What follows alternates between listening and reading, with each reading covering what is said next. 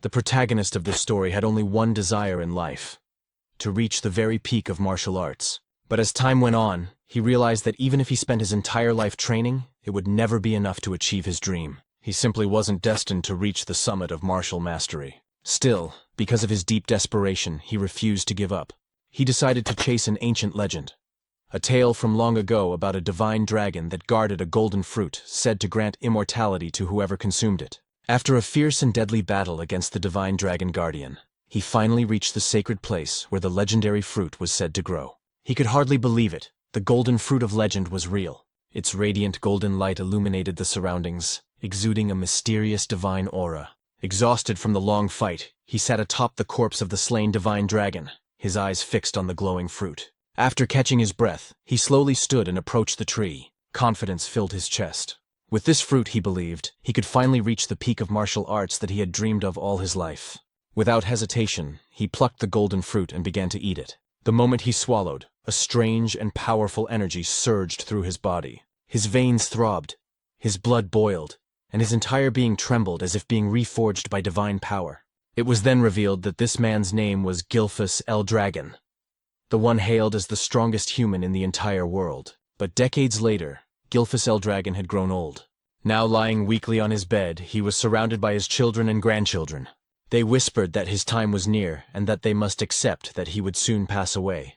His eldest son, Gilliam, held his father's hand tightly. Gilfus, the current head of the El Dragon family, told his son that he didn't want to see sadness on their faces, that his time had simply come. Gilliam forced a smile, his voice trembling as he said that the manor had already grown gloomy when their mother passed away, and it would be even lonelier once their father was gone. But Gilfus gently reminded him not to let weakness consume him, not to be swallowed by grief. Then, as silence filled the room, Gilfus thought back to the golden fruit. He admitted to himself that in the end, perhaps no one could truly believe in the myths of the ancient world. Yet he still felt fortunate, for he had lived long enough to have a family of his own. He told his loved ones that he had lived a long and fulfilling life, and that he had no regrets, but deep inside he knew it was a lie. Even now, he still couldn't let go of his dream. If only he had more time, he would continue to pursue the peak of martial arts, the dream that had eluded him all his life. And so, in his final moments, he held onto that desire until his last breath. However, in a completely unexpected twist, Gilfus opened his eyes once again. Confused, he wondered if he had merely fallen asleep. Everything felt strange. His room was different. His body felt light, and his surroundings unfamiliar. When he finally looked at his hands, his eyes widened in disbelief. "These aren't my hands. Am I a baby?" He quickly realized he was in a bizarre situation. But as a 10-star level martial artist, he questioned how anyone could have done this to him without him noticing. Then, a thought struck him. The divine dragon and the golden fruit. He finally understood. The fruit's effect wasn't immortality, but reincarnation. Though unexpected, the realization filled him with joy. He had been granted another chance, a second life, to reach the peak he failed to attain before. Soon he noticed he wasn't alone in the room. When he looked around, he realized he was inside the annex of the El Dragon Manor. Somehow, he had been reborn into the same family. He then noticed that the room was filled with other infants. Just as he was wondering why there were so many babies here, a group of maids entered, carrying baby bottles. But strangely, instead of milk, they carried a red liquid. Gilfus watched as the maids poured the crimson substance into the bottles. He thought they were about to feed the infants, but suddenly, one of the maids carried out a goblin. They forced the bottle into the goblin's mouth. Moments later, the goblin began to tremble violently. A red light burst from its body, and then it exploded into a shower of blood, splattering across the room. Gilfus froze in shock. Fear and confusion filled his mind. What in the world is happening here? One of the maids calmly said that the mixture would be safe if they adjusted the right amount of water. As they began feeding the red liquid to the other infants, another maid picked up Gilfus himself. He looked at the bottle and immediately realized it wasn't milk. The energy coming from it was terrifyingly strong. He could sense that the liquid was dragon blood, and that it was far too dangerous for a newborn's fragile body. But before he could react, the maid pushed the bottle into his mouth. Instinctively, like any infant, he began to drink. Instantly, immense power surged through his veins. His small body trembled from the pain, but Gilfus recognized it. The blood of ancient dragons was coursing through him. He thought, this is dangerous, but maybe this is also an opportunity. At first, he considered stopping, but then he realized, if he could absorb this power, He might surpass even his former self. He might finally reach the true summit of martial arts. With fierce determination, he continued drinking the dragon's blood. His veins bulged, his body convulsed in agony, but his will remained unbroken. "Don't underestimate me," he thought. "I am Gilfus Eldragon." He repeated the words in his mind like a mantra, enduring the pain until miraculously, he overcame it. The maid stared in disbelief as he continued to drink, surviving what should have been a death sentence. Within his tiny body, two colossal dragon energies clashed violently, battling for dominance. When one finally overpowered the other, Gilfus could hardly believe how easily he had absorbed the power. When the two dragon forces finally merged within him, he realized this was the perfect opportunity. After finishing the last drop, he couldn't believe he had survived the overwhelming pain. His body hadn't exploded. Instead, it had adapted. He noticed a few other infants had also survived, which made him smirk inwardly. So, he thought, never underestimate the survival instincts of a newborn. But as expected from a baby's body, exhaustion soon overcame him. His eyelids grew heavy, and despite his triumph, Gilfus Eldragon, the strongest human reborn, slowly drifted into sleep. After 7 years, he was now undergoing intense physical training. While doing one-handed push-ups, a massive boulder was balanced on his feet. When he finally reached his 1000th count, he kicked the boulder upward, and as it came crashing down onto his back, Gilfus couldn't believe the strength his body now possessed. Gilfus Eldragon, the former family head of the Eldragon clan, now lived under a new name, Zeke Eldragon. Zeke thought about how he had achieved such physical power at a young age, realizing it was all thanks to the ancient dragon blood flowing in his veins. It was said that every being in this world possessed something called a source of power, but the ancient dragon blood that had been given to them as infants contained a tremendous amount of that power. Those who survived drinking it developed bodies far stronger than ordinary humans. With the divine dragon source of power within him, Zeke knew he had already surpassed the limits he reached at the same age in his past life. And since he was the only infant who had managed to drink an entire bottle of ancient dragon blood, his body underwent a drastic transformation, one even he did not expect.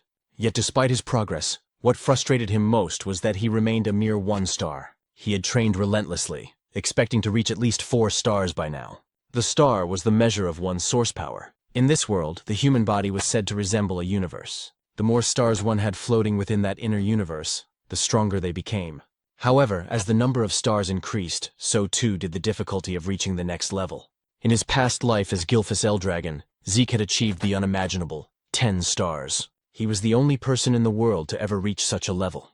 "Time really flies," Zeke muttered. He was now 7 years old. We learned that he was an illegitimate child of the current Eldragon family head. His mother had died when he was still an infant, and to this day he had never even seen his father's face, something he considered deeply irresponsible. What shocked him most was the realization that 1,000 years had already passed since his reincarnation. He thought that reincarnation itself was already unbelievable. But after 1,000 years, the world had changed. It had become a true survival of the fittest era.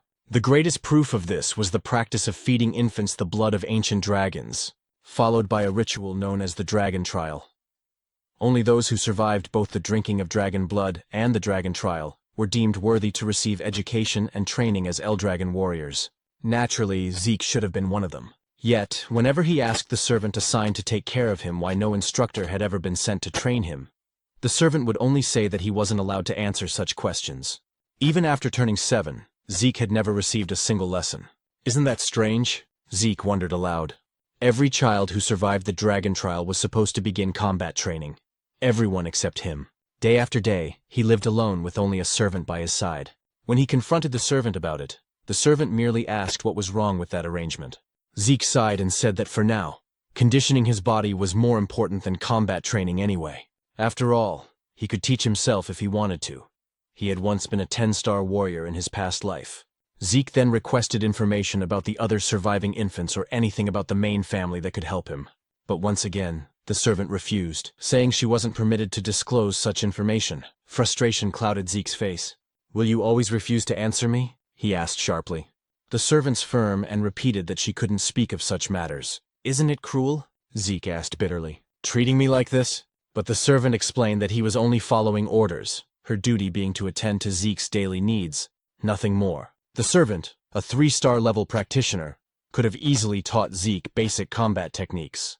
Yet Zeke had no interest in such trivial lessons. After 7 years of living with this maid, he had grown used to the same lifeless responses. Finally, Zeke decided to leave and head into the forest. The servant said nothing, merely watching as Zeke walked away. So, she's really going to let me go? Zeke thought, a hint of irritation in his tone. Deep in the forest, Zeke uprooted wild poisonous herbs and ate them without hesitation. As before, the taste was vile, but this was part of his training method. Then suddenly he noticed something. He took a deep breath, forcing himself to stay calm as he repeated to himself, "Be patient, be patient." He could feel someone, or something, watching him from afar, observing his every move. No matter how hard he tried, he couldn't shake the presence. After a few moments, Zeke sighed. "They followed me all the way here, huh?" When he could no longer stand it, he called out, "You might as well come out if you've got something to say." Then he moved into the tall grass, hiding himself. Moments later, while crouched in the grass, Zeke sensed a dark, oppressive aura nearby. When he looked toward the source, he saw a creature known as an anger boar. What is that aura? He wondered. The black mist surrounding the beast was something he had never seen before, not even 1,000 years ago. As the anger boar grazed on the grass, Zeke suddenly stood and revealed himself, startling the beast. It charged at him immediately, and rather than fear, a smile formed on Zeke's face. He was genuinely thrilled to fight it. The boar lunged forward, but Zeke swiftly dodged, gathering golden energy into his fist. With a powerful strike, he unleashed an explosion that tore through the anger boar's body. He couldn't help but grin at the sight. His attack had been far stronger than he expected. Even as a 1-star, his power surpassed that of most practitioners at the same level. Hoisting the slain creature over his shoulder, Zeke muttered, "It'll be even better once I raise my star level." He was tired of 7 years of being ignored and isolated by the Eldragon family. He wondered if it was time to leave and travel on his own, maybe even venture toward the ocean. Meanwhile, in the distance, a cloaked man watched from the shadows. "What's going on with that boy?" he muttered. Even without formal training, he's reached 1-star level, and he killed that anger boar with a single strike. What puzzled the man even more was how Zeke managed to sense his presence. "That child isn't ordinary," he said quietly. He recalled that Zeke's mother had died young, and his father, the current family head, had shown no interest in him. Without proper guidance, the boy shouldn't have grown this strong. Still, as the son, illegitimate or not, of the Eldragon head, Zeke was bound to remain under the clan's watch. That was why someone like him had been assigned to monitor the boy from the shadows. An illegitimate son, yet the blood of the family head runs through his veins, the man whispered. Could that be why he's so strong? Uncertain, he chuckled softly. That kid will be interesting to watch in the future. Then he disappeared into the darkness. Back at Zeke's home, the boy was packing his belongings, ready to set off on his journey. But suddenly, he sensed several powerful presences outside. 3 4-star practitioners and 1 5-star. What are they doing here? He thought, stepping quietly to the door to listen. From their conversation, he heard them talking about how fresh and clean the air was in such a remote place, and how peaceful it was since there were no nearby rifts. Hearing this, Zeke concluded that they weren't assassins. They didn't sound like bad people at all. Deciding to confront them directly, he opened his door and asked, "What business do you have here?" The group froze in surprise. Then Zeke noticed the emblem embroidered on their clothing, the mark of the Eldragon clan. "Eldragon?" he muttered under his breath, wondering what they wanted from him. The men quickly bowed. "It's an honor to finally meet you, young Master Zeke," their leader said. "We've been sent to escort you to the site of your examination." Examination? Zeke frowned in confusion. Annoyance flickered across his face. "They expect me to take an exam," he muttered, "even though they haven't taught me a damn thing yet." And after a few days, Zeke could hardly believe that he had returned once again to the main estate of the Eldragon family. He told us that he wasn't brought here to live again within the main estate, but rather for another purpose. Before he could enter, they instructed him to change out of his dirty clothes first. Zeke then began to explain about something known as the Dragon's Nest. After 1,000 years, the Eldragon family had established a school that served all branches of their bloodline. Everyone born with any relation or connection to the Eldragon family dreamed of entering this so-called Dragon's Nest to receive proper education once they turned 7 years old. And today marked the day of the entrance ceremony for that academy. Zeke was here to take part in the entrance exam. Even though he hadn't learned anything about the modern generation of his family, taking the exam was mandatory. Zeke immediately felt disheartened when he realized that this was the true reason they had brought him here. Why now, he thought, when he had already decided to leave and travel the world? While sitting by the school gate, a boy from Ortiscale village approached him. It was Rangus, who asked if he was all right and what seemed to be bothering him. When Zeke asked who he was, the boy formally introduced himself as Rangus and said he had approached because Zeke looked troubled. "Is that so?"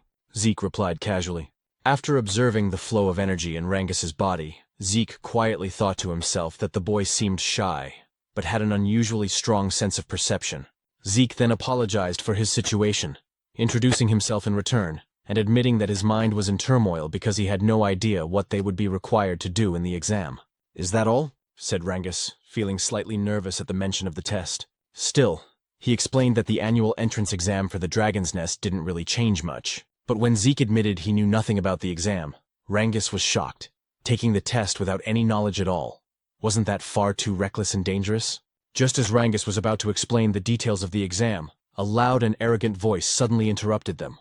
A boastful boy shouted and called Rangus a weakling. Rangus turned around in shock and immediately recognized who it was. It was Retin, also from Ortiscale Village. Mocking him, Retin asked why he was here, suggesting that he must have gotten lost to end up at the Dragon's Nest. He even told him it would be better to go home before he got hurt. "I'm here to take the entrance exam," Rangus replied, though his voice trembled as Retin drew closer, asking if he was seriously going to take the test. Retin clutched his stomach and burst out laughing, saying it was impossible for him to pass. He even insulted Rangus's father, saying, "Your father's a pseudo-dragon, right? What could the son of a pseudo-dragon possibly accomplish?" Rangus's fists trembled as he held back his anger. But Zeke noticed everything. Then it was explained to us that the Eldragon family followed an absolute hierarchy. The ranks were as follows: novice whelp dragons, regular soldier child dragons, captain-level adult dragons, executive elder dragons, also known as elders, and at the very bottom were the pseudo-dragons. Those who had failed to enter or graduate from the Dragon's Nest, considered immature and incomplete dragons. Yet Rangus had long dreamed of proving that even if they were called pseudo-dragons, they were still dragons nonetheless. Zeke was surprised and asked why Retin was so sure Rangus would fail the exam even before it started. "Who the hell do you think you are?" Retin snapped, asking if Zeke had a problem with him. Zeke calmly said he was merely curious why Retin was so confident Rangus couldn't pass. Retin pointed at Rangus and shouted that the reason was obvious. He was just a weakling. Zeke tilted his head and asked if he really said Rangus was weak, because from what he could sense, Rangus seemed even stronger than them. Hearing that, Rangus's eyes widened in disbelief. It was the first time someone had stood up for him. The arrogant boys grew angry and asked if Zeke was seriously claiming they were weaker than a pseudo-dragon, a being they saw as inferior. But before things could escalate, a man arrived and drew everyone's attention. He was the adult dragon examiner, announcing that the Dragon's Nest entrance exam was about to begin, and that all participants should register to receive their numbers.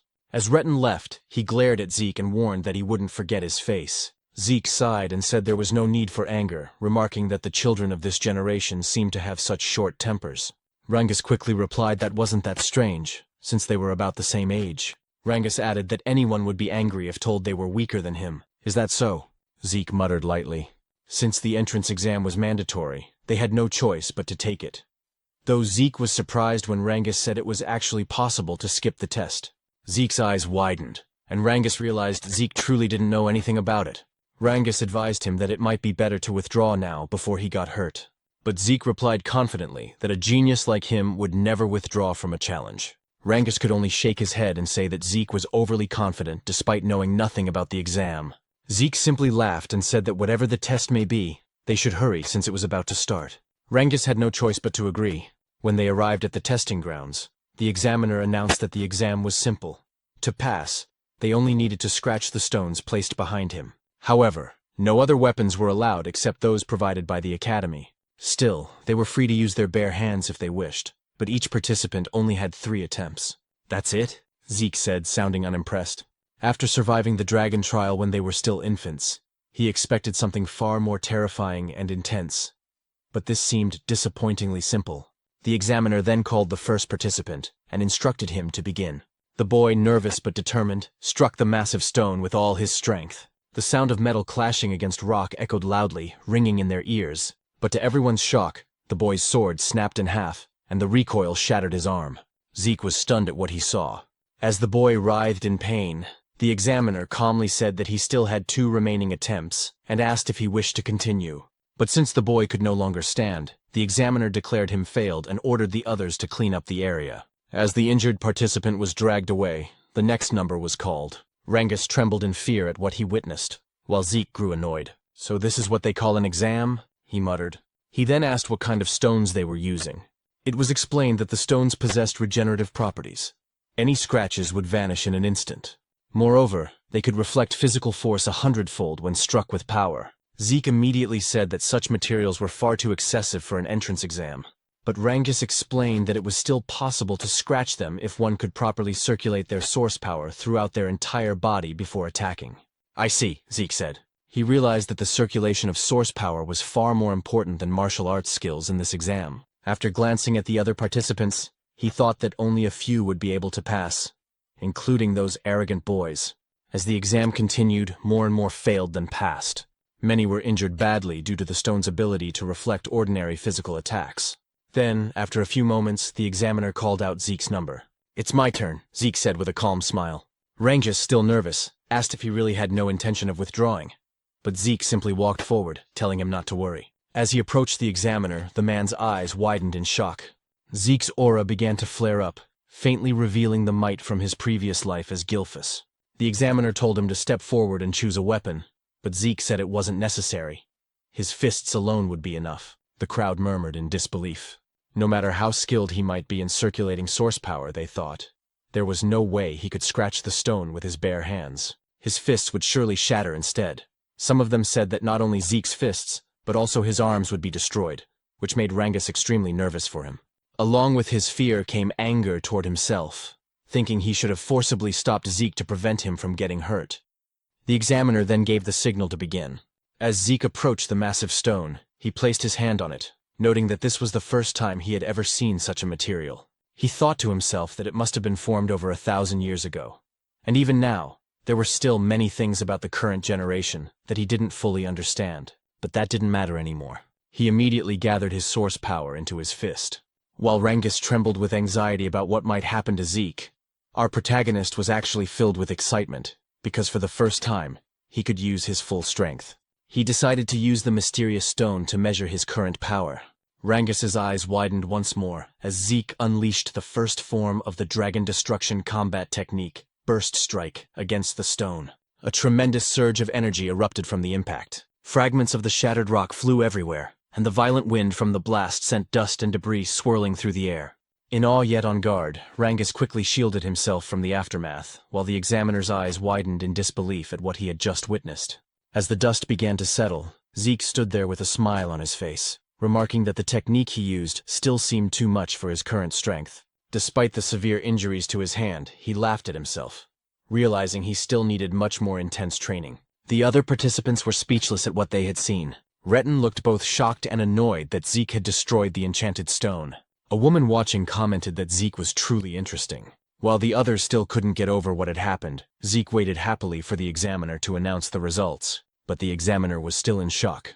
The stone Zeke had destroyed was known to regenerate itself, and the only ones capable of breaking it were supposed to be those who had already reached the 4-star level or higher. Yet now, a mere child stood before him, having done what seemed impossible. "He's just an illegitimate son," the examiner muttered to himself, then wondered if Zeke's ability came from the blood of the family head that still flowed within him. He also realized that the technique Zeke used seemed strangely familiar. Still dazed, the examiner didn't respond right away, so Zeke called out to him impatiently, asking for the result. Snapping back to his senses, the examiner finally declared that Zeke had passed the test. One of the examiners then handed Zeke a small bottle containing a green liquid. Curious, Zeke asked what it was, but the man only asked if he could leave already since Zeke was blocking the area. Annoyed, Zeke frowned and muttered if everyone in this generation was this rude. Before he could complain further, Rangus ran up to him with excitement, praising Zeke's performance. Zeke proudly grinned and said it was nothing but peanuts. Zeke then asked what the liquid was, and Rangus explained that it was a healing potion, the standard potion of the Eldragon family. "Healing potion?" Zeke repeated. Rangus confirmed it, but since Zeke was an illegitimate son of the family, he suspected it might be poison. However, since Rangus had vouched for it, he wondered if it might actually be a spiritual medicine. The elixir, known as Cloud-Piercing Clarity Wood, was made from extremely rare materials, herbs found only in secret realms, along with the pure source power of divine beasts and the essence of elusive phantom beasts. When used, it could heal not only fresh wounds but also old scars and injuries. On top of that, it could enhance one's source power. Because the ingredients were so rare and the process so complex, such elixirs were rarely seen. After drinking it, Zeke was amazed by its immediate effect on his body. "Is this really a spirit medicine?" he asked Rangus. Rangus replied that he didn't know what spirit medicine meant, but he was certain that the Eldragon family's potions were of far higher quality than any commercial ones outside their domain. Rangus then asked if the potion's effect surprised Zeke that much. "Of course," Zeke said, explaining that it healed both his serious injuries and the strain from his training. Still, he noticed that unlike spirit medicine, it didn't seem to boost his source power. Rangus, on the other hand, said he was even more amazed by Zeke himself, to which Zeke chuckled and told him not to joke. Zeke thought to himself that the potion's existence showed how far knowledge had advanced over the last 1,000 years. Rangus praised Zeke's strength again, and Zeke declared that his dream was to become the strongest of all. Soon, the examiner announced that Retin had also passed the test, as well as his companions. Zeke expected as much, but then Rangus trembled nervously when his number was called. Despite his fear, he gathered his courage and walked to the front. Watching his stiff movements, Zeke wondered why Rangus was so nervous, then shouted to encourage him, telling him to trust himself. Embarrassed, Rangus asked him to lower his voice. When Rangus chose a sword as his weapon, Zeke watched closely, wondering what he was doing. Once the examiner gave the signal, Rangus attacked the stone, but as he expected, he failed on his first try. Determined, he stood again for another attempt, but his strike bounced off the stone, causing him to lose his balance and fall. His hands trembled from the stone's reflective ability. Retin and his group burst into laughter, saying it was just as they expected. The son of a pseudo-dragon was nothing more than a pseudo-dragon himself. They mocked him, telling him to give up. Retin even sneered at Zeke, asking if this was the same man he claimed could pass, and if Rangus was truly stronger than them. Zeke stayed silent for a moment, then told them to stop spouting nonsense. The examiner informed Rangus that he only had one attempt left, and asked if he still wanted to continue. Rangus couldn't answer. Overwhelmed by embarrassment and the ridicule of others, he lowered his head. But then Zeke walked up to him and asked what he was doing. He questioned why Rangus was using a sword instead of a spear, why he would choose a weapon that didn't suit him, and why he would take a test without any plan at all. Retin watched mockingly as Zeke told Rangus that in his current condition, he wouldn't even scratch the stone no matter how many times he tried. Retin and his group laughed again, calling Zeke an idiot, reminding him that Rangus knew nothing about using a spear. His weak father only ever taught him swordsmanship, they said, and switching weapons now wouldn't change the outcome. But Zeke ignored their jeers and called out to the examiner, asking if it was against the rules to change weapons. The examiner said it wasn't. "Then Rangus is lucky," Zeke said with a grin. He turned to Rangus and asked if he trusted him. Memories of all the humiliation he and his father had suffered flashed through Rangus's mind. Gritting his teeth, he stood tall and said he would trust Zeke. He would fight with a spear just as Zeke told him to. Rangus told us that his father never managed to enter the dragon's nest. Because of that, people called him a pseudo-dragon and laughed at him. But despite all the humiliation, his father endured everything just to raise Rangus properly. That's why Rangus swore to prove to everyone that he, Rangus, the son raised with care by his father, is also a true dragon. He stood up once more, gripping the spear tightly in his hands, and declared that today, he would prove that neither he nor his father were fake dragons. He also realized that if he tried again with a sword, the result would only be the same as before. So this time he decided to trust Zeke completely. The only problem was that he didn't know how to use a spear. Zeke called out to him, and as he pointed toward the enchanted stone, he told Rangus that there was nothing else he needed to do. Just thrust the spear straight into the stone without thinking about anything else. Just pierce it straight through, Zeke said firmly. Rangus tightened his grip on the spear.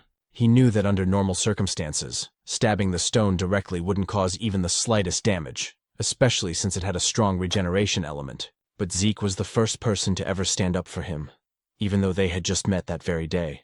It was something new and unfamiliar to him, but because of that, he chose to place his full trust in Zeke and believe in his own strength this time. He gathered his source power into the spear and immediately noticed something strange. For years, he had wielded a sword, yet he had never managed to wrap it in this much source energy, something he was now effortlessly doing with the spear. With a determined shout, Rangus unleashed his full power and struck the stone with everything he had. Retin nearly died laughing, saying exactly what he had predicted, that changing weapons wouldn't help him pass the test. But Rangus didn't stop. He felt something different, something powerful. The spear in his hands felt like an extension of his own body. Then, as he drove the weapon forward with all his strength, The spear pierced through the enchanted stone completely. The shock on Retten's face and those of his companions was priceless. Even the examiners couldn't hide their astonishment, delighted by what they had just witnessed. Rangus hadn't just scratched the stone. He had pierced straight through it. Zeke immediately praised him, while Rangus himself could hardly believe what he'd done.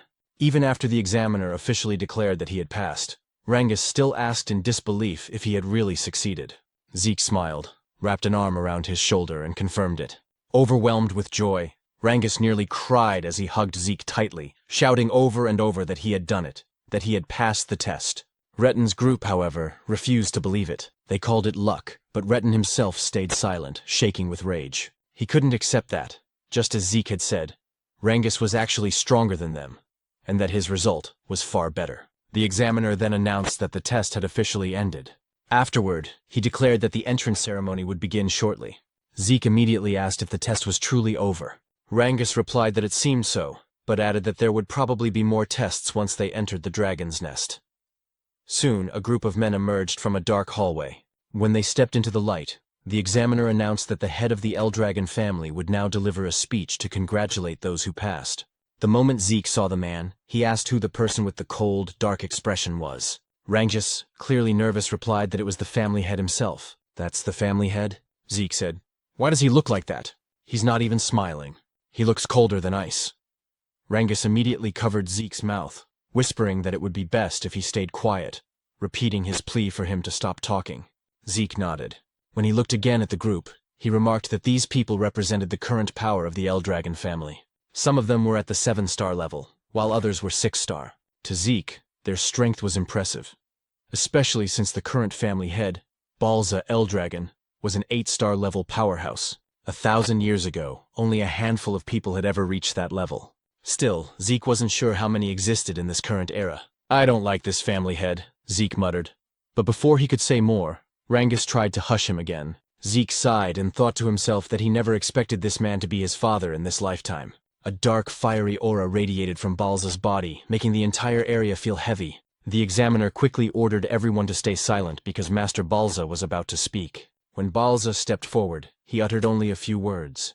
They must all strive to become the flesh and blood of the Eldragon family. As he spoke, the terrifying pressure of his aura spread across the hall. Zeke wasn't affected, but many of the examinees trembled in fear, some struggling to breathe as their bodies froze under the immense pressure. Zeke noticed that even Rangus was affected. He couldn't believe how easily everyone around him was overwhelmed by the family head's presence.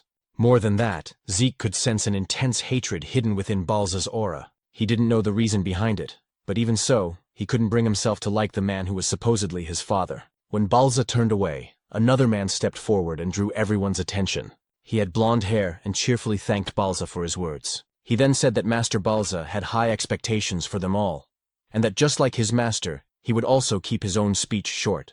As Zeke wondered who this man was, the speaker simply told everyone to train hard and grow stronger. "That's it?" one of the examiners muttered.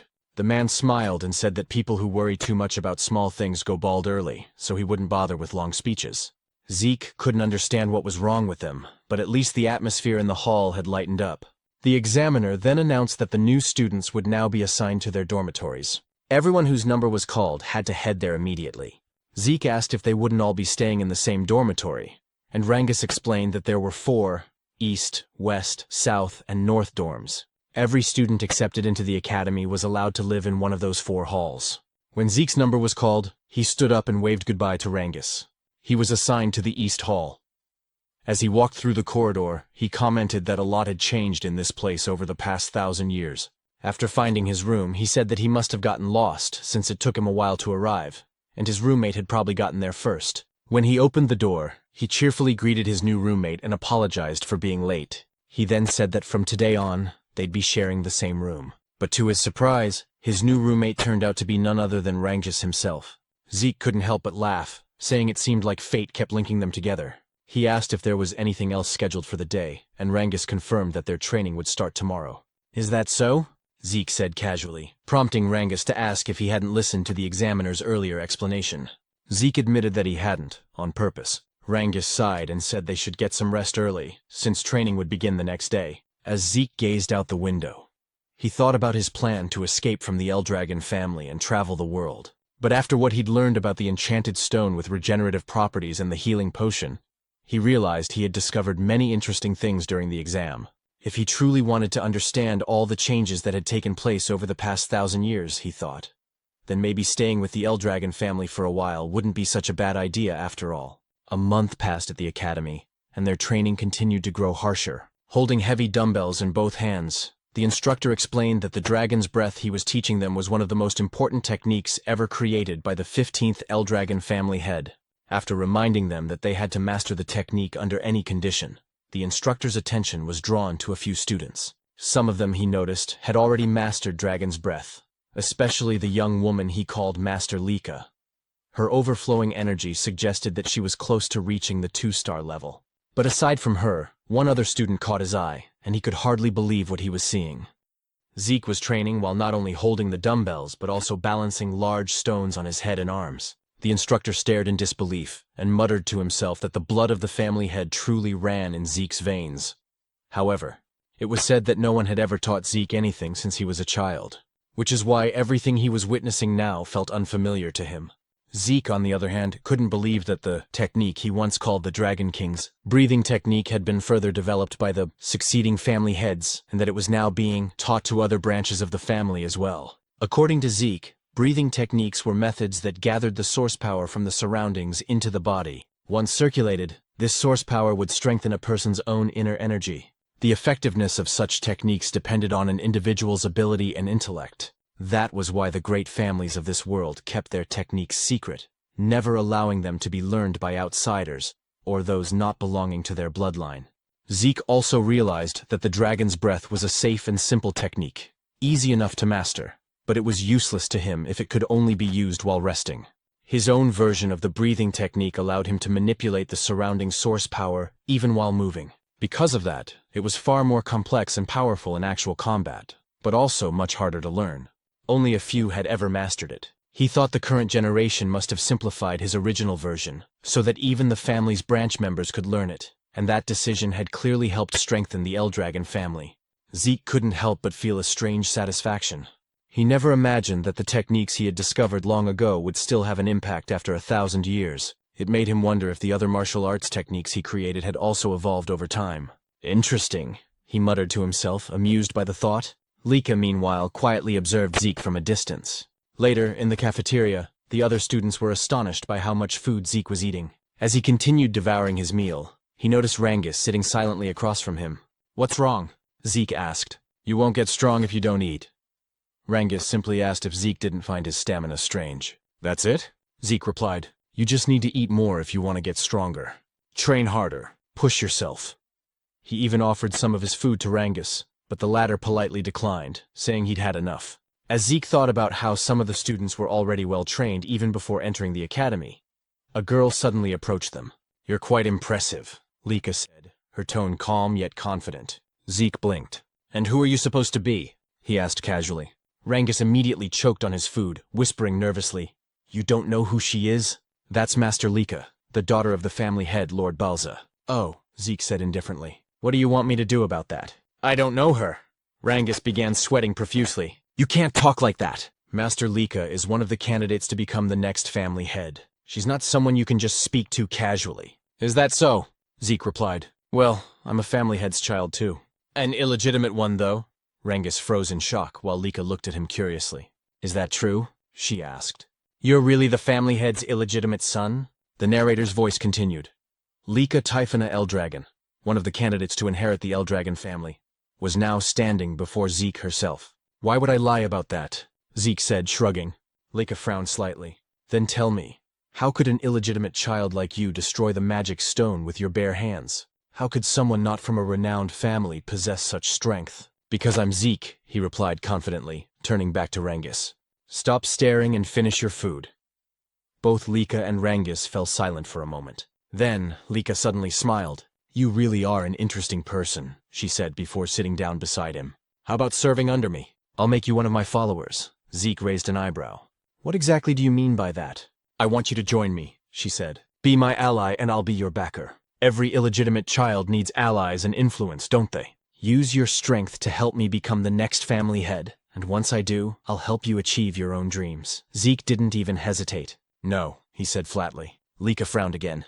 Why not? Don't tell me you want to become the family head yourself? As her aura flared with a faint, crackling energy, Zeke could tell that she was close to reaching 2-star level. For someone her age to release an aura like that, she was indeed impressive. Still, Zeke remained calm. You can think and do whatever you want, he said. But I have no interest in being family head or any kind of title. Why? Lika asked coldly. Zeke stabbed his knife into the table. Because I don't need to serve anyone, he said, his voice steady but sharp. I'm the strongest person there is. The cafeteria went silent. Even Lika couldn't believe what she was feeling. Zeke's presence had completely overwhelmed her for a moment. Rangus immediately stepped in to diffuse the tension, urging both of them to calm down. But Lika wasn't the type to back off. Embarrassed and angered by what just happened, she decided to challenge Zeke to a duel.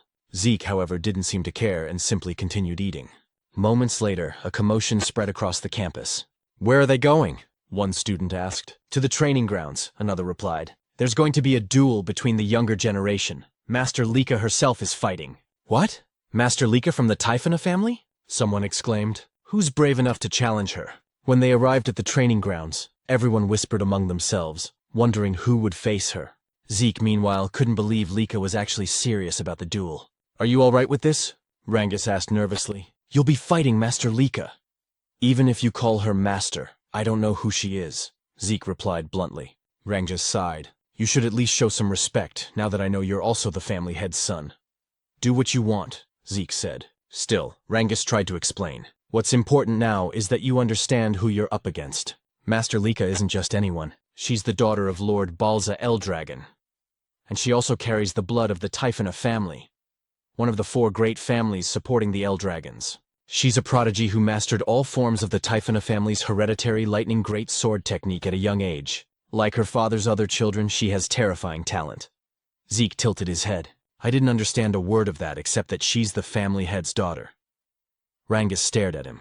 How do you not know any of this? Because I don't, Zeke said plainly. So don't ask me.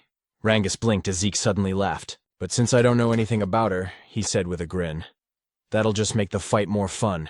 Sounds exciting? Rangus could only sigh in worry. No matter how strong Zeke was, Master Lika was on another level entirely. Why did you even accept her challenge? He asked. I never run from a fight, Zeke answered, and it looks like my challenger's ready anyway. At that moment, Lika stood with her sword planted firmly in the ground.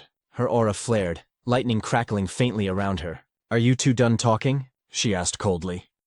Lika shouted, asking if they were finally done talking, and Zeke replied that he was ready. Rangus, trembling in fear and shock, immediately ran away from them, warning Zeke to be careful in their fight. Zeke then turned to Lika and asked why she was so determined to fight him.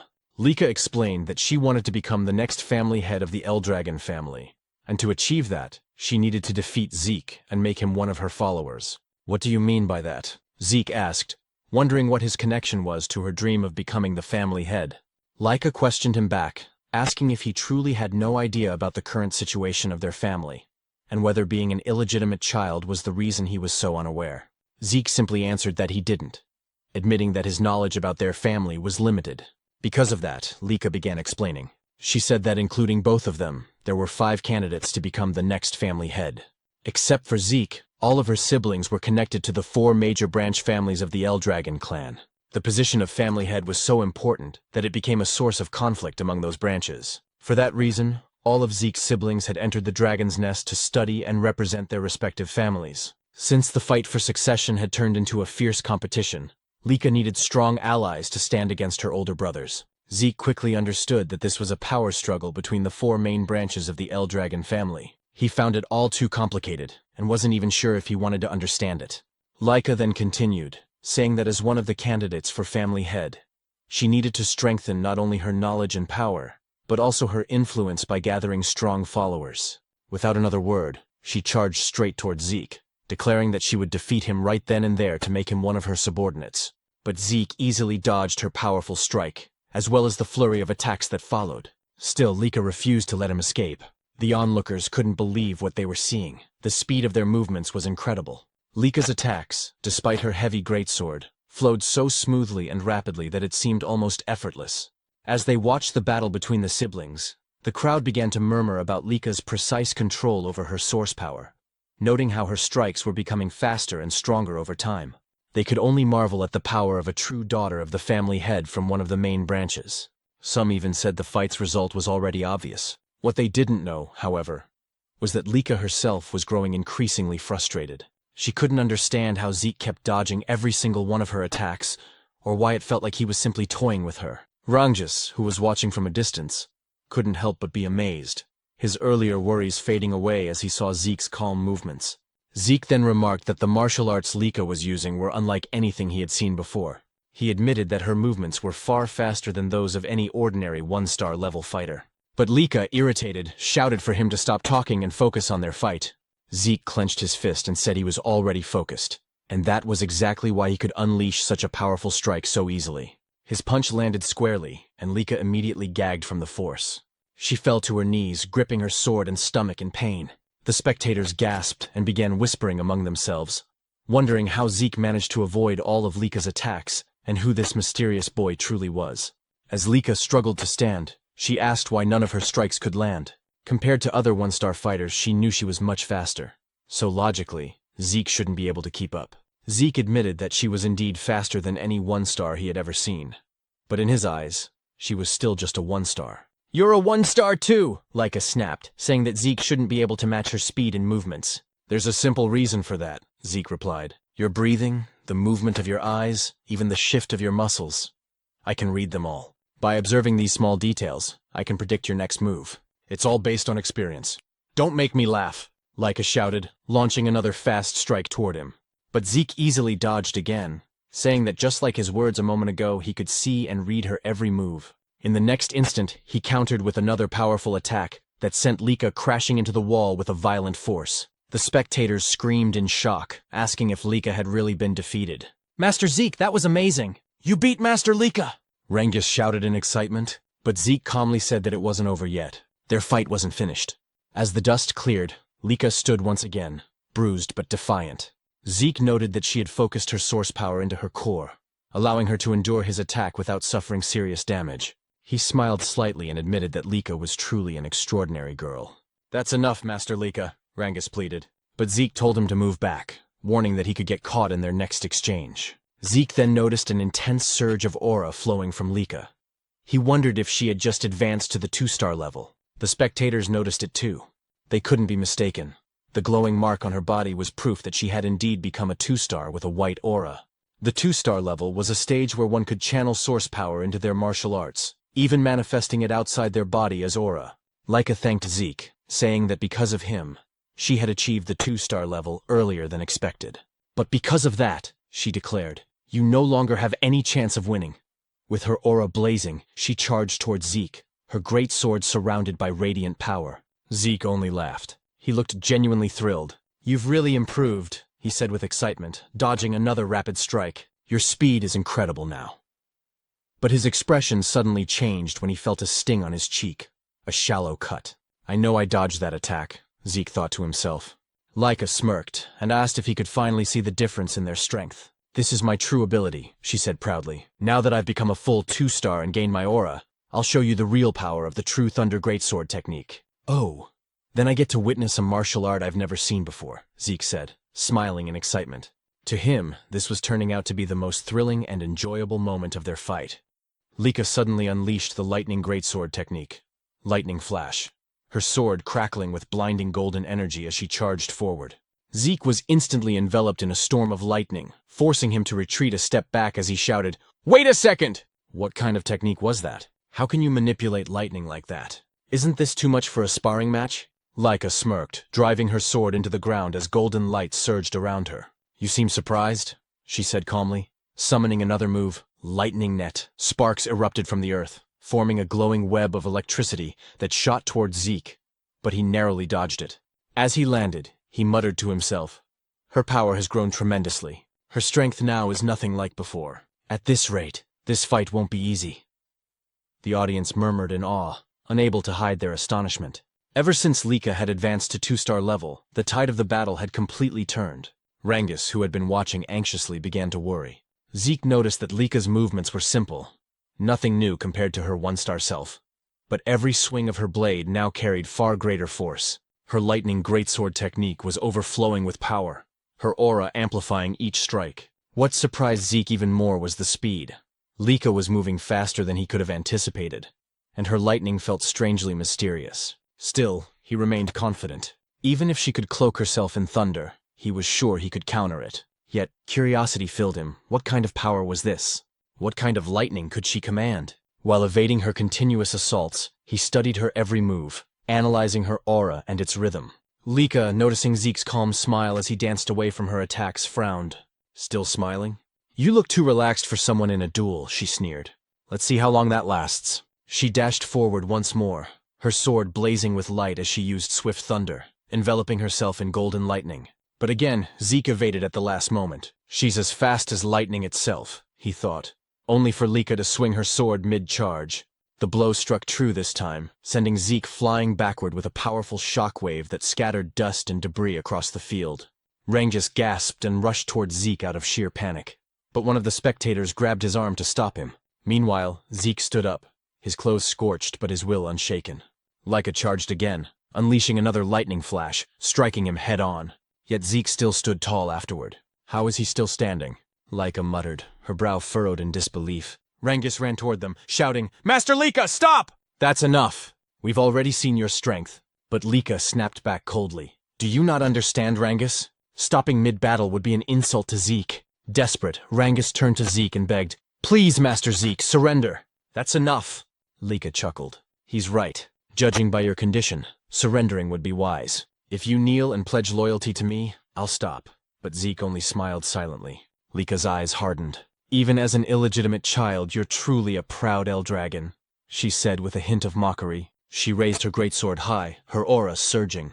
"If that's what you want, then I'll use my full strength to end this." Lightning roared from the heavens as Lika summoned her first secret art, Heaven's Thunder. A colossal surge of golden energy descended, shattering the stones beneath Zeke's feet. Thunderbolts struck his body in a storm of divine fury. Rangus cried out in terror, watching his friend's body engulfed by golden lightning, smoke rising from his charred form.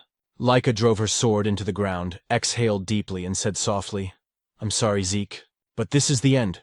But then, a voice echoed through the crackling air. "Is that so?" In an instant, a brilliant golden lightning aura exploded skyward. Lika's eyes widened in shock as she turned around. "Impossible. How can this be? How do you have a lightning aura?" she stammered. Zeke stood, smiling calmly as golden arcs danced across his skin. "So this is what you call lightning aura," he said casually. "If you're asking how I got it, I honestly don't know." His tone was calm, but his words sent ripples through the crowd. "Impossible," Lika whispered, unable to believe what she was seeing. Zeke smirked. "Truth is, I let you hit me on purpose. I wanted to study your lightning, how it flows, how it behaves. And somehow I learned to use it myself." "That's absurd," Lika snapped. Inwardly, Zeke explained to himself that he had deliberately taken Lika's attacks because her lightning intrigued him. While enduring her strikes, he continuously activated his Dragon King's breath technique. The strange resonance between his breathing and her lightning caused golden energy to gather in his body. Before he knew it, he could manipulate the lightning himself. Maybe Lika has a unique constitution, he thought. And judging from her family's great sword technique, it's likely their whole bloodline shares this lightning affinity.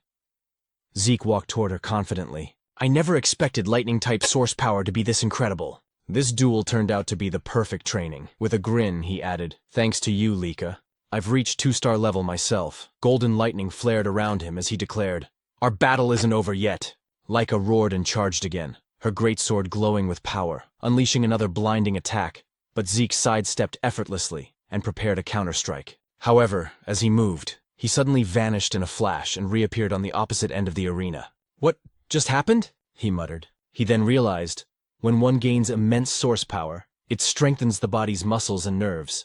This new lightning aura must have changed my physiology. I can't fully control my speed yet. In the stands, Rangus was speechless. He couldn't follow their movements anymore. Both fighters were blurs of golden light and thunder. Am I just imagining things? Or has Lika not landed a single hit lately? He wondered. Frustrated, Lika shouted, "Are you mocking me, Zeke? Stop toying with me." "I'm not," Zeke replied calmly. "But I will admit, you're a real threat." He then lunged forward, delivering a powerful kick, but Lika blocked it with her sword, the force pushing her backward. Zeke straightened, smirking. I think it's time to end this. End this? Lika repeated, narrowing her eyes. Yes, Zeke replied. I've been thinking of creating a new technique for a while now, and this seems like the perfect time. Creating a new technique? She said in disbelief. Zeke nodded. Exactly.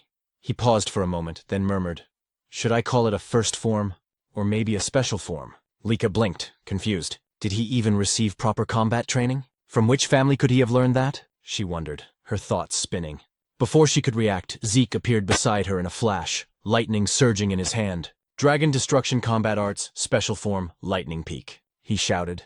The attack struck her directly, wrapping her in a fierce storm of golden thunder. Her body trembled violently, her sword slipping from her grasp as she fell to her knees before him, electricity still crackling around her. The arena fell silent. Rangus and the others stared in disbelief. Zeke had won. Lika, lying on the ground, exhaled shakily. After a few moments, she forced herself to sit up, trembling. I can't believe I lost. I was supposed to become the next family head. I can't lose. Not to anyone, she thought bitterly. Zeke approached her, offering his hand. You were amazing, Lika. Truly strong, he said sincerely. It's always exciting to learn something new. This fight was worth it. Smiling warmly, he added, it'd be boring if this was the last time we fought. Let's have another sparring match sometime.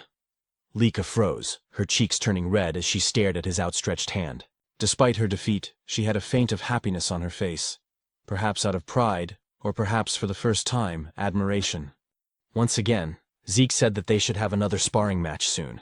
With a confident smile, he added that he couldn't wait for their next bout. Lika, though a bit shy, extended her hand toward him, admitting that she was no match for him, and that she willingly accepted her defeat.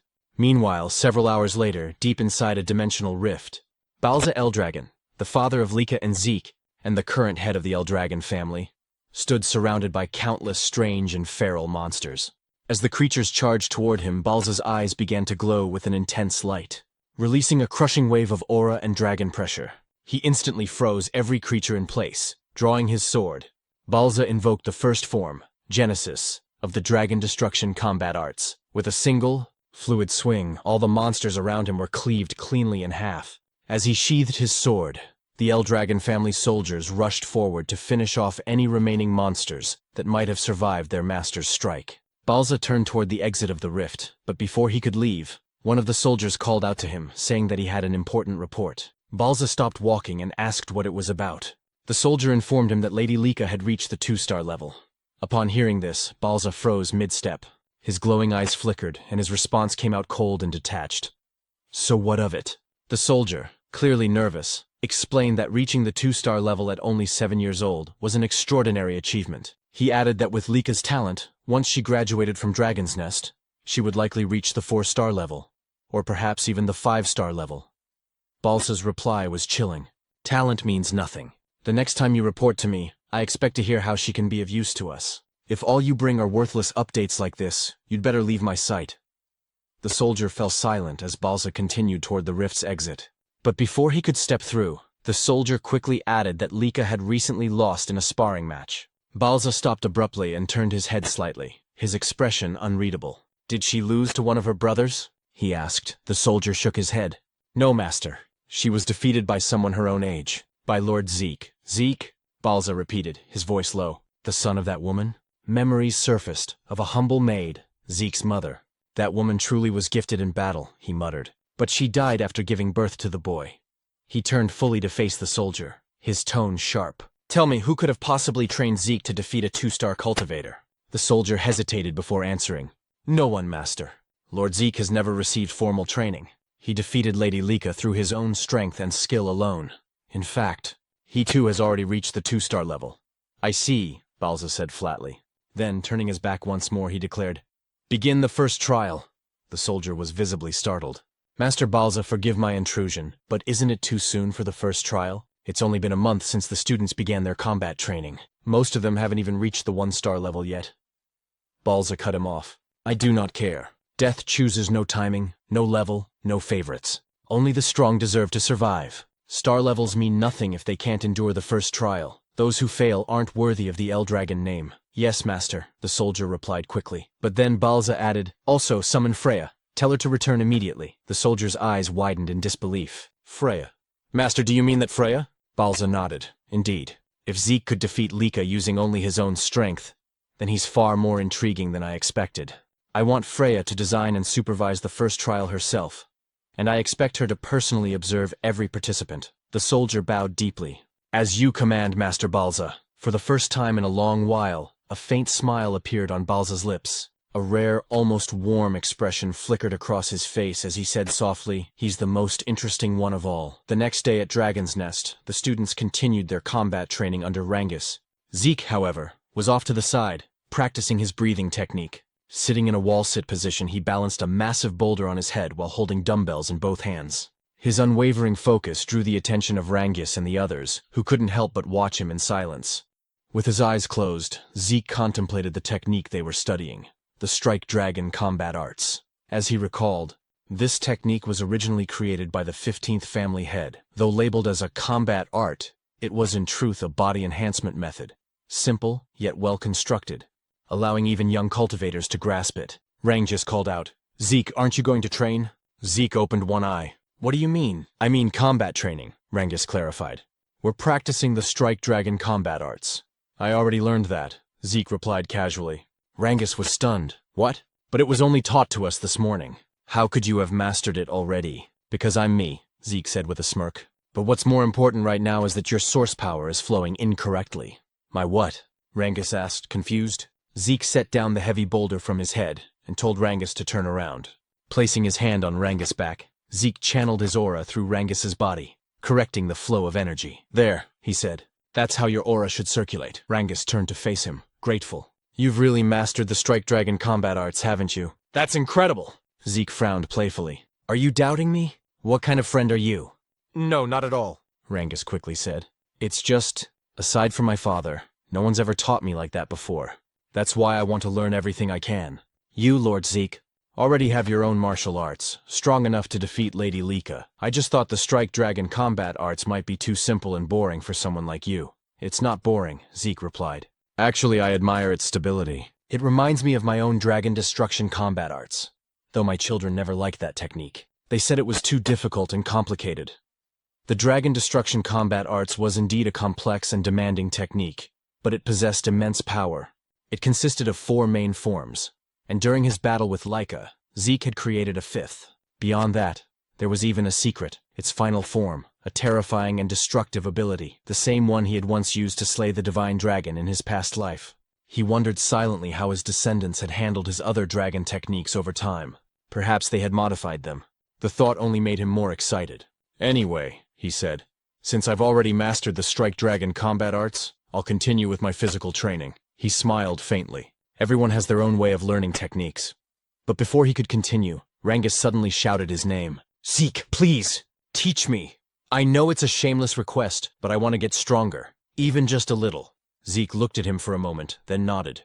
"All right, I'll teach you." Rangus blinked in surprise. "Wait, you mean it? You'll really teach me?" "Of course," Zeke replied. "Why do you look so surprised? You were the one who asked. I just didn't think you'd agree so easily," Rangus said sheepishly. "I'm not lying," Zeke said, "and I know you're worth teaching." Just then, Lika approached them. Though hesitant, she spoke up. "Zeke, I'd like you to teach me too." Rangus turned to her, startled. "You too, Lady Lika? Is there a problem?" she asked calmly. "Honestly, I used to think that no one my age could defeat me. As a candidate to become the next head of the Eldragon family, I was confident in my power. But yesterday's match, it shattered my pride. I still don't know how you managed to use Lightning Aura, or how you wield it even better than I do." Zeke sighed. "So now this is my fault?" he muttered half-jokingly. Determined, Lika continued. "I want to become stronger. Strong enough to defeat our older brothers. And you as well, Zeke. Please. Teach me." Zeke fell silent for a moment, deep in thought. Since Zeke didn't answer right away, Lika asked if he was really fine with it, even though he was also a candidate to become the next head of the Eldragon family. Rangus agreed with her, realizing that even though Zeke was an illegitimate child, Balza Eldragon was still his father, which technically made Zeke one of the successors, whether he liked it or not. Zeke calmly replied that he didn't mind, but the real question was whether Lika's body was in good condition to train, saying that from what he saw in their match, her injuries would normally take at least a month to heal. Lika shook her head and said she had already used a healing potion, so there was no need for him to worry. Zeke and Rangus exchanged a look, whispering to each other. Zeke asked if that medicine truly had such absurd effectiveness.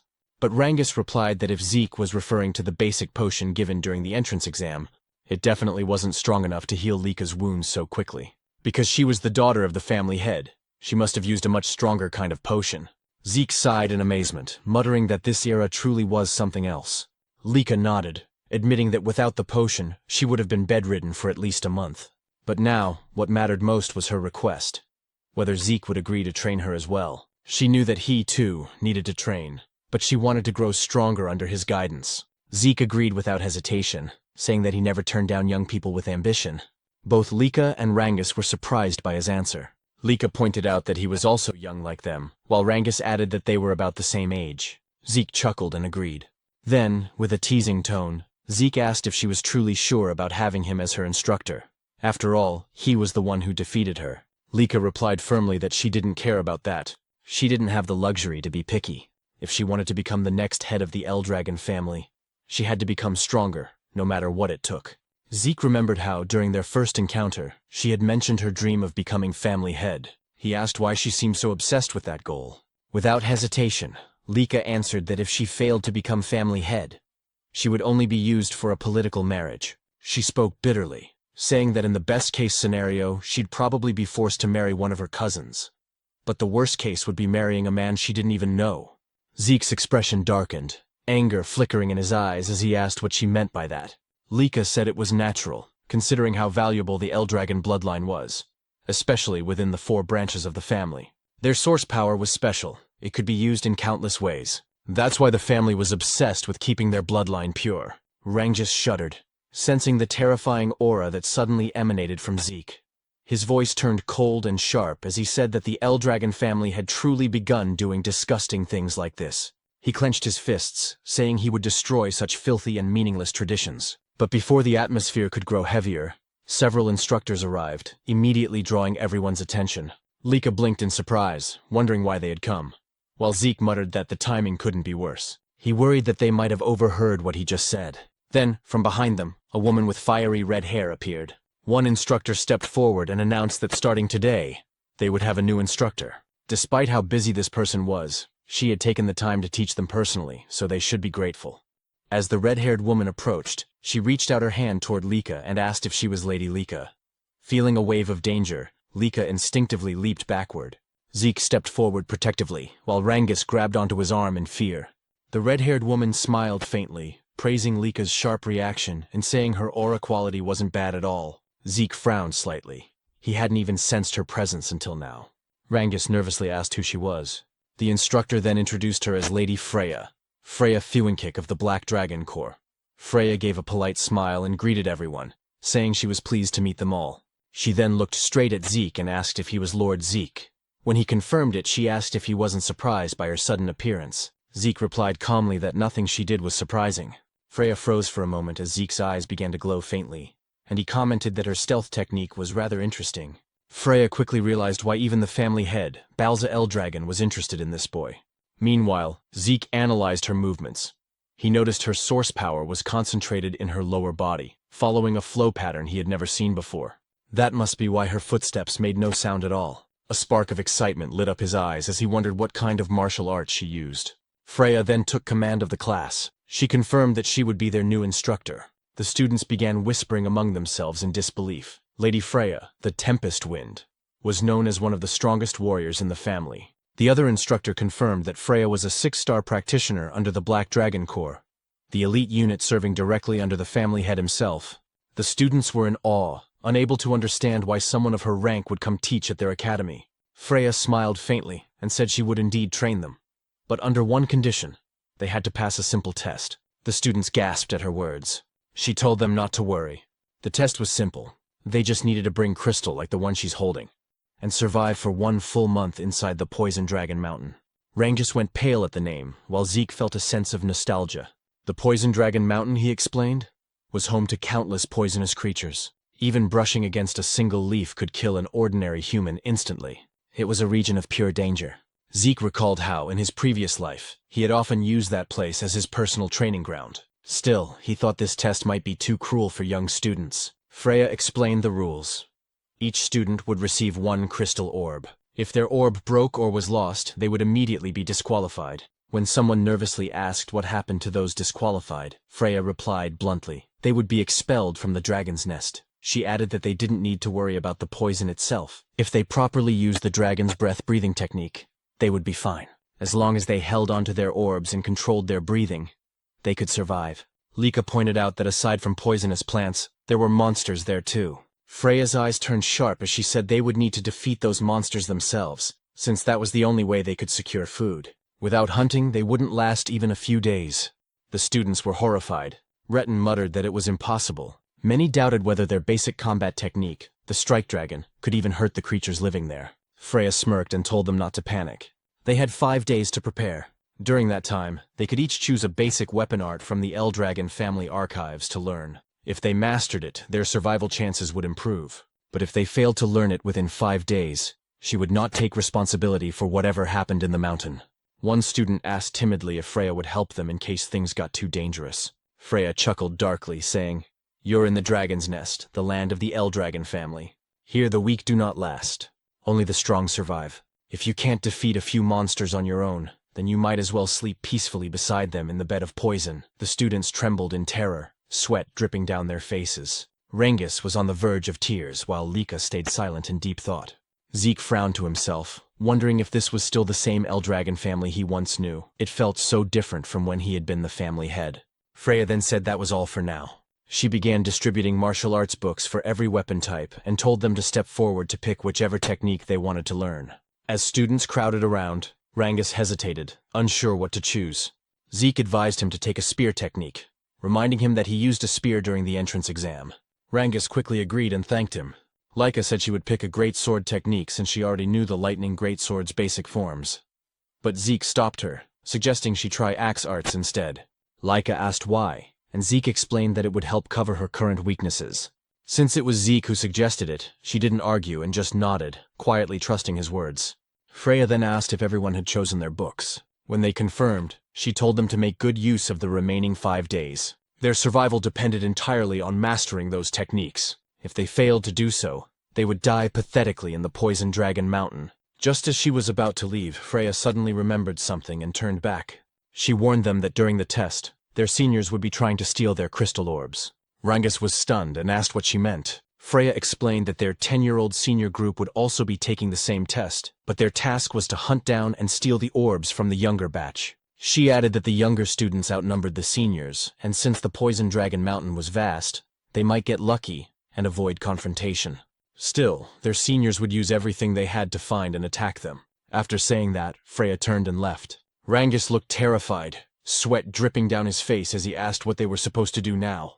Not only did they have to deal with poisonous monsters, but also with upperclassmen hunting them. Lika frowned and said that every upperclassman was at least 1-star level or higher. If they ganged up on her, she wouldn't last long, and most of their classmates probably wouldn't survive either. Zeke nodded, saying she had a point. If Lika couldn't fight alone, then she should form a group of 2 or 3. Cooperation wasn't forbidden after all. They could help each other hunt monsters and defend against seniors. When Rangus asked about Zeke's plan, Zeke simply said that he intended to go solo and enjoy the exam. Lika sighed and admitted that somehow that sounded just like him. Before they began training, Zeke suggested they eat first. As they walked away, Lika glanced at Rangus and asked if he didn't think Zeke was a little strange sometimes. Rangus shrugged and replied, "Yeah, sometimes." 5 days later, the students gathered before the Poison Dragon Mountain, their emotions mixed between fear and determination. Freya stood before them, a confident smile on her face, and declared that the weather was perfect for the test to begin. Nervously, Rangus said that the exam was finally about to begin. Even though this was Zeke's plan, he couldn't help but wonder if it was really okay for someone like him to be part of Lady Lika's team.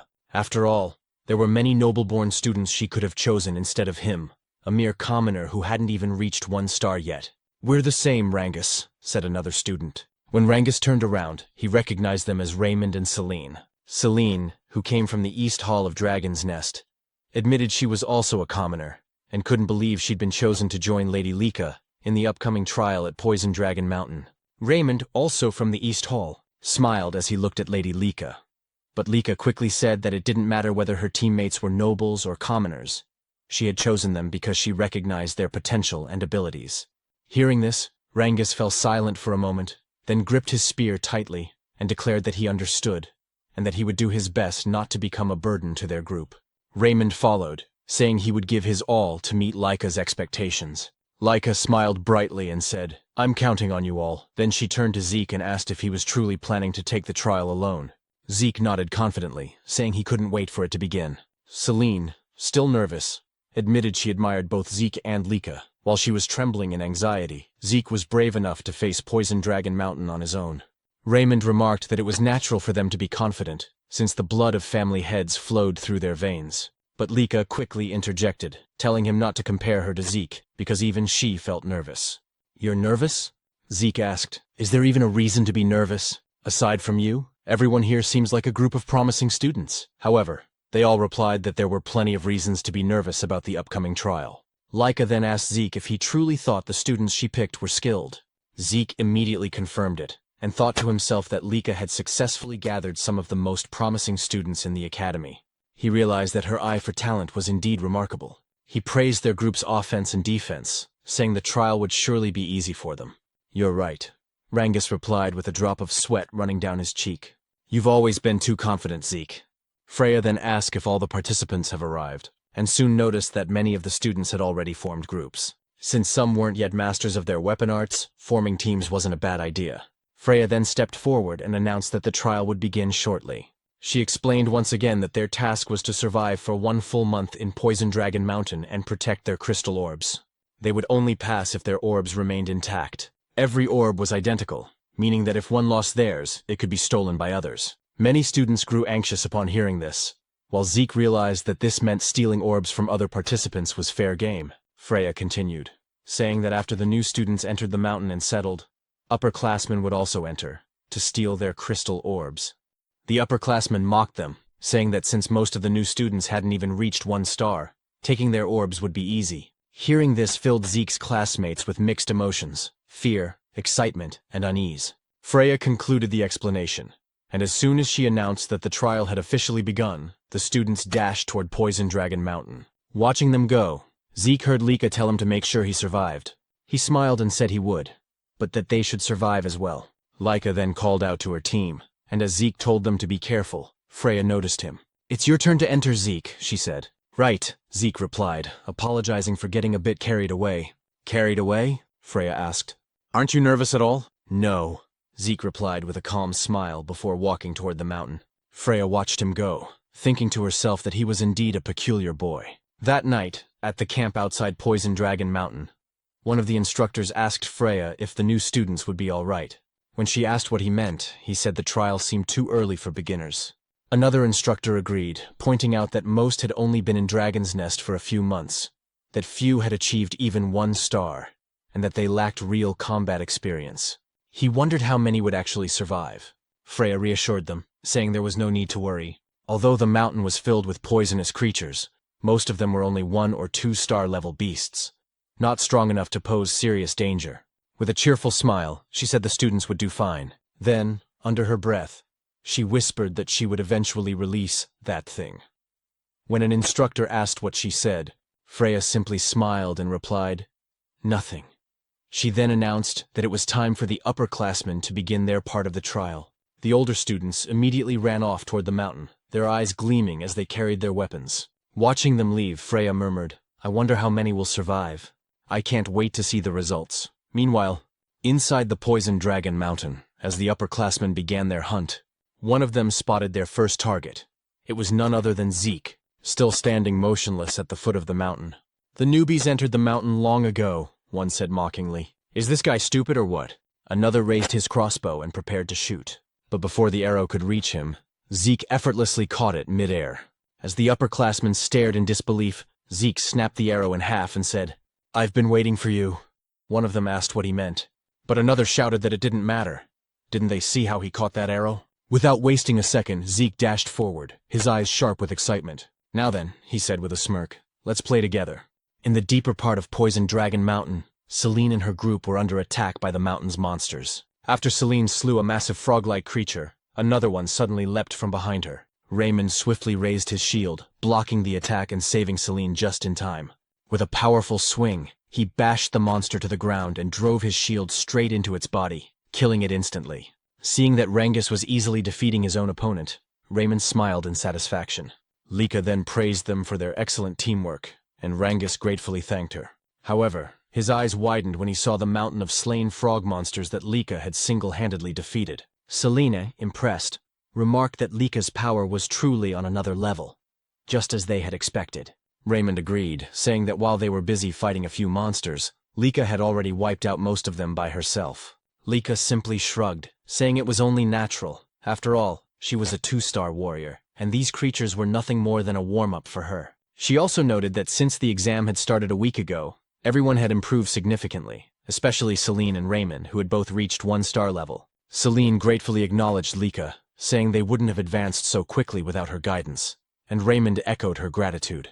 Rangus, however, remained silent, quietly thinking how far he'd fallen behind now that both Celine and Raymond had achieved their first stars. Celine noticed his downcast expression, and gently told him that he would surely get stronger in time and reach 1-star level too.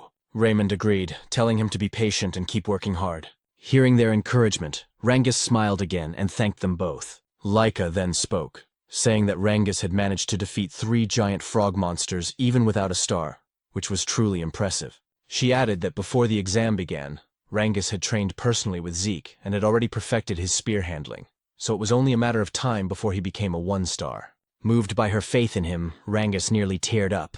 As Lika looked toward the sky, she noted that night was fast approaching and told everyone they needed to head back to base.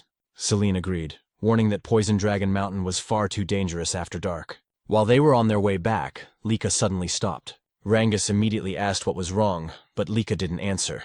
Her expression darkened as she stared ahead, and demanded to know what a certain student was doing near their base. A moment later, a figure emerged from the tall grass. Rangus and the others were startled, and Celine and Raymond instinctively drew their weapons. The student stepped out with a smirk, holding his weapon loosely as he said he hadn't expected Lika to notice him so soon. Lika immediately recognized him as one of the upperclassmen and asked if he had come to steal their crystal. When he confirmed it, she realized that at last, an upperclassman had decided to attack their group, and this one was a 2-star. The upperclassman grinned, saying that their current exam required them to steal the crystals from first years, though he hadn't expected his first target to be none other than Lady Lika's group. Lika asked if he still planned to stay even after realizing whose base he had invaded. She warned him that a single upperclassman wouldn't stand a chance against her team, but the upperclassman's grin widened as his expression turned menacing. "Who said I was alone?" he replied. From the grass behind him emerged 3 more upperclassmen, all 1-star level. Their leader sneered, saying that even Lady Lika would have trouble fighting them since her teammates were nothing but burdens. Drawing his sword, he shouted for them to surrender and hand over their crystal orbs. He then charged at Lika with a powerful attack, but she evaded effortlessly and ordered Celine and the others to maintain their battle formation while she handled him. Meanwhile, Rangus, still without a star, struggled to defend against the attacks of his opponent. The upperclassman taunted him, saying it would be better to surrender and hand over his crystal. Rangus hesitated, unsure of what to do, until he remembered a conversation he once had with Zeke. Back then, Rangus had asked Zeke if there was any way for someone weaker, like him, to defeat stronger opponents. He admitted he was still starless, and worried that if stronger enemies appeared, he'd only drag his team down. Zeke's reply had shocked him. "Then you should surrender." Zeke explained that if the opponent was far stronger, 3-star or 4-star, then surrendering was the only logical choice, since a starless person could never hope to win. However, he added that if Rangus ever faced an opponent around 1-star level, there was still a chance. When Rangus asked how, Zeke simply said, "It's nothing unusual. You just have to exploit an opening." "An opening?" Rangus had asked, confused. "Exactly," Zeke replied. "If you can find and exploit an opening in your opponent's defense, you can defeat them, even if they're a 2-star. When Rangus asked how he was supposed to find such an opening, Zeke's answer was simple: endure. Keep enduring until your opponent shows one. Rangus had been doubtful, but Zeke continued, "There's no other way. You can't force an opening against someone stronger. You can only endure until they make a mistake. If you can't even do that, then defeating someone stronger will always be a fantasy for you." Zeke added, "If your opponent is someone special like Lika, then you won't last long. But against an ordinary 2-star, you should be fine." He then told Rangus that confidence in his own strength was crucial, and gave him one last piece of advice: don't overthink it. Don't think about how to create an opening or the difference in power. Just wait patiently, and when it appears, thrust your spear straight into it. Now, in the midst of battle, Rengis clenched his fists as Zeke's words echoed in his mind. Since he was weaker, he had no choice but to endure every attack and wait for the right moment. The upperclassman grew more and more frustrated as Rengis continued to withstand his blows. "Just fall down already," he shouted in anger, unleashing a powerful strike. But in that instant, Rengis saw it, the opening Zeke had spoken of. Without hesitation, he gathered all his strength and thrust his spear straight into his opponent's body. The upperclassman coughed up, collapsed, losing consciousness instantly.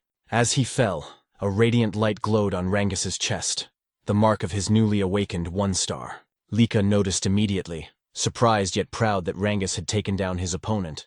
Meanwhile, the leader of the upperclassmen was in disbelief, unable to understand why Lika's power felt so overwhelming despite them both being 2-star level. Lika realized that ever since mastering the axe arts technique Zeke had recommended, she had learned to channel greater force and energy into her great sword, which explained the vast difference in power. She told her opponent that it was his misfortune to have chosen her group as a target.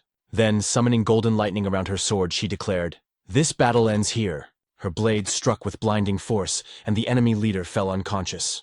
After ensuring the enemies were defeated, Lika rushed back to her team and asked if everyone was safe. Once confirmed, the group cheered in relief. They had just won their first battle against upperclassmen. Celine and Raymond congratulated Rengis on reaching 1-star level, and Rengis thanked them with a bright smile. Lika looked at her team proudly, realizing that now all of her members had finally manifested their first stars. With that, she said that the next battles ahead would be much easier. Then, with a thoughtful expression, she wondered aloud how Zeke was doing. Meanwhile, elsewhere in Poison Dragon Mountain, a terrified upperclassman was running for his life. Tears streamed down his face as he muttered repeatedly, "Please don't come here. Zeke, don't come here!" He cursed under his breath, trembling in fear, asking himself just what kind of monster that boy named Zeke really was. Moments later, the upperclassmen were running frantically, shouting for help, hoping and praying that Zeke would not follow them. As Zeke dragged along one of the upperclassmen he had just defeated, the others cursed in fear and confusion, asking what kind of monster or demon he was. Holding the corpse of a giant snake beast in one hand, Zeke grinned and mockingly asked what their problem was, wondering aloud if no one else wanted to play with him. The upperclassmen, now completely terrified, called him insane as they continued to flee. Some questioned why a lower-classman like Zeke was the one hunting them down when it should be the other way around. That the upperclassmen were supposed to be the hunters, not the hunted. Suddenly, one of the fleeing upperclassmen tripped and fell. As he struggled to get back on his feet, he froze. The moment he lifted his head, Zeke was already standing right in front of him. With his crimson eyes faintly glowing, Zeke sighed and said he was getting tired of chasing him. He reached out his hand, offering to help the upperclassman stand up, but calmly added that once he did, he would have to fight him. The upperclassman's eyes widened in pure horror before his body went limp, and he collapsed unconscious on the ground.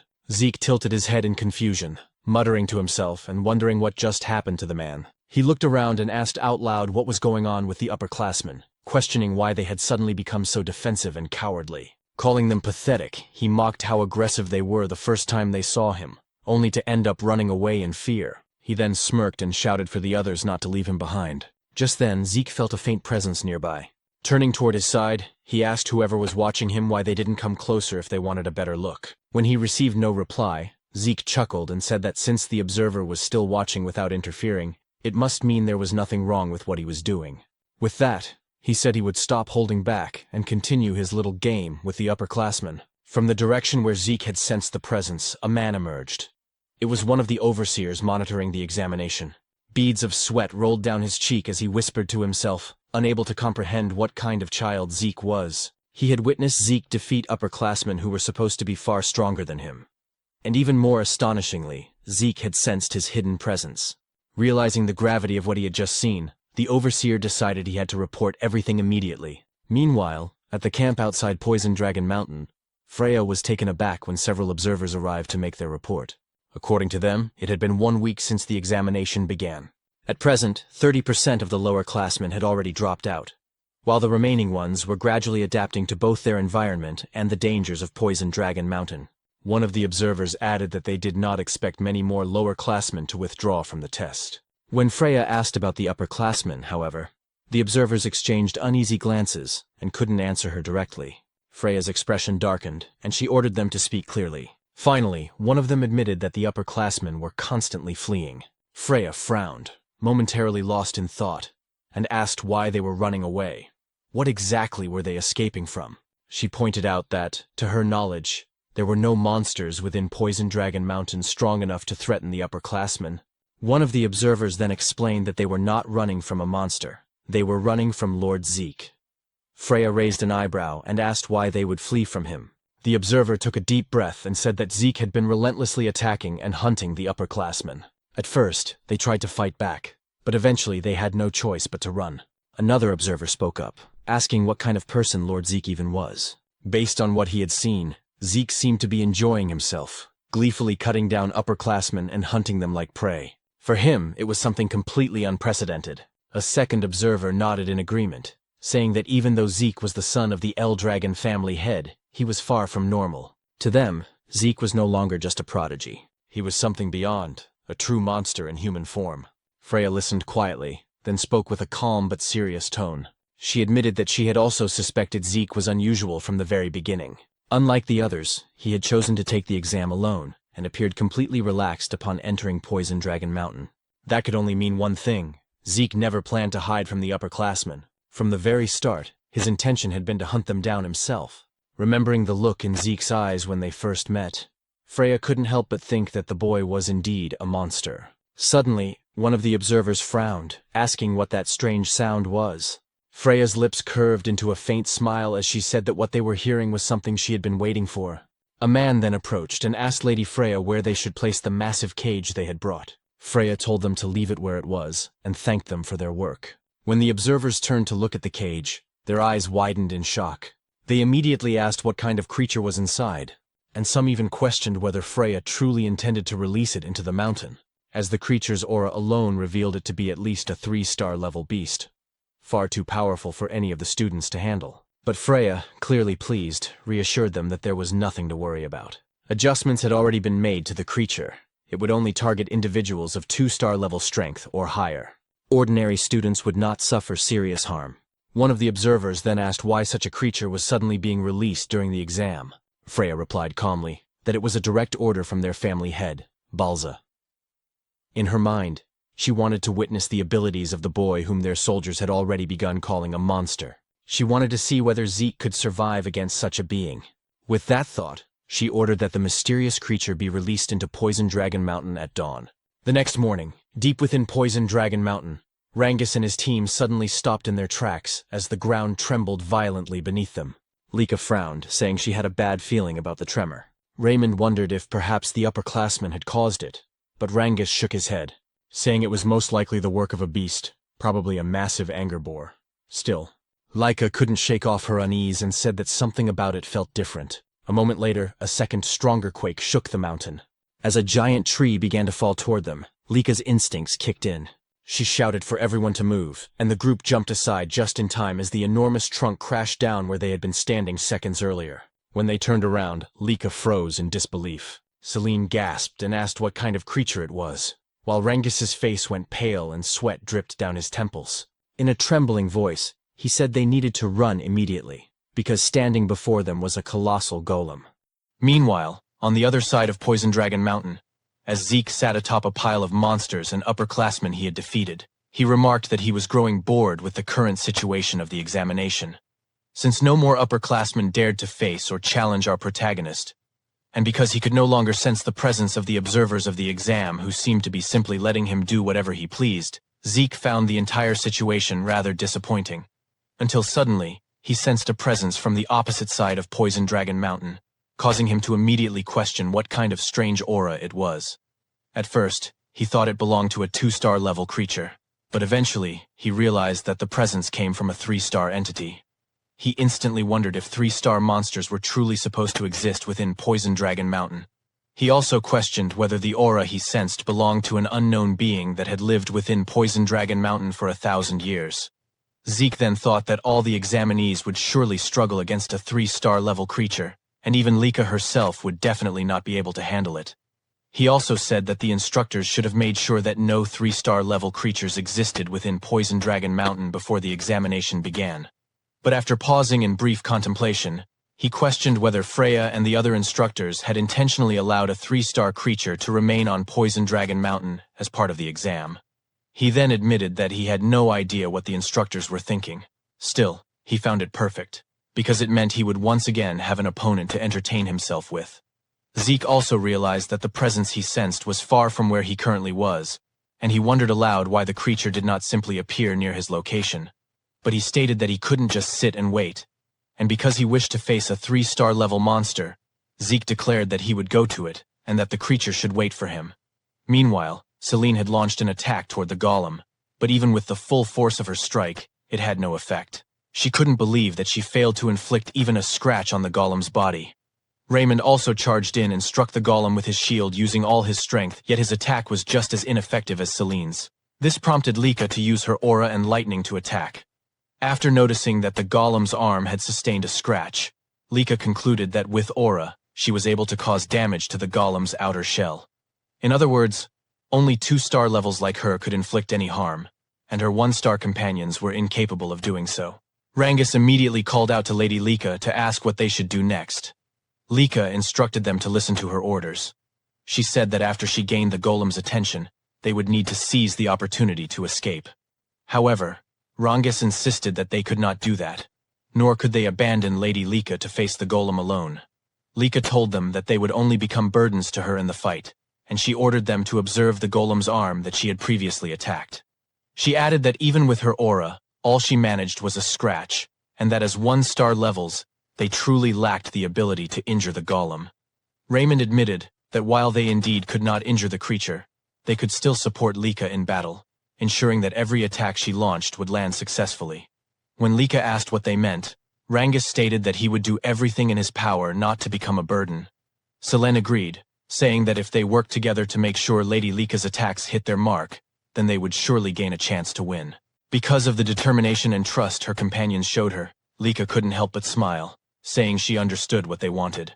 She said she would rely on them to provide support so her attacks would land. As Lika gathered her aura and lightning into her sword, Raymond prepared to defend, while Rangus and Celine readied themselves for their offensive support. After Lika finished concentrating all her power into her sword, she instructed them to begin their renewed assault on the golem. Lika quickly advanced to the front to face the golem, but the creature immediately launched an attack toward her. Raymond used his shield to protect her, but because he was still only a 1-star level, he struggled to withstand the golem's 3-star power. Rangus and Celine dashed forward to attack the golem and draw its attention away. Meanwhile, Lika swiftly moved behind the golem to deliver her strike.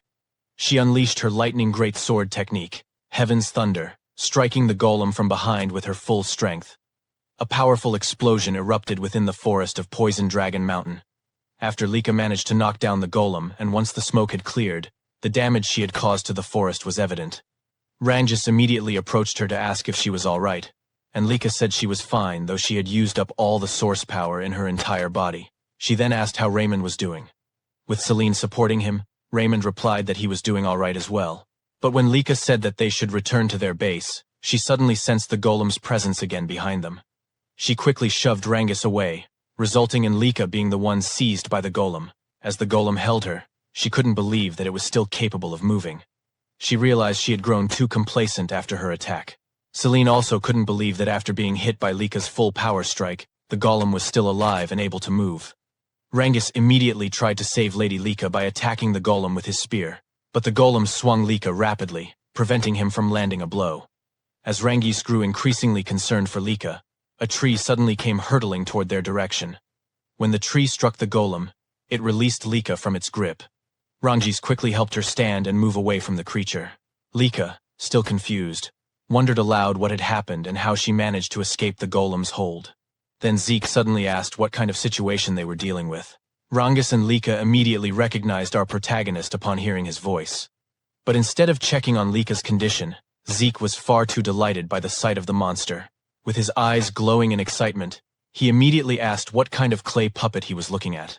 Just moments before Zeke arrived at the location where he sensed the presence of the golem, he caught sight of a golden lightning aura. He immediately realized that this aura belonged to Lika, and he couldn't believe that Lika's group would be the first to encounter and clash with the monster. As Zeke continued sprinting at full speed, he said that in his previous life, he could have reached the location of the aura he sensed in an instant. But now, he could do nothing but run toward the monster's location, something he found utterly pathetic in his current state. He also thought about how Lika's group was filled with promising youngsters. Even so, their opponent was a 3-star level monster, so he had no idea how long they would be able to endure in battle. Suddenly, something came to mind, causing him to stop abruptly as he remembered a technique he had recently learned. He immediately grabbed the trunk of a huge tree, and after pulling it out from the ground, he used his physical strength along with the new technique to hurl the massive tree toward the monster. While watching the tree fly through the air, Zeke commented that the result of the new technique wasn't bad at all. He also said he didn't make a wrong decision learning it,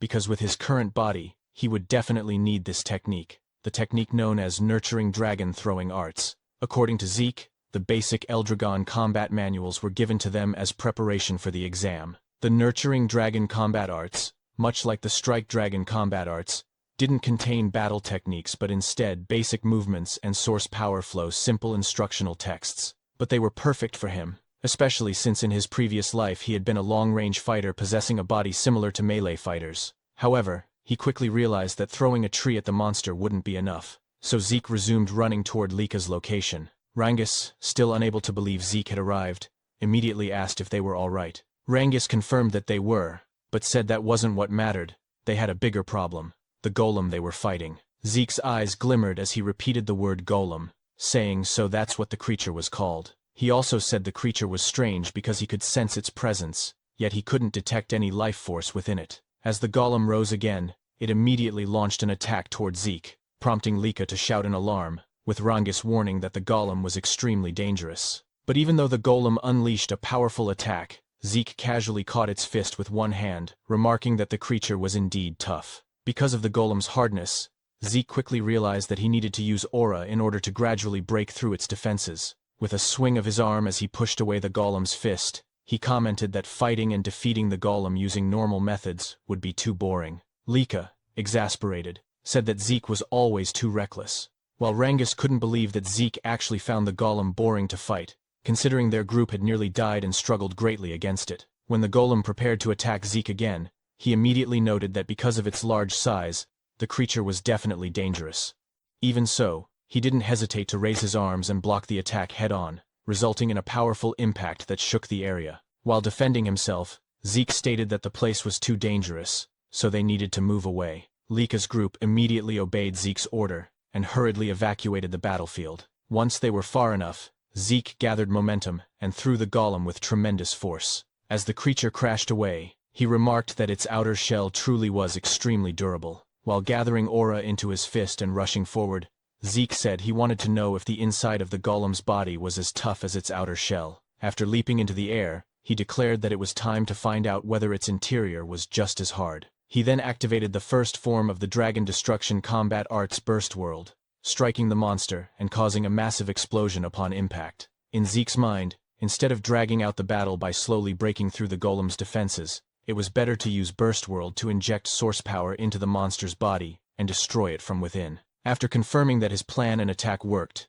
Zeke was overjoyed, saying that fighting this way made the battle far more enjoyable. Meanwhile, 1 month later, at the Eldragon State main building, Zeke was irritated as he questioned why he had been summoned and had his training interrupted. It was then explained that the 1-month exam at Poison Dragon Mountain had concluded safely. After the 3-star golem attack, no other serious incidents had occurred. The number of 7-year-old class members had dropped to 30% from the beginning, due to the harsh environment of Poison Dragon Mountain, but because they were exposed to constant danger and the brink of death, the remaining 30% of the 7-year-old class achieved good results and reached 1-star level. And after the exam ended, Zeke was directly summoned by Balza Eldragon of the Eldragon family. As they walked through one of the hallways in the main estate, Zeke asked what the family head wanted from him. Freya was displeased that Zeke referred to the family head simply as head, so she requested that he address the family head as Master Head, although Zeke argued that it was practically the same.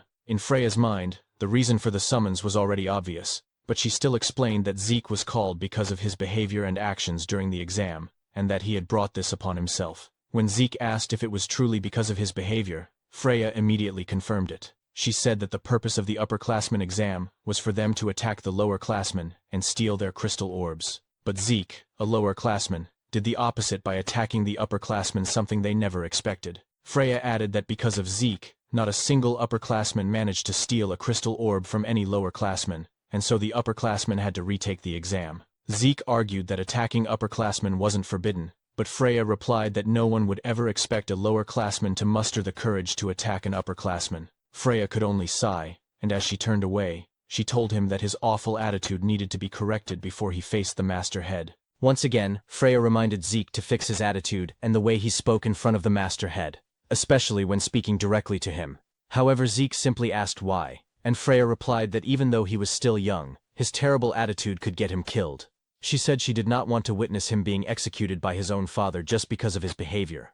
Zeke, on the other hand, only commented that if that were the case, then Balza was apparently quite violent. After they reached the door, Freya knocked immediately, and after addressing Balza as Master Head, introduced herself as a member of the Black Dragon Corps, Freya Winkik, and stated that they had come in response to the Master Head's summons. Balza then spoke in a serious tone, telling them that they may enter. After Freya opened the door and they stepped into the room, she immediately stated that she had brought Zeke according to the Master Head's orders. While Balza was still writing, he suddenly looked up at Zeke and seriously asked him why he had attacked the upperclassmen during the examination. Zeke fell silent for a moment, then said that everyone kept asking him the same repeated questions, so instead of answering, he decided to ask his father whether he was not allowed to attack the upperclassmen during the exam. When Balza asked what he meant by that, Zeke explained that the condition for passing the test was to survive in Poison Dragon Mountain for 1 month and keep their crystal orbs safe, and aside from that he had not heard of any other rules.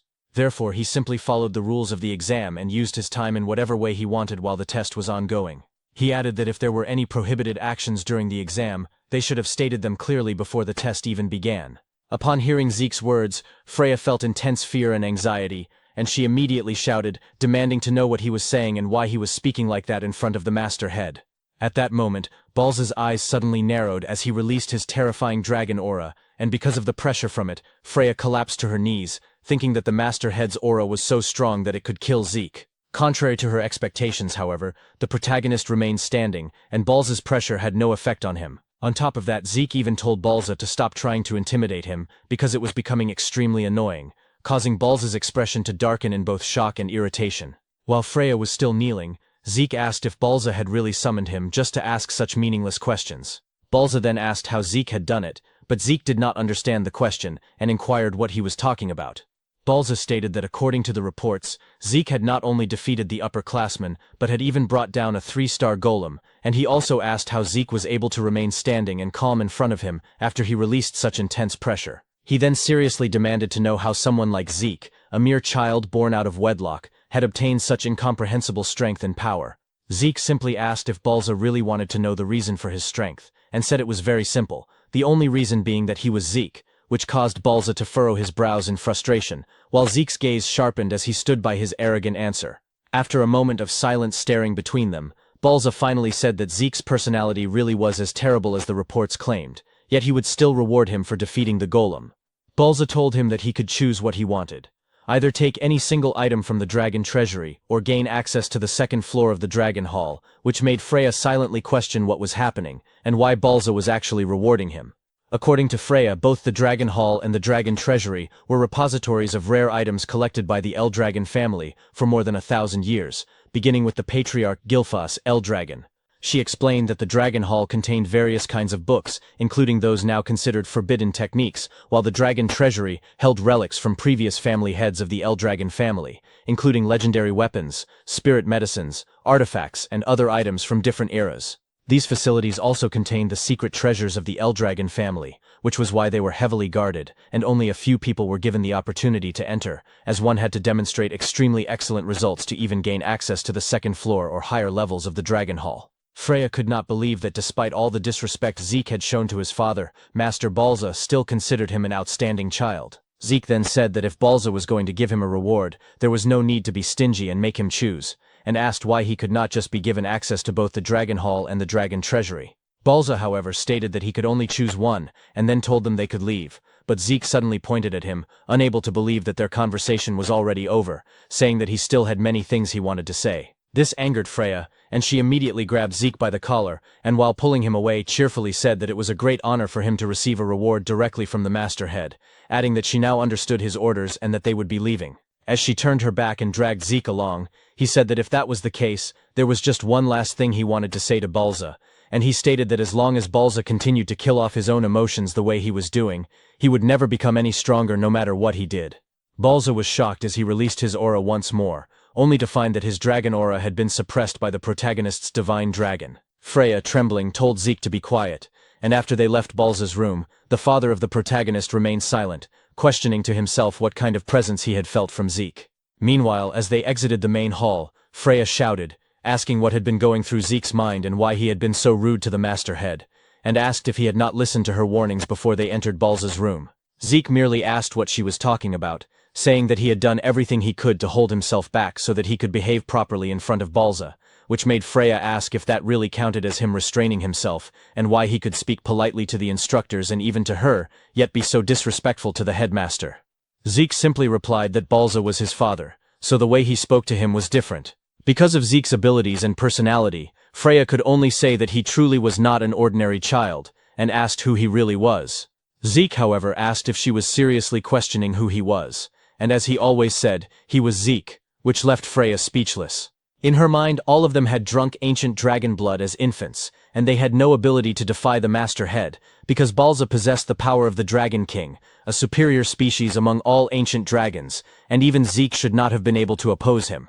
That was why she wondered what kind of child Zeke truly was, someone who could stand calmly in front of the Master Head. When Freya fell silent, Zeke asked if there was a problem, but she replied that there was none, while thinking that she needed to thoroughly investigate Zeke's birth records. She then asked which reward Zeke would choose, once again explaining that he could either enter the Dragon Hall up to the second floor, or enter the Dragon Treasury to take any item he wanted, but he could only choose one. When Zeke asked if he could have both, Freya said no, so he had no choice but to select the Dragon Hall, as it contained knowledge. Zeke then thought that he lacked understanding of the current era, and for now he wanted to learn about the new medicines and tools that had been created over the past 1,000 years, but he could only choose one. At that moment Rangus arrived, unable to believe that they would actually be allowed into the Dragon Hall of the Eldragon family. When Zeke asked if he was happy, Rangus immediately confirmed it and said that the Strike Dragon combat arts and Nurturing Dragon spear arts he had learned were already amazing, and now he would have the chance to learn even better martial arts from the Dragon Hall, adding that he could not believe they would receive such great rewards after passing the exam. Soon after, Laika also arrived, excitedly wondering how much knowledge she would be able to absorb before the time limit ended, and saying that she would need to read with all her effort. When Zeke asked if there was a time limit to their stay in the Dragon Hall, Laika replied that even though they could only enter the first floor, the basic rules were the same as the higher levels. She explained that each of them would be allowed to borrow one book from the Dragon Hall, but they could read as many others as they wanted, as long as their time had not run out, so managing their time inside would be extremely important. Zeke simply responded with an I see. Laika then mentioned that she had heard Zeke had been given a choice for his reward, and asked why he had chosen the Dragon Hall instead of the Dragon Treasury, saying that based on what she knew about him, she thought he would choose the Treasury. Zeke replied that he had thought about it at first as well, but for now knowledge was more important to him. Upon hearing that, Laika said that the second floor of the Dragon Hall contained much rarer books than the first floor, especially when it came to martial arts, and that according to what she had heard, the difference in the quality of books between the floors was enormous. Even so, she said she believed there was no technique better than her lightning greatsword technique. Zeke, however, was simply staring at the Dragon Hall, causing Laika to ask whether he was even listening to her. When they finally arrived at the Dragon Hall, the Guardian announced that their time limit inside would be 5 hours, and reminded them to use their time wisely and to remain silent while inside. Zeke was unsure if 5 hours was considered long or short for them, but Laika said that it was already a generous amount of time compared to others who were only allowed 2 to 3 hours inside the Dragon Hall. She then said that the first thing they had to do was decide which book they wanted to borrow, and after that they should use the rest of their time to read as many other books as possible. Rangus mentioned that he had heard of talented people who could read multiple books at the same time, but his current goal was simply to find a martial arts book that suited him before their time ran out. After they entered the Dragon Hall, Zeke commented that finding the books that suited them and that they wanted to borrow would probably be difficult, while Rangus and Celine still could not believe that they were actually inside the Dragon Hall and that this was what it truly looked like. Zeke, on the other hand, said that the number of books in the Dragon Hall was even more impressive than he had expected, and he immediately smiled, excited about whether there was some new knowledge he could discover that might surprise him. At the moments after our protagonist finished choosing and reading some of the books he wanted to read, it was as if he had been struck by lightning from the shock, wondering what kind of new information he was discovering. With a mountain of books stacked in front of him and at his sides, Zeke still couldn't believe what he was reading about rifts, chaos, and magic. Because of the overwhelming amount of new knowledge he was uncovering, his mind struggled to process everything all at once. Eventually, Zeke simply lay down beside the books he had already finished, saying that the events of the past 1,000 years were terrifying, and more than anything, he still couldn't believe what had happened to their world within just 1,000 years, especially the fact that their world was now becoming connected to another world through rifts. According to the information he discovered, 900 years ago was the first time the dimensional wall was torn after a rift appeared. Beyond that rift lay a chaotic world now known as the Chaos Realm. In the Chaos Realm, monsters known as Chaos roamed freely, and there were also humans in that world who possessed powerful source power and continued to fight these chaos. After the Eldragon family learned about the existence of these people, they cooperated with them to fight against the chaos. Through the bond formed in war and their continuous battles against the chaos, 4 powerful female warriors from the other world eventually married into the Eldragon family. They were Typona, Fafnield, Levias, and Bahamut, founders of the 4 great Eldragon branch families that still exist to this day. Zeke's thoughts then drifted back to the anger boar he killed in the forest, the one covered in a strange black mist, as well as the lightning aura he recently saw from Lika. He admitted to himself that he truly knew nothing about any of those things, because both the strange black mist from the anger boar and Lika's lightning aura originated from the other world. But what truly caught his interest was magic, for to Zeke, it felt like an advanced form of technology brought by the people from the other world into their own. His eyes shone with excitement as he wondered where the books on magic might be, questioning why he couldn't find a single book that could teach him magic. Normally, such books would be placed near the history section, but then Zeke was startled when he suddenly heard a voice telling him to be quiet while inside the Dragon Hall. When he turned around, he noticed a golden aura in the darker area of the hall, and immediately wondered how it was possible for him to hear a voice, even though he sensed no presence. He also questioned whether it was truly just a voice, or if this was what they called magic, a technique capable of transmitting sound alone. As he looked up at the ceiling of the Dragon Hall, Zeke confirmed he still couldn't sense any presence aside from the source power he saw earlier. Then suddenly, the books in front of him moved. When the books floated into the air, Zeke was completely shocked and cried out in surprise, asking what was happening. But his eyes gleamed again when he realized something: the use of source power threads to manipulate objects and books. Excited, Zeke exclaimed how interesting that technique was. But when the mysterious voice once again told him to be quiet, Zeke grabbed one of the books mid-air, asking how he was supposed to stay quiet in front of something so fascinating, and demanded that the source of the voice show itself to him properly instead. However, the cloaked figure sitting on the upper floor of the Dragon Hall remained silent. After using their source power threads again, Zeke immediately froze when he realized his entire body was now bound. In the next instant, the mysterious cloaked figure threw him down to the first floor, saying that his time inside the Dragon Hall was over. After tossing him out of the hall's doors, Zeke tumbled across the ground and stabilized himself before landing properly, saying he had discovered yet another thing he didn't understand. As he stood up, he wasn't sure whether he was angry or simply excited by this new discovery, demanding that the cloaked figure show him clearly how the source power thread was used. But before he could continue, Rangus arrived, full of confusion, immediately asking Zeke what happened. Lika followed, asking what he had done inside the Dragon Hall for him to be forcibly thrown out. Zeke simply said he got a little too excited, then asked how things went for them if they found the books and techniques they wanted. Rangus confirmed this and said he borrowed a martial arts book called Cloud Water Spear Arts, adding that he thought he had learned a few simple techniques while inside. Celine said she also learned some techniques, and in addition, borrowed a martial arts book called Windflower Sword Arts. Reynald said he learned about the Eldragon-style Guardian Sword Arts inside, and the book he borrowed was also Eldragon-style, specifically about Guardian Shield Arts.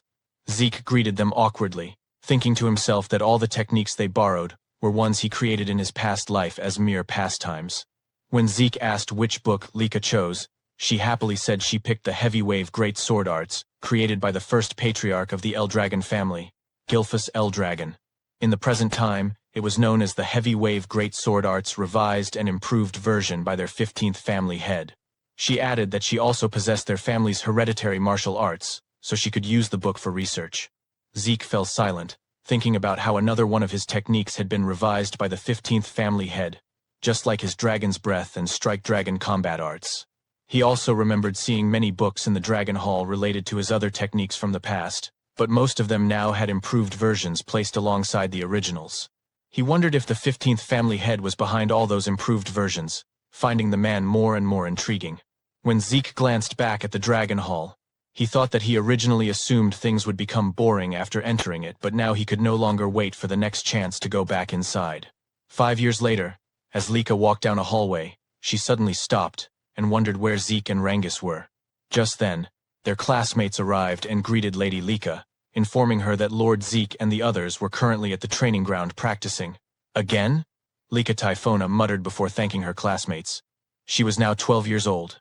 When she arrived at the training ground, she immediately saw Rangus, Reynold, and Celine preparing to attack our protagonist Zeke, who was now also 12 years old. Meanwhile, in Balza's office, he received a report about the appearance of a special rift. When he asked the person on the other end whether the report was truly reliable, it was immediately confirmed.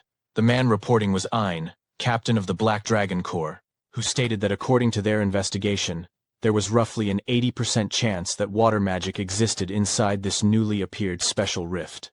Balza responded that the location where the rift had appeared was an extremely troublesome spot, and he questioned why, out of all the places within their territory, the special rift had manifested there. Still, they could not afford to ignore it, as there was a high probability that magic water existed inside the rift. According to Balza, anyone who drinks magic water becomes a mage, because those who consume it gain a special constitution that allows them to convert source power into a different force known as mana. He further explained that the emergence of mana-based magic introduced entirely new techniques to the world, and at the same time sparked fierce territorial struggles over the sources of magic water, known as magic springs. In this age of magic, the number of mages directly determines a house's military strength. However, within Eldragon territory, not a single magic spring existed. For a house like the Eldragon family, which possessed no magic springs, there was only one way to obtain magic water: conquering special rifts. At present, the number of Eldragon mages was extremely small, and including Balza himself, all of them were hardened veterans who had obtained magic water through special rift conquests. Even so, in terms of sheer numbers, they were being overwhelmed by other houses that owned magic springs. For this reason, conquering special rifts was Eldragon's top priority mission. However, as Ein had reported, the location where the special rift appeared, the abundant dragon forest, was far too troublesome. There had even been a small border skirmish in the surrounding region just the other day. The abundant dragon forest was a vast woodland that lay mostly within Eldragon territory, but part of it stretched into the lands of another house. Those who claimed broader ownership of the forest and referred to it as the Great Abundant Forest were the Kerberos family. Ein added that the rift itself was certainly within Eldragon lands, but considering its scale and position, the special domain formed around it might extend into Kerberos territory. Knowing those mongrels, there was a high chance they would swarm toward it. Balza remarked that their noses were the only thing they were good for, and in any case, they would detect the special rift sooner or later. Thus, the Eldragon family had to prepare with a struggle against them in mind. Since it was a special rift, both sides would have limited options, but they needed to act before the Kerberos family caught on. With that decided, Balza immediately instructed Ein to inform all dragons' nests at once, and announced that a selection exam would be held as soon as possible. Meanwhile, at the training grounds, Lika commented that Rangus and the others really went all out every time they trained with Zeke. In the middle of it all, Zeke remained calm as he waited for their attacks. As the three of them attacked Zeke simultaneously from different directions, Zeke's expression darkened as he strengthened his body and accepted all of their blows at once. With the sharp tip of Rangus's spear pressed and embedded into the hero's cheek, Zeke remarked that their coordination was good, but that Rangus was putting too much force into his spear, which ruined the true strength of spear arts. At the time, Rangus was 11 years old. As for Celine, who was 12, Zeke advised her that she focused too much on speed and the number of strikes, leaving no weight behind her attacks, and that she needed to find a proper balance. Raymond, who was also 12, was told by Zeke that his movements and use of the shield were good and correct. Even so, Zeke stated that all of them were still far too passive, and he told them to get more accustomed to attacking. Once again, he instructed them to come at him. As Rangus charged forward again, Lika remarked that watching their training was still completely insane. When Zeke asked what exactly she found so crazy about it, Lika replied that letting himself get hit bare-bodied without using source power was total madness. Zeke simply asked what she was talking about, and said that this was proper training for him. Shouting toward Lika, while flexing his muscles beneath his shirt, he told her that she should witness the fruits of his training. Zeke added that because of this training, his body had become sturdy, even without source power. Lika complained that Zeke should at least have them stop attacking while they were talking, but at that very moment, Rangus delivered a powerful spear strike from behind Zeke. Rangus declared that Lika should look closely at his attack to see just how insane Zeke's body truly was. This caused Lika to shut her eyes and clutch her head, muttering that all of them were truly abnormal. Not only did Zeke refuse to use any bodily defense, but Rangus and the others continued attacking him with full force. Raymond suddenly asked how Zeke could possess such incredible defense without using source power, while Celine said that it was far too mysterious to be explained by the human body. Lika told them not to lump Zeke in with humans, because Zeke was not one of them. She then asked if they knew what the seniors used to call Zeke, and revealed that he was known as the Eastern Hall's demon child. This prompted Zeke to ask whether that title was meant as an insult, before questioning what Lika's purpose was in coming to see them and whether she wanted to join their training. Lika replied that training was fine, but there was something she wanted to tell Zeke first. When Zeke asked what it was, Lika said it looked like they would soon be seeing children from the other dragons' nests, and much sooner than expected.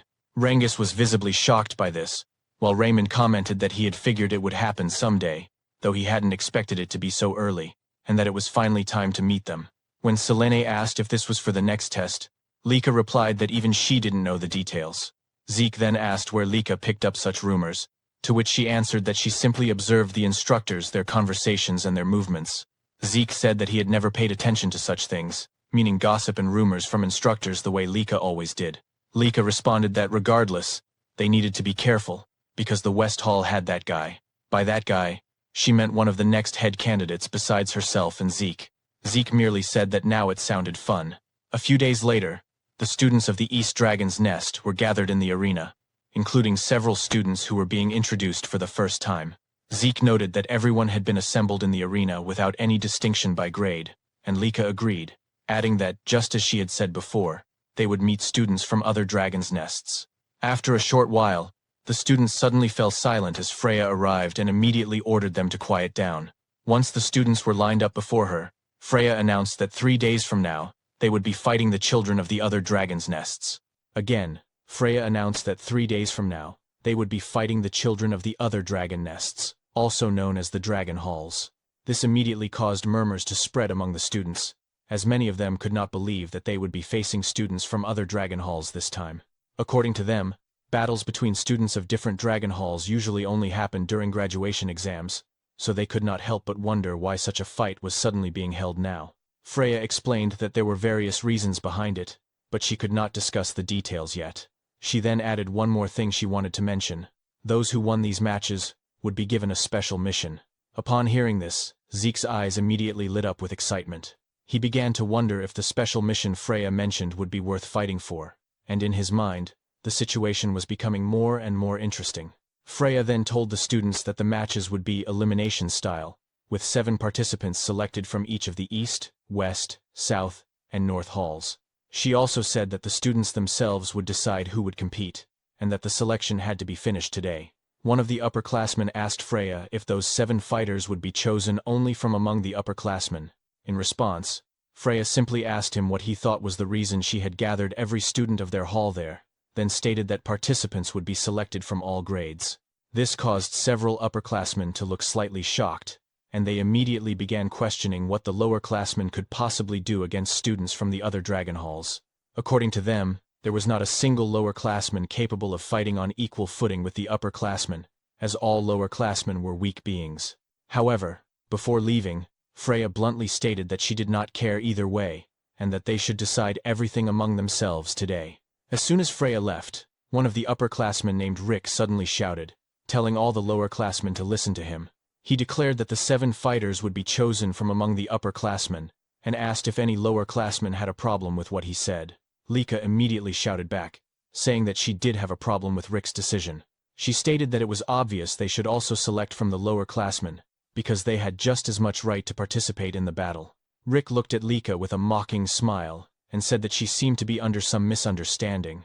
What they were discussing, according to him, was everyone's ability. He added that no matter how noble Lika's bloodline was, in a contest of skill, it meant nothing. In response, Lika slowly walked toward Rick as her aura burst forth. As she revealed her 3 stars, she asked him if ability was truly what they were talking about when choosing who would fight the other dragon halls of the dragon nest. The upperclassmen were shocked, unable to believe that Lika was already at the 3-star level. Some of them had heard rumors that she was only at 2 stars, so they began questioning how this had happened. Lika merely said that she agreed with Rick's statement that strength and ability should be the basis for choosing who would fight the other dragon halls. She then loudly asked Rick if there were 7 upperclassmen stronger than her, and if not, then they should also select from the lower classmen. Enraged and irritated, Rick was unable to answer immediately, and eventually said that the only reason Lady Lika was stronger than the other upperclassmen was because her bloodline was special. Nevertheless, Rick insisted that aside from Lika, there was not a single lower classman capable of standing against the upperclassmen, calling them nothing but trash. At that moment, Zeke suddenly told him that he was too noisy. Rick, now furious at the protagonist, asked if Zeke could repeat what he had just said. As requested, Zeke mockingly repeated that Rick was too loud and annoying, causing Rick's anger to flare even further. Zeke then calmly asked Rick if he truly believed that all lower-classmen were weak beings and nothing but trash in the eyes of the upperclassmen. Rick fell silent in shock as Zeke's expression changed and his aura surged forward. Zeke asked if the upperclassmen would agree to everyone fighting each other until only 7 students remained. This made Lika immediately grab her head, saying that Zeke's suggestion was a huge problem. She also commented that his idea was far too violent. Lika then explained what she was trying to say instead. How about holding preliminaries for those who wanted to participate, allowing anyone who wished to compete in 3 days to join, regardless of grade? She asked the upperclassmen what they thought of her suggestion, adding that if they were confident in their abilities, there should be no problem. Rick agreed to Lika's proposal, even though he thought it would only be a waste of time, as they needed to focus on their training. As the upperclassmen turned away, Rick glanced back at Lika and Zeke. Lika then asked Zeke if he would join the preliminaries, and Zeke immediately confirmed it. He also said that Rangus, Selene, and Raymond should join as well. The 3 were slightly shocked, and Rangus quickly asked if Zeke was serious about making them join the preliminaries and fight the upperclassmen. Zeke confirmed it without hesitation. He said that they had been training with him all this time, and if they could not show the results now, then when would they ever be able to show them? Selene commented that the pressure of fighting upperclassmen was insane, while Raymond simply said that since Zeke had already decided, all they could do was give their best against the upperclassmen in the preliminaries. Lika then said that it seemed she would once again be fighting alongside her teammates, and she immediately asked the other lower-classmen if any of them also wanted to join the preliminaries.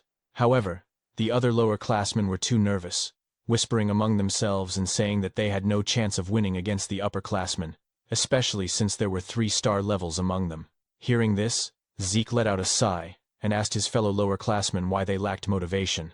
He told them that fighting stronger opponents was where they gained the most, and added that for now, he wanted to see the so-called abilities of their upperclassmen. After the upperclassmen took out their weapons, they spoke among themselves, saying that the selfishness of lower-classmen these days was such a pain. No matter how hard the lower-classmen tried, there was no way they could win against them. As Rangis and the others gathered together, trembling from the anxiety they felt about facing the upperclassmen, one of the upperclassmen mockingly said that they should go easy on the lowerclassmen. Another upperclassman laughed and agreed, adding that aside from Lady Lika, the lowerclassmen were all like babies, only at 2-star levels. Zeke noticed the reactions of Rangis and the others, so he asked them why they looked so gloomy and whether they were worried about the battle. Rangis immediately confirmed it, saying that their opponents were all 3-star upperclassmen, so it was only natural to feel worried. Zeke then reminded them that they had trained hard with him for the past 5 years and had done well in their training. Because of that, he said, they needed to have more faith in themselves. Selene and Raymond were immediately encouraged by Zeke's words and reminder, while Rangis still could not completely shake off the nervousness he felt about the upcoming fight.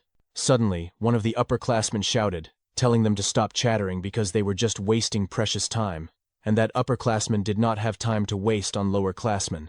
He told them to hurry up and start the fight already, saying they would teach the lower classmen their proper place. However, in less than a minute, the spectators could not believe what they were witnessing, immediately questioning what was happening and how the lower classmen had managed to defeat the upperclassmen so easily. Some of those watching even wondered if the upperclassmen were really this weak this year, but others said it was not that the upperclassmen were weak, rather that the lower classmen they faced were simply monsters. Our protagonist wore a wide smile, clearly delighted by the result of the battle, and he immediately praised and congratulated Rangus and the others. In Zeke's mind, Rangus's deflection techniques and his eye for spotting openings had become much sharper. Celine was also handling the multi-strike windflower sword arts very well, and Zeke thought it was impressive how Raymond could smoothly switch between his shield and sword arts. According to Zeke, all of them had shown magnificent results from their training, and at this rate, if they gained confidence through real combat, it would only benefit them further. Zeke also thought that Lika had grown stronger as well, and with her lightning aura, she could defeat her opponents in a single attack. While the other upperclassmen were still in disbelief at the speed and ferocity of the fight they had witnessed, Lika commented that she believed it was only right to defeat her opponent decisively in order to teach them a lesson for their arrogance. However, Rick could not accept the result of the battle. According to him, there was no way 3-star upperclassmen would lose to 2-star lowerclassmen. At that moment, Zeke walked toward him and said that Rick was naive, because even after seeing the results with his own eyes, he was still spouting such nonsense. As Zeke approached Rick, he said that age and the number of stars were merely indicators, because in actual combat, the strong were simply the victors. Zeke added that if the upperclassmen were weak, then they would lose, and that was all there was to it. Rick suddenly pointed his finger at Zeke, shouting and calling him stupid. He insisted that the number of stars was equivalent to power, and asked if Zeke did not even know something so basic. Zeke calmly replied that whether Rick had stars or not, if his heart was destroyed, he would die all the same. Rick fell silent for a moment when Zeke told him not to lose sight of the essence of strength, because in combat, strength was simply whether one could win or not, and nothing more. Rick then shouted again, telling Zeke to shut up and demanding to know who Zeke thought he was. Rick said he was an upperclassman, so a brat like Zeke should not try to twist logic because it would not work on him. He added that he had been going easy on the lower classmen because they were just kids, but because of Zeke's words, it was now too late for Zeke to cry later, as he would not hold back anymore. Zeke simply replied that he was already tired of their war of words. He said that children should act like children and move their bodies before their mouths, and since only the two of them were left in the arena, he asked Rick to show the martial arts he had mastered and was so proud of, as well as how much he had trained. This only made Rick boil with rage, shouting at Zeke not to underestimate him. Rick immediately charged forward with his great strength technique, using all his power. However, before Rick's attack could even land, Zeke's eyes suddenly emitted a golden light, and with a single punch to Rick's face, Rick was sent flying across the arena. After that, Zeke even laughed, saying that Rick had indeed trained well. Because of Zeke's remark, the entire audience fell silent, as did Rick, who remained kneeling on the ground. Other students quickly agreed with Lika's comment that Zeke was truly ridiculous for saying Rick had trained well, because before Rick could even show the results of his training at the Dragon's Nest, he had already been defeated by Zeke. Meanwhile, at the West Hall training grounds, students could be seen groaning in pain, clutching various parts of their bodies from the injuries they sustained after the battle. After letting out a deep sigh, one man said that every single one of them was useless. This man was one of the candidates for the next family head, Vanille Fafnilde Eldragon. Soon after, other students arrived, and one of them addressed him as Lord Vanille, reporting that the selection here was already complete. This man, Alan, Vanille's right-hand man, was a 3-star level, and behind him were the other 3-star students who had passed the selection, including Retin, who was only 12 years old. Vanille immediately noticed Retin and called him over, asking if he was truly already a 3-star level, despite being a lower classman. When Retin confirmed it, Vanille praised him, saying that he liked competent people like Retin. Vanille added that if Retin proved useful, he would make him one of his subordinates. Retin immediately bowed and thanked Vanille, thinking to himself that Lord Vanille had acknowledged his strength, and that with Lord Vanille here, there was no way the West Hall would lose to the other halls. Retin also believed that if they achieved great results in the special mission, Lord Vanille would become the next head of the Eldragon family, and when that happened, he would become a direct subordinate of the family head. Alan then stepped closer to Vanille and said there was something he needed to inform him about. When Vanille asked what it was, Alan whispered that apparently, Lady Lika would be participating in the East Hall's selection team. This made Vanille scratch his head in irritation, and with annoyance clearly visible on his face, he said that Lika was an endlessly annoying pest to him. He then stood up and said that it did not matter, because no matter how excellent Lika was, they would be the ones to win. Vanille declared once more that they would win and complete the special mission, and prove to his older brothers that the seat of the next family head truly belonged to him. On the day of the selection, all of the participants gathered, along with the students of Dragon's Nest from the various dragon halls. Because of the sheer number of students who came to watch, Rengis couldn't help but feel nervous as he muttered that there were so many people in the arena. Lika then explained that most of the students from the different halls had gathered to witness the selection, and she also added that since some kids had dropped out during the exams, she could say that the number of students had already been greatly reduced, asking Rengis if he agreed. Instead of answering her question, Rengis thought to himself that Lika was right, and that those who had dropped out of Dragon's Nest weren't here because they were called pseudo-dragons, just like his dad. Lika immediately noticed the sadness on Rangis's face, so she quickly changed the topic, patting him on the back, as she said that what mattered was that they had been chosen as representatives of the East Hall, and that they should be proud of themselves. Rengis immediately agreed and said that he would do everything he could in the upcoming selection. Soon after, they noticed their protagonist standing quietly among the participants of the selection. When they approached Zeke, Rengis immediately asked if something was wrong, while Lika also remarked that Zeke seemed unusually quiet today. Zeke replied that there was no problem, and that he was simply gauging the fighting strength of the students around him. Suddenly Rengis collapsed in shock when they heard a loud voice saying, as expected of Lord Zeke, to think that he can also do such a thing. When Zeke turned toward the source of the voice, he saw two students running toward them. At the same time, Zeke casually remarked that things had certainly changed. The two upperclassmen, who were also members of the selection and were currently running toward him, immediately agreed with what Zeke said. Rick added that after their battle, they had reconsidered their way of thinking, and even though he was part of Eldragon, he genuinely respected the strong. Zeke simply replied that it wasn't a bad thing, so it was fine. Meanwhile, Rengis burst into tears as he clung to Zeke's legs, saying that he was truly shocked by Rick's sudden shout. As they helped Rengis stand up, Zeke thought to himself that every participant in the selection from the different dragon halls was at the 3-star level except for those from the East Hall. As he expected, there were no 4-star students among the participants, but there were several who already had 1 foot in that realm. That was why Zeke was excited to see what kind of techniques he would witness this time. While they continued talking, a girl suddenly hugged Lika from behind, and Lika immediately recognized her as Sandy. Because of Lika and Sandy's loud voices, Zeke also turned his attention toward them. While still hugging Lika, Sandy said that it had been a long time since they last saw each other and asked how Lika had been. She also asked if anyone was bullying Lika, but Lika simply replied that she was fine. When Celine asked who the person hugging Lika was, Lika immediately introduced her as Sandy, her cousin Sandy Typhona, the daughter of the Typhona family head. This shocked Rengis and the others, as Sandy was also a member of one of the 4 great families. With a serious tone, Sandy asked Lika who these kids were, and Lika answered that they were her companions and also her friends. Sandy then asked if Lika was sure they were her friends, saying that while it was good to get along with other kids, they lacked the ability to be Lika's companions, since Lika was one of the candidates to become the next family head of the Eldragon family. Zeke immediately intervened, saying that it would only become clear when they fought.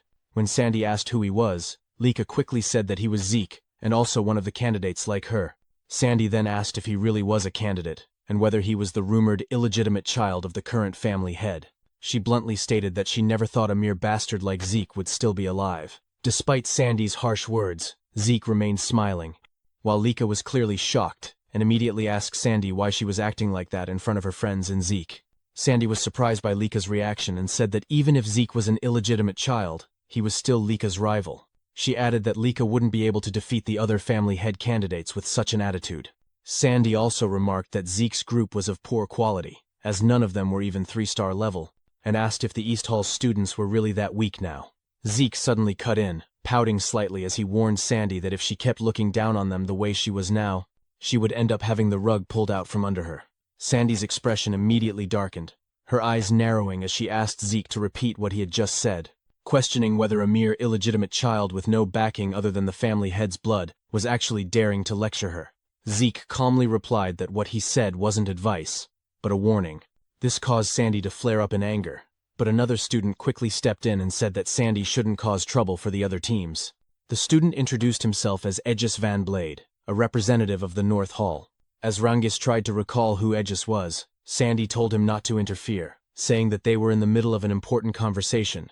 Aegis, however, smiled and said he couldn't let it slide, since the selection battle was about to begin. As the students continued chatting while waiting for the selection to start, a man suddenly arrived and drew everyone's attention. Rangis, Lika, and Sandy all fell silent, while Zeke smiled brightly, excited for the battle to come. The man who announced that the selection battle would now begin was none other than the captain of the Gold Dragon Corps, Teach Mentric, also known as the Educator. Mentric announced that from this moment on, the selection battle would officially begin. He then explained to everyone that the matches would follow a tournament-style elimination format, combining all 4 halls. According to him, the 4 halls would be split into 2 groups, and the halls that emerged victorious from each group would face each other in the finals. He added that the battle format would be one-on-one duels, where each hall would send out its fighters one at a time, following a predetermined order of the 7 participants from each hall. Mentric further explained that the hall which defeated 4 opponents first would be declared the winner, and once the match began, no changes to the fighting order would be allowed. Because of this, the fighting order itself had to be carefully considered as part of each hall's strategy. As a final point, Mentric revealed that those selected through this match would be assigned a special mission, one that was extremely important to the Eldragon family. Anyone who took part in this mission would make a significant contribution to the family, and for Lika and Veniel, gaining such contributions meant taking a major step closer to the head's seat. After that, Mentric said they would now determine the brackets, and called forward the representatives of each hall in order to draw a stone from the box. The first he called was Veniel Fafnield, the representative of the West Hall. As Veniel approached the officer holding the box, he immediately reached inside and took a stone. Afterward, Mentric promptly sent him back to his position. As Veniel walked away, a bead of sweat rolled down Lika's face as she stared at her older brother, who was also looking back at her and her group with a malicious smile. Zeke quickly noticed this and asked Lika if she knew that man. Lika immediately confirmed it and told Zeke that the man was the West Hall's head candidate she had mentioned before, none other than Veniel Fafnild Eldragon. "I see," Zeke replied simply, a faint smile forming on his face as he thought about it. Aside from Veniel, the West Hall had many strong warriors overall. Not only that, Zeke could also tell that the other halls were well-trained too, though everyone could clearly feel the difference in power between them. Soon, Zeke's gaze landed on Retin, and he thought that it had been a while since he last saw that face. According to Zeke, Retin already had considerable skill during the entrance exam, but to have reached the 3-star level at the age of 12 made Zeke smile, thinking that Retin must have trained extremely hard as well. Just then, Retin suddenly noticed Rangis, and his expression darkened with hostility as he questioned why Rangis was even included in the current selection. Students who recognized Rangis were also shocked, some even shouting in surprise as they wondered what Rangis was doing in the arena. Because of this, Rangis once again felt nervous. When Raymond noticed it, he immediately asked if Rangis was okay. Rangis hesitantly replied that he was fine, while Retin continued to stare at him with clear malicious intent. Soon after, Mentric called the representative of the North Hall. After Aegis drew a stone from the box, Mentric then called the representative of the South Hall, who likewise took a stone. Finally, he called the last representative from the East Hall. When Lika heard this, she immediately told Zeke that he was being called forward, causing Zeke to look at her in confusion as he asked why he had to be their representative. Lika calmly replied that the reason was simple, it was because he was the strongest in their group. Eric and the others immediately agreed with her, while Zeke questioned whether, in situations like this, it would be better to send the youngest member of the group instead. Lika merely asked what he meant by that, then added that they were all about the same age anyway, before ordering Zeke to go forward and take a stone.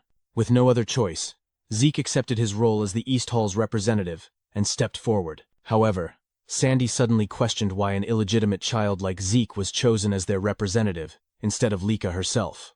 Lika simply replied that it was because Zeke was the strongest among them. Even so, Sandy did not believe her. According to Sandy, Zeke was not even at the 3-star level like Lika. She also reminded Lika that the selection was effectively a head candidate battle between her and Veniel, and that at this rate, Lika would surely lose. Lika merely smiled and said that it was fine and that there would be no problem, confidently declaring that their team was strong. After Zeke took the last stone from the box, Mentric instructed each hall's representative to channel their source power into the stone they had drawn.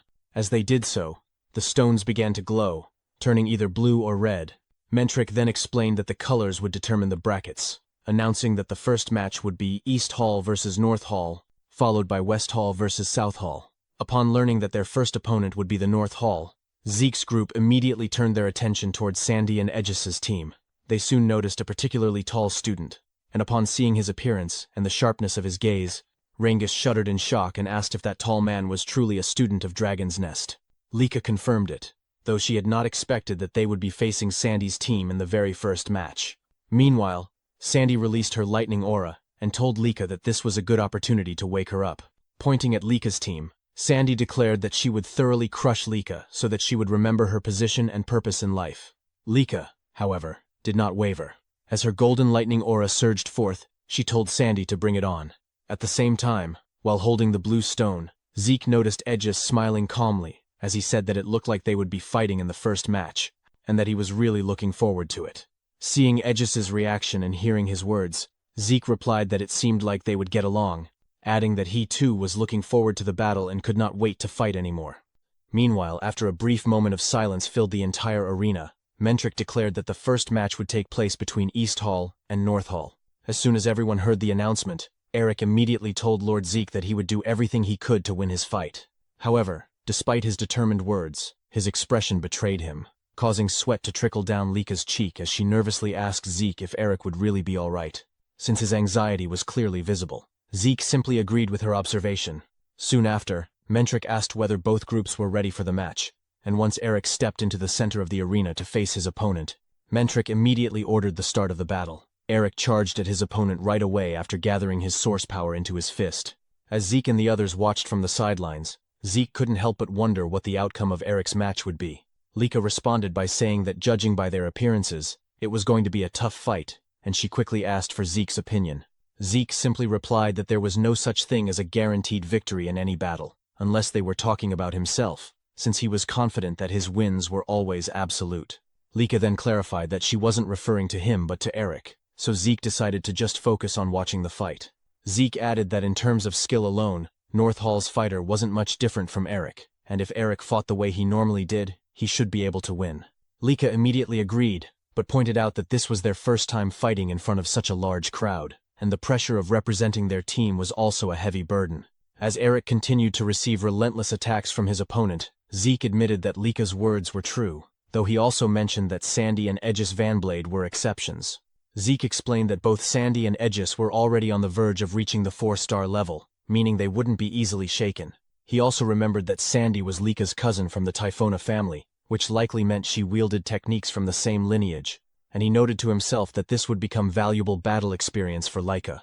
After Eric was eventually knocked down by his opponent, Mentric declared that the winner of the first match was North Hall. Because of this, Marin became extremely nervous, and despite her hesitation, she said she needed to win. Lika tried to comfort her, telling her not to be too anxious and that she would be fine, but in just a moment, Marin was also defeated by her opponent, leaving Zeke and Lika with nothing but a sigh. As Eric and Marin trembled, they apologized to Zeke for their losses, but Zeke simply laughed and said he already knew they were completely overwhelmed by the atmosphere of the arena.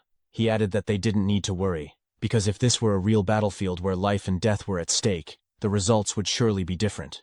Zeke cheerfully reminded them that the place they were in now was meant for learning and testing their strength, not for killing each other. He explained that lessons like today's were experiences they could only gain safely here, and that their failures would become nourishment for them on a real battlefield in the future, so they only needed to continue honing their skills. Hearing this, Eric and Marin quickly regained their spirits.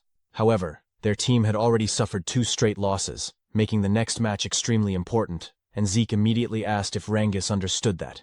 Rangus, already overwhelmed with fear and shock, begged Zeke not to make him even more nervous, saying he had been anxious since morning, and to make matters worse, he would be facing the largest and most intimidating member of North Hall. After seeing his opponent's glowing red eyes, Rangus burst into tears with his nose running, hugging Zeke while saying that his opponent was a terrifying upperclassman and he was truly scared.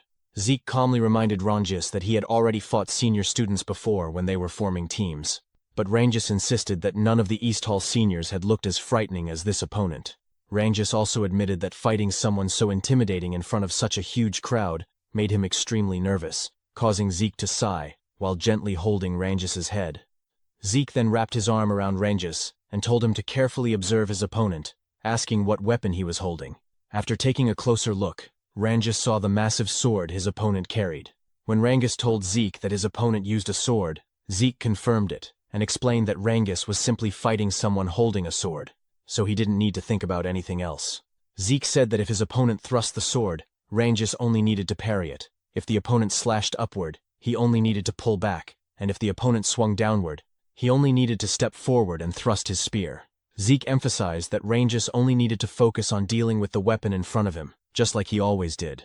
Because of Zeke's words, Ranges gradually regained his confidence. When Zeke looked into Rangis's eyes, he realized how impressive Rangis's focus was.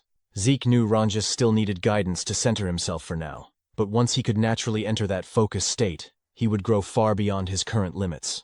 As Ranges and his opponent stepped into the center of the arena, Zeke couldn't help but wonder how much this battle would help Ranges grow.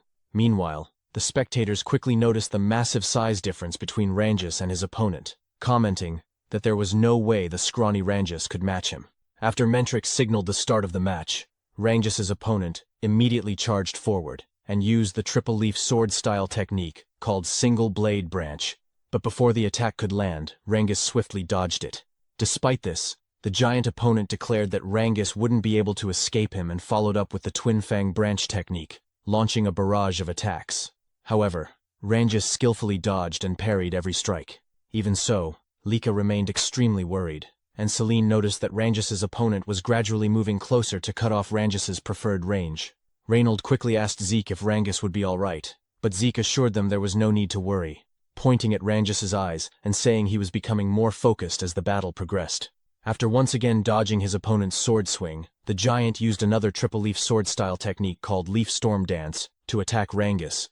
But before the attack could hit, Rangis's eyes suddenly flashed with clarity. He immediately used his Cloud Water Spear-style technique called Flowing Clouds and Water to parry the sword. The force from their clash caused the giant opponent to lose his balance, and Ranges wasted no time seizing the opportunity. Using another Cloud Water Spear-style technique called Raging Current Strike, Ranges thrust his spear into his opponent's chest, knocking him unconscious and sending him crashing to the ground. Mentrix immediately declared the match over and announced that East Hall had won the third match. Ranges sighed in relief, while Zeke smiled and stated that they should start turning the battle around. Beginning with Rangis's victory, East Hall steadily gained momentum as Celine won the fourth match, and Reynold claimed victory in the fifth match. Soon, the sixth match began between Lika and Sandy. Lika greeted Sandy, saying it had been a while since they last crossed swords like this, while both wielded lightning thunder techniques. Sandy admitted she never expected North Hall's elites to lose to younger students who hadn't even reached the 3-star level. Lika calmly replied that, as she had said before, her companions were strong. Sandy mockingly agreed, admitting she underestimated Lika's companions, but stated that they weren't the real issue between them. As Sandy released her golden aura, Lika was visibly startled and nervous. Sandy declared that Lika's companions were secondary, and that if Lika truly wanted to become the family head, she needed overwhelming power herself. Yet she was only second in East Hall. Sandy questioned whether Lika truly understood how dangerous her position was. Lika answered that she fully understood her standing, and while glancing at Zeke behind her, she said she had not given up on becoming the family head, nor on surpassing her sister Sandy, because she believed her current strength was enough to defeat her. Sandy responded by saying she wanted to see that confidence for herself. As soon as Sandy activated her ability, she vanished from Lika's sight, shocking the spectators. In an instant, Sandy reappeared behind Lika, saying she wanted to witness Lika's so-called strength. Lika quickly defended herself with her sword, but Sandy suddenly ducked in front of her and launched another attack. As they exchanged intense blows, Aegis observed that, as expected, Sandy held the advantage, though he wondered how well Lika could fight against someone who wielded lightning great sword arts even better than she did. When Sandy used the lightning great sword art called Judgment, Lika suffered a wound on her side, causing Celine and Marin to panic. After retreating, Lika reassured herself that she was fine, realizing the injury was only a scratch and that she simply needed to catch her breath. Ranges commented that Sandy was incredibly strong, amazed that Lady Lika had been pushed back so quickly, while Reynold mentioned hearing that Lady Lika had been trained by Lady Sandy when she was younger. Lika then launched another attack towards Sandy, but after easily dodging it, Sandy remarked that Lika still hadn't fixed her bad habit of wildly swinging her sword whenever she was cornered. Lika ignored the remark, and as their lightning auras clashed alongside their blades, a powerful explosion erupted in the center of the arena. Laika suffered multiple injuries during their fierce exchange. Sandy then stated that, just as she expected, Lika's bad habits hadn't improved at all, and that she couldn't even become #1 in East Hall. Sandy added that if Lika had simply joined North Hall, she would never have allowed Lika to end up like this. Despite her injuries, Lika slowly stood up and declared that the fight wasn't over. Sandy responded that it would be better for her to surrender, because she couldn't defeat her at her current level. Sandy even said that if this was how things would turn out, she should have petitioned their father from the start, and forcibly brought Lika to North Hall. Laika remained silent, and after raising her sword again, Sandy remarked that Laika was being stubborn, leaving her no choice but to teach her a lesson. In a flash, Sandy disappeared once more and reappeared behind Lika, surrounded by lightning, launching another attack. Just as Lika attempted to defend with her sword, Sandy kicked her in the side, throwing her off balance before following up with another strike. Sandy unleashed a relentless barrage of attacks, causing Lika to suffer injuries across multiple parts of her body. Celine and the others grew extremely worried, but Zeke calmly observed that Lika looked like she was about to break through another barrier. As Sandy prepared another attack, she told Lika that it would be better to surrender and use the first secret technique of the lightning great sword arts, engulfing Lika in a golden storm of lightning. The audience fell silent as they wondered if the battle had ended, but Sandy was shocked when Lika stood up again, saying that now she finally understood how powerful Sandy's lightning great sword arts truly were.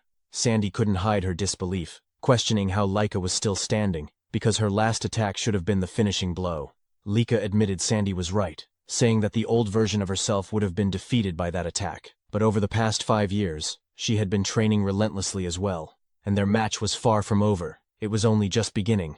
Before Sandy and Lika's match began, Zeke asked if something was bothering Lika, because she wasn't acting like her usual self. Zeke also asked if she was nervous, and Lika admitted that she was, since her opponent would be none other than her sister, Sandy. Is that so?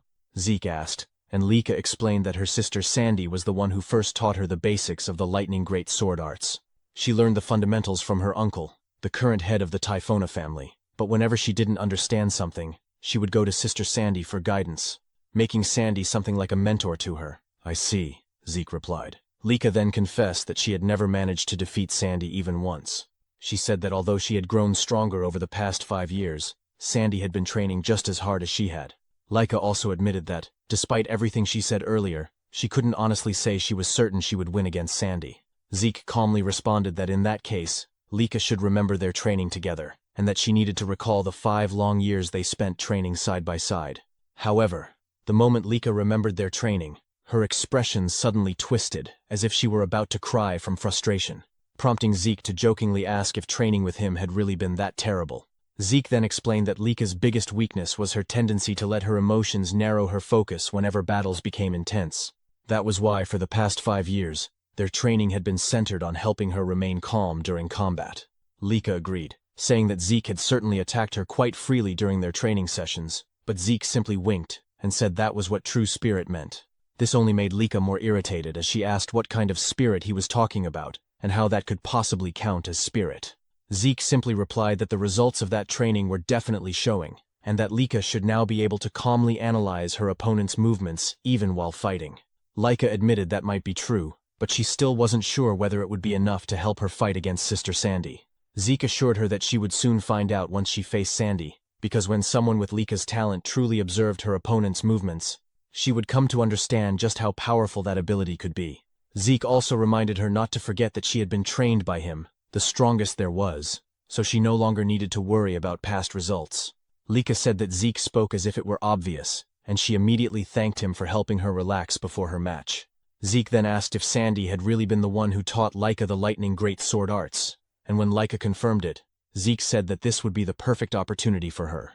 Just like during training, all she needed to do was carefully observe Sandy's techniques, because if she did that properly, she would surely grow even stronger than Sandy. Back in the present battle, Lika stated that she had carefully observed her sister Sandy's lightning great sword arts, even taking Sandy's attacks head-on to study them thoroughly, and now she had finally begun to see through them. When Sandy asked what Lika was talking about, Lika suddenly launched an attack toward her. Because of the after-images created by Lika's sword movements, Sandy couldn't determine whether Lika had slowed down or stopped, allowing Lika to land a successful strike. While Sandy was still shocked by Lika's sudden counterattack, Lika continued to unleash a relentless barrage of lightning-infused sword strikes. leaving Sandy with no choice but to endure each attack. As Lika charged forward once again, Sandy could only question what was happening and why Lika had suddenly become so fast. When Lika attempted to replicate Sandy's earlier finishing move called Judgment, the attempt initially failed. However, Lika quickly realized that her mistake was failing to replicate the tempo variation that Sandy naturally possessed, something Lika previously lacked. Now that she understood it, she simply needed to apply it properly. Sandy argued that such mastery wasn't something Lika could instantly copy just by realizing it. Meanwhile, Rangus and the others watched in awe at the sudden transformation in Lika's movements and attacks. Zeke, on the other hand, laughed in satisfaction, saying that just as he expected, fighting someone who used the same technique always produced remarkable insight. When Eric asked whether Lord Zeke truly understood the sudden changes in Lady Lika's movements, Zeke explained that Lika was learning her sister's lightning great sword arts during the fight itself, and that it was the direct result of their training, which allowed her to calmly analyze her opponent even while under heavy attack. "I see," Eric replied. As they continued watching the battle, Zeke added that Lika used to lose her composure during combat, focusing only on her own sword, but now she was different. She had gained the composure to observe her opponent while fighting, and by studying the same sword style in the middle of combat, she had reached an entirely new stage. Even so, Sandy still couldn't believe that Lika had already managed to copy her techniques, insisting that such an incomplete imitation would never defeat her. However, after another clash between their swords and lightning, Sandy was suddenly sent flying backward, unable to believe that she was being overwhelmed by Lika. Lika immediately rushed toward Sandy again, declaring that as for physical training, she had spent the past years training to the brink of death with a certain someone. As she gathered lightning for her next attack, Lika told Sandy that this was the true strength of her lightning great sword arts now, before unleashing her grand thunder technique. The attack caused Sandy's eyes to widen as golden lightning surged violently across the entire arena.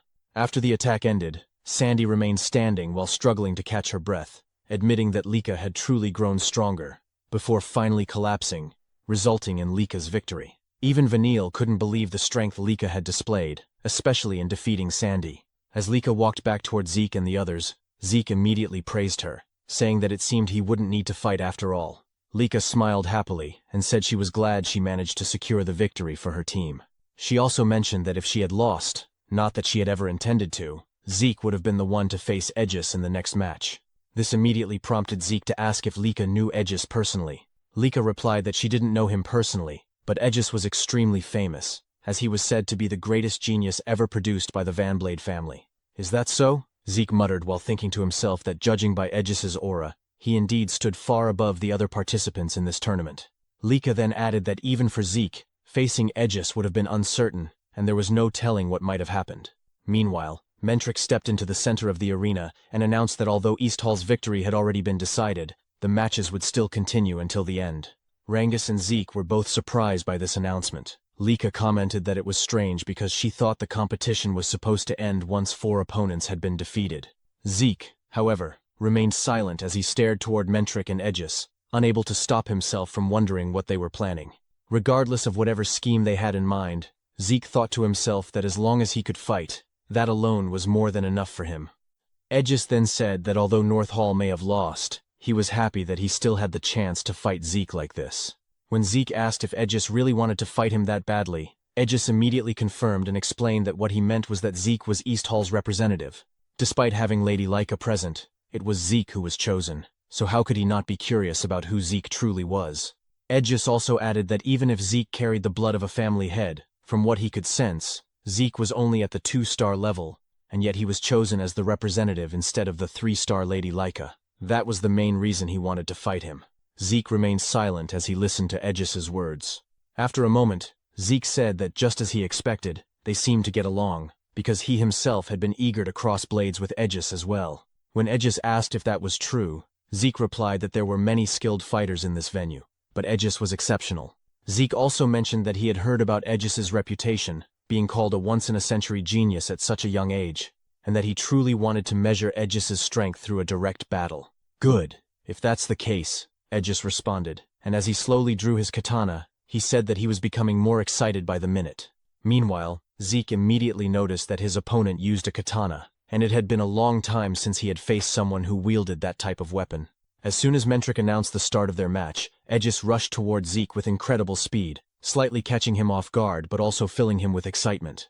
Zeke noted that with just a single step, Aegis was able to cover such a vast distance, and he couldn't help but praise Aegis's footwork. Aegis, smiling confidently, immediately used his 1,000-blade style technique called 9 blades to attack Zeke.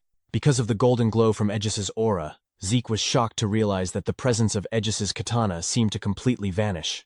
However, before Aegis's attack could strike Zeke's body, Aegis himself was startled when his blade only cut through Zeke's afterimage. After launching his attack, Aegis quickly realized that Zeke had avoided his strike by twisting his body within a split second. Aegis admitted that he was certain his attack would land, but Zeke simply smiled and praised the excellence of Aegis's strike, even asking him to show more of his techniques. Without hesitation, Aegis moved swiftly once again and unleashed another 1,000-blade style technique called Wave Blade toward Zeke. As Zeke carefully observed Aegis's attack, he commented that Aegis's blade trajectory was extremely difficult to read. Suddenly, Zeke was caught off guard when he realized that one of Aegis's attacks was coming from beneath the ground, something he had not anticipated. Even so, Zeke remained calm and continued praising Aegis's skill, saying that although he had no intention of allowing Aegis to cut him, the sword paths of Aegis were truly unpredictable. At that moment, Zeke concluded that Aegis was truly a genius, constantly changing his attack patterns without sacrificing speed or power. Aegis's source power flowed flawlessly, without a single wasted movement, delivering sharp strikes that perfectly read Zeke's breathing and rhythm. Zeke knew that such mastery was impossible without relentless training. Meanwhile, because Zeke kept evading every attack, Aegis admitted that he couldn't believe he still couldn't catch him. Aegis praised Zeke, saying that he was truly incredible, and asked what kind of training Zeke had undergone. Zeke simply asked if Aegis really wanted to know what kind of training he did, and then casually invited Aegis to train with him after their battle was over. Moments later, Zeke suddenly moved toward Aegis to launch his own attack. As Zeke's eyes flashed with determination, he struck forward with his fist toward Aegis.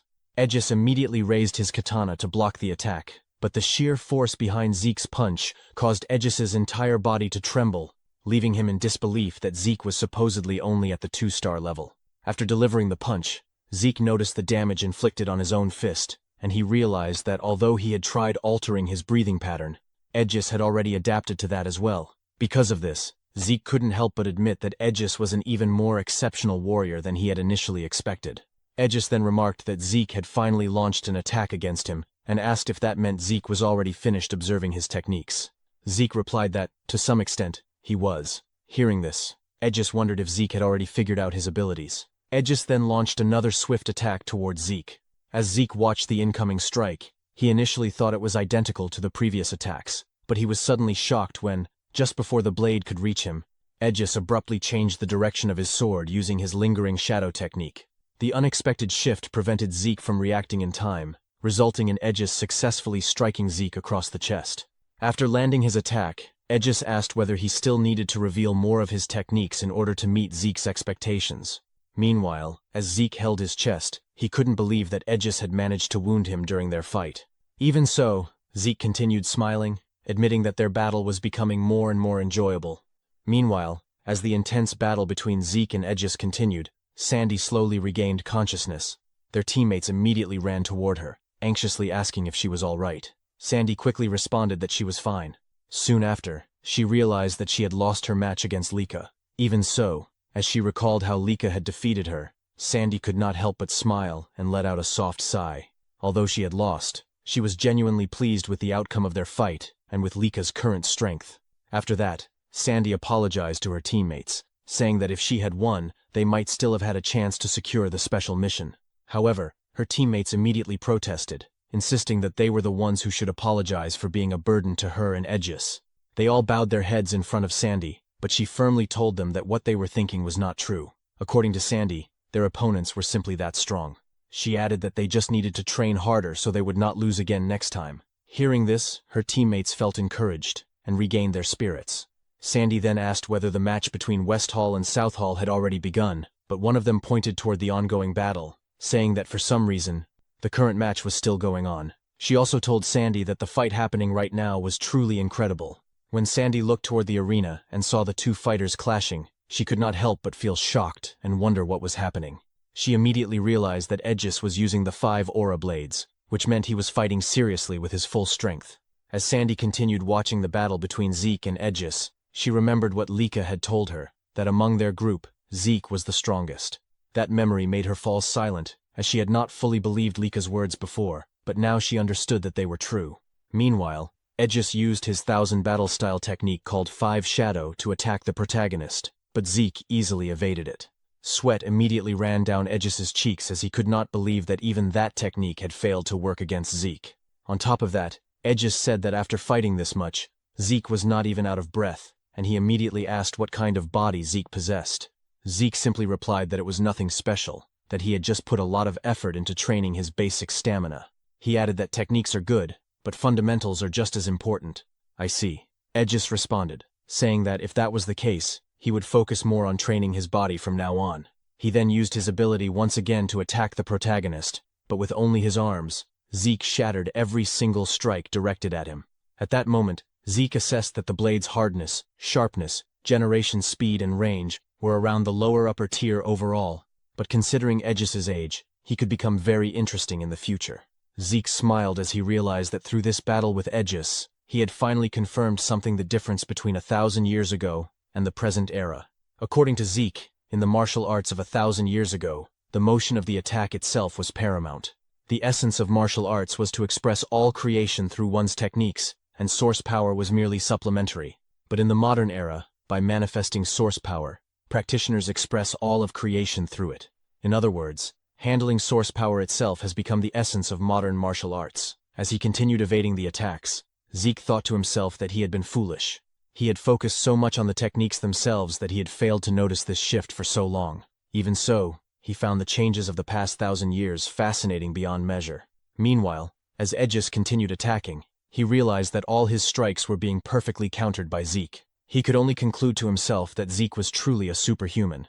Rangus and the others remained deeply worried, and Rangus mentioned that the fight had already lasted for over an hour, with no sign of ending. Lika, however, calmly said that neither of them was normal, but their battle would probably be over soon. Aegis then told Zeke that it looked like he had already finished observing all of his movements this time. Zeke did not deny it, and said that their fight had been a truly wonderful experience. I think so too, Aegis replied. Suddenly, the protagonist declared that he would pay his respect to Aegis. Therefore, what he had learned from their battle, he would now present to Aegis as a new technique. As Zeke clenched his fist, Aegis suddenly felt an overwhelming pressure. Aegis laughed, saying that now he understood why he could not defeat Zeke.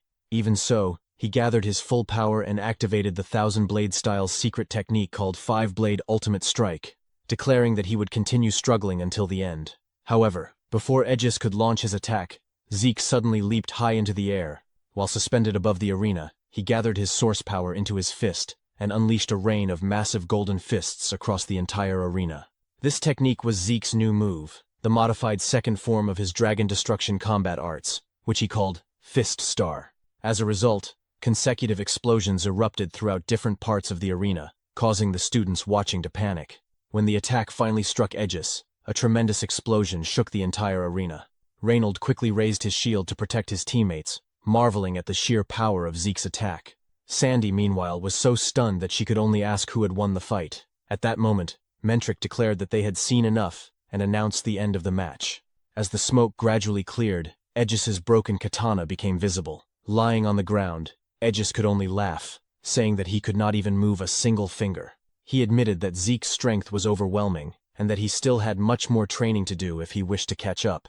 Though sweat continued to drip from Zeke due to exhaustion, he smiled as the victory was declared in favor of East Hall. The spectators could hardly believe what they had witnessed, and could not stop asking what kind of battle they had just seen, as well as how Aegis had been defeated. Mentric then announced that they would repair the arena first before starting the match between West Hall and South Hall, instructing everyone to begin preparing. Rangus and the others were filled with admiration and joy, as they had not expected Zeke to defeat Aegis. Lika commented that Zeke had once again destroyed the arena, and that he was strange in so many ways. Zeke immediately asked what she meant, adding that what mattered most was that he had won. He then said that whatever Lika meant was not important right now, because what they needed to focus on was watching the upcoming match between West Hall and South Hall. That's right, Lika agreed, adding that another candidate for the position of family head would be participating in the next match, none other than Vanille Fafnir Eldragon. After the battle between Aegis and Zeke, Zeke asked Rangus if he had gone a bit overboard, because with that level of destruction in the arena, he thought it would not be repaired anytime soon. However, Ranges told him it was fine, and asked Zeke to look toward the side of the arena. Zeke was completely stunned and immediately asked how it was possible, and how they had managed to restore the arena so quickly. Ranges then explained that the entire arena had been built using a rare stone called etherite, and when someone infused it with source power, it could restore itself to its original form. Upon hearing this, the protagonist immediately realized that this was yet another incredible material that had appeared during the 1,000 years he had been gone. As Zeke continued to marvel at the sight, Ranges added that using such an expensive material to construct an arena of this size was truly astonishing. While smiling, Zeke said that West Hall seemed to have the best overall quality, but South Hall also had some strong-looking fighters, so he wondered how their battle would turn out. However, contrary to Zeke's expectations, the match between West Hall and South Hall became utterly one-sided. At the conclusion of the battle between West Hall and South Hall, Mentric couldn't shake off a growing sense of doubt. He felt that something about Vanille's match was off. More than that, he found it hard to believe how overwhelmingly one-sided the fight had been. He couldn't help but question whether Vanille truly possessed enough strength to defeat Lila Sonar that easily. Meanwhile, Vanille calmly asked Mentric if he was going to announce the winner. Snapping out of his thoughts, Mentric looked away briefly before declaring that the victor of the match was West Hall, led by Vanille. He then added that the final battle between East Hall and West Hall would begin in 1 hour. As the announcement settled over the arena, the spectators remained unusually quiet, still unable to process what they had just witnessed. In contrast, Lila's teammates were deeply worried about her condition. One of them carried her away carefully, while Lika stared in disbelief, unable to accept that Lila had been defeated so effortlessly. Zeke, on the other hand, remained silent, observing everything. In Zeke's mind, he was certain something was wrong. The gap in strength and abilities between Lila and Vanille should not have been that wide. Yet for some unknown reason, Lila's source power flow had been completely unstable. In that state, there was little doubt that something had gone wrong with her compared to her normal condition, which explained why the fight had ended so one-sidedly. Zeke also suspected that Mentric, acting as referee, had noticed something unusual. This left him quietly wondering what had truly happened during Vanille and Lila's battle. Even Reynold couldn't believe that Lady Lila from the Sonar family would appear so helpless as they had just seen. He remarked that, as expected, a next head candidate was on a completely different level from them. However, Celine pointed out that the fight had felt too one-sided. Lika agreed, but said that perhaps that was simply the reality. It was their first time witnessing the true strength of the prominent figures from other halls, so it was difficult to determine whether something was actually wrong. Eric then mentioned that speaking of next head candidates, that included Lord Zeke and Lady Lika as well, meaning Lord Vanille must also possess incredible power like them. Though hesitant, Celine and Lika eventually nodded in agreement. Ranges, however, remained silent and absent-minded. When Eric asked what was troubling him, Ranges said it was nothing, just that Lord Vanille was astonishingly strong, and in fact, everyone from West Hall seemed powerful. His words unintentionally dampened Reynold's spirit, prompting Ranges to quickly apologize for sounding so weak-hearted right before their upcoming match. Lika then said that Ranges wasn't wrong. She admitted that she had lost her last match too, and as frustrating as it was, she was still nowhere near West Hall's level. Eric responded that if Lika was saying that, then he felt the same. He couldn't even defeat any of them, despite having more stars. Even so, he had no intention of losing. Just like Ranges and the others who managed to overcome stronger opponents, he wanted to do the same. They could still defeat West Hall. His determination reignited Celine's spirit. As Zeke watched them, he thought that their fighting spirit was finally in the right place. It seemed that Marin and Eric might truly grow from this battle. However, the bigger concern right now was Lika. To Zeke, it didn't seem like Lika had noticed Lila's abnormal source power at all. If she believed everything that happened was purely Vanille's strength, then her shaken reaction made sense. But since Zeke himself didn't know the full details, he couldn't offer careless advice. He quietly wondered what he should do. Ranges soon noticed Lika's unusual expression and asked if she was all right. Lika immediately replied that she was fine and, as she walked away, said she just needed to clear her head. Later, in a garden outside the arena, Lika sat alone by a fountain. She couldn't believe that Vanille had grown strong enough to overwhelm Lila the way he did. Even Aegis had been unable to completely overpower Lila without suffering a scratch, yet Vanille had done it effortlessly. The last time Lika fought Vanille was when they were 5 years old, and she had lost. Since then, she had trained relentlessly, determined to one day defeat him. She had believed she had finally caught up, yet what she witnessed today shattered that confidence. If the match order remained unchanged, Vanille's opponent would likely be Zeke. Strangely, she felt relieved at that thought, since it meant she wouldn't have to face Vanille herself, but she hated herself for feeling that relief. It was as if she had already admitted defeat, despite her long-standing desire to overcome him. Suddenly, Vanille appeared and asked what she was doing there. With a mocking tone, he commented that she looked awfully serious while sitting alone. Lika's eyes narrowed as she demanded to know what he wanted, stating that they had nothing to discuss, and that she had no intention of talking to him. Vanille smirked and told her not to be so prickly. If he became the head of the Eldragon family, she might end up as his wife. At those words, Lika stood abruptly and told him to be silent, declaring that she would be the one to become family head. She began walking away, but Vanille stopped her with his words. He said he knew she was thinking that she couldn't defeat him. He couldn't blame her, since she had failed to beat him back then either. Surely she had seen what he did to Lila.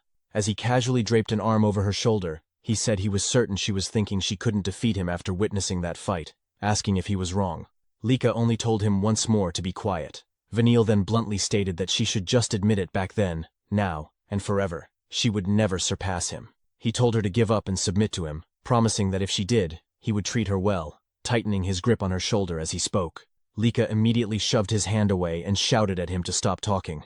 Vanille merely remarked that her reaction wasn't cute at all. Without another word, Lika walked away. As she left, Vanille coldly muttered that after placing his arm around her and gripping her shoulder like that, it was already the end for her. He then turned to his subordinate and said they both knew what needed to be done next. The subordinate replied that Vanille could leave everything to them. He then asked whether they shouldn't prepare for the illegitimate brat, Zeke, the same way they had prepared for Lika.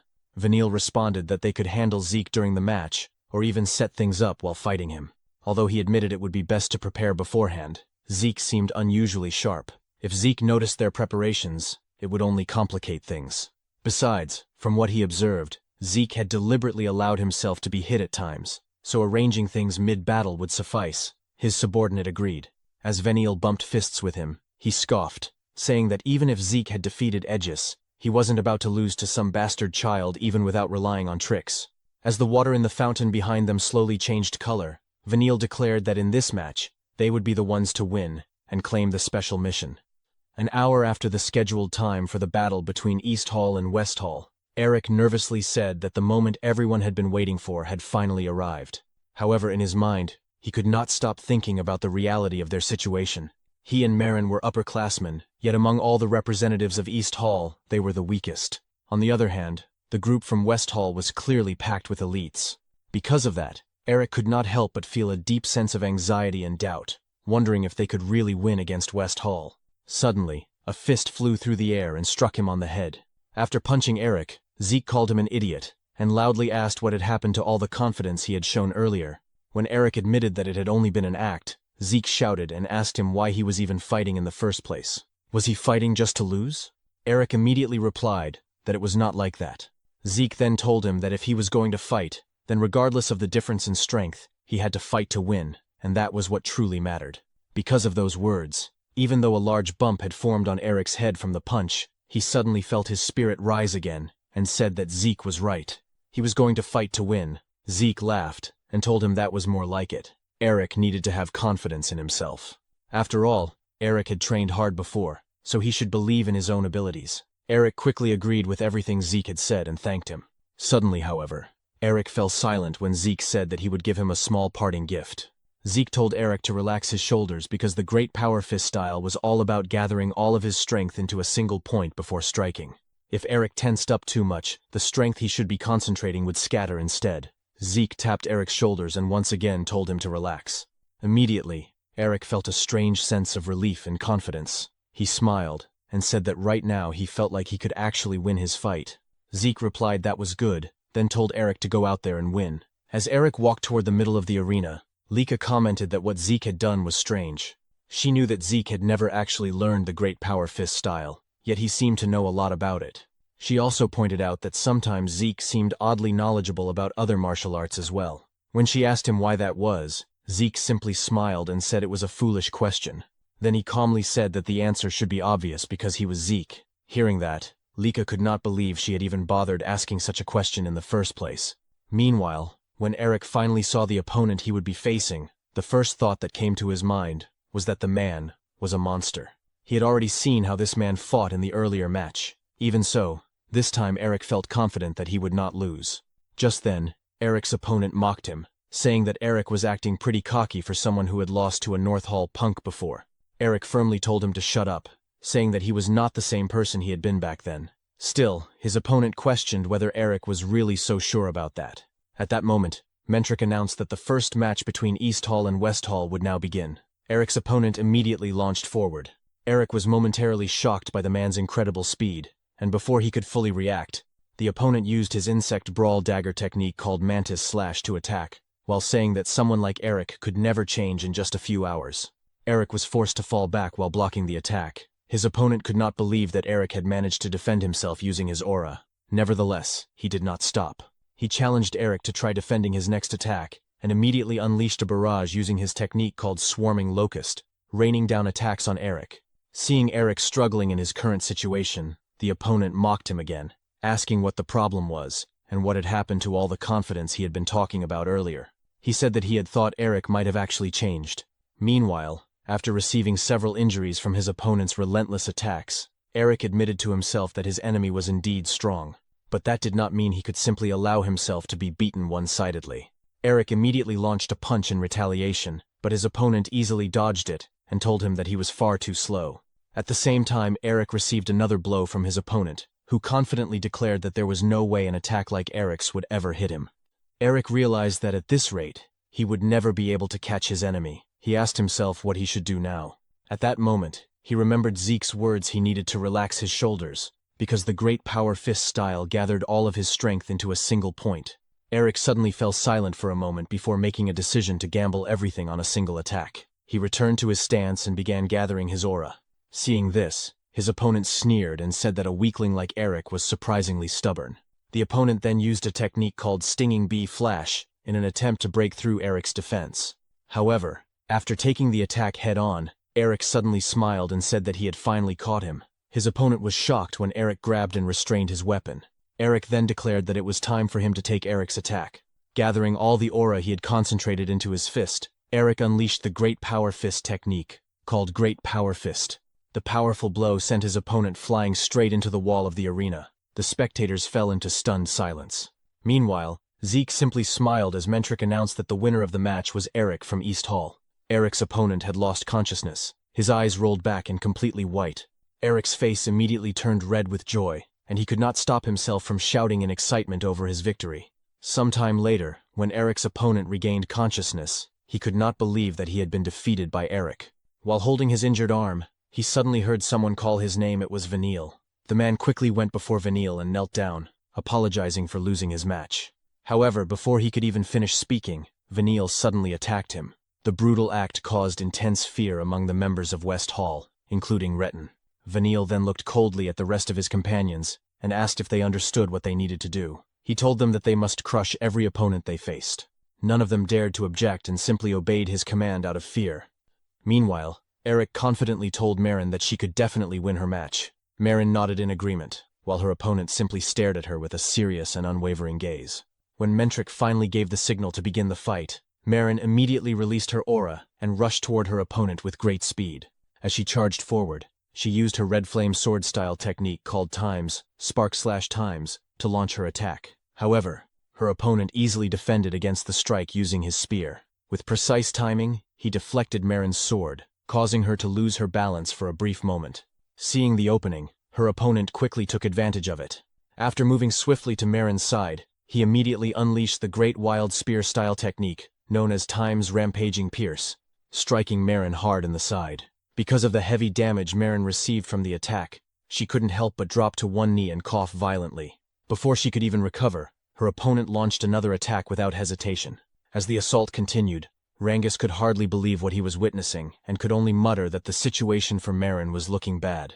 Meanwhile, as blood continued to spill from the wounds Marin was receiving during the fight, Lika trembled with anger toward Marin's opponent, and even Celine said that she couldn't bear to watch any longer. Eric, now cursing under his breath in anger, was about to rush toward Marin's opponent, but Reynold quickly stopped him, firmly reminding him that he was not allowed to interfere in the fight. Reynold added that the match hadn't been officially called yet, and if Eric jumped in now, the East Hall would lose by disqualification. After some time passed, Mentric finally declared that the winner of the match between Marin and her opponent was the West Hall. While Marin lay there unconscious, her opponent arrogantly stepped on Marin's face. As Mentric's declaration of victory echoed through the arena, Eric and the others immediately ran toward Marin. While Eric and Lika were filled with deep worry as they saw Marin lying there, covered in blood, Zeke remained silent as he watched everything that had happened. However, the intense anger on his face revealed just how furious he was at the severe injuries Marin had suffered. As Rangus and Celine continued to worry about Marin, Eric shouted Marin's name in desperation. Rangus couldn't help but wonder if Marin would be all right, while Celine said that the injuries Marin had received from her opponent were far too excessive. Zeke, on the other hand, had a look of intense anger on his face, yet he remained silent as he calmly watched their enemies. As Marin's opponent began walking away from the scene, Eric suddenly shouted at him. Raising his voice, Eric demanded to know if there had been any need for him to go that far. The opponent's expression darkened slightly, and when he turned back, he asked if they had a problem. When Eric asked what he meant by that, the man simply replied that what had happened was a battle, in other words, real combat, and he had merely gone all out to ensure a certain victory against Marin. Hearing that only made Eric angrier. He said that even if it had been a battle, what he did to Marin was still too much, especially since she had suffered severe injuries and lost consciousness. Celine also shouted in agreement, saying Eric was right, and that Marin's opponent didn't need to go that far. The man merely smiled mockingly and said they were too soft. According to him, those from West Hall never showed mercy to their enemies in real combat. As he pointed at Eric and the others, he said that in West Hall they simply crushed their enemies, and that was all there was to it. Lika immediately stepped forward and walked toward Marin's opponent. With a dark expression, she asked if what he had done was an order from Vanille. However, the man answered arrogantly, saying, "So what?" He added that if they didn't like it, they could just forfeit. Then he asked Lika if she didn't understand what it meant that the referee hadn't stopped the match. He continued by saying that Marin had still shown the will to fight, and that he had only needed to break that will. After that, he asked them if what he had done wasn't simply natural. Lika shouted again in anger, but Marin's opponent only complained that they were being too noisy before turning his back on them. As he walked away, he mockingly told them they should worry about themselves first before worrying about their friend, because all of them would end up the same way Marin did. Not long after that, Retin suddenly stepped in and said, "That's just how it is." He added that they were welcome to forfeit right there if they wanted.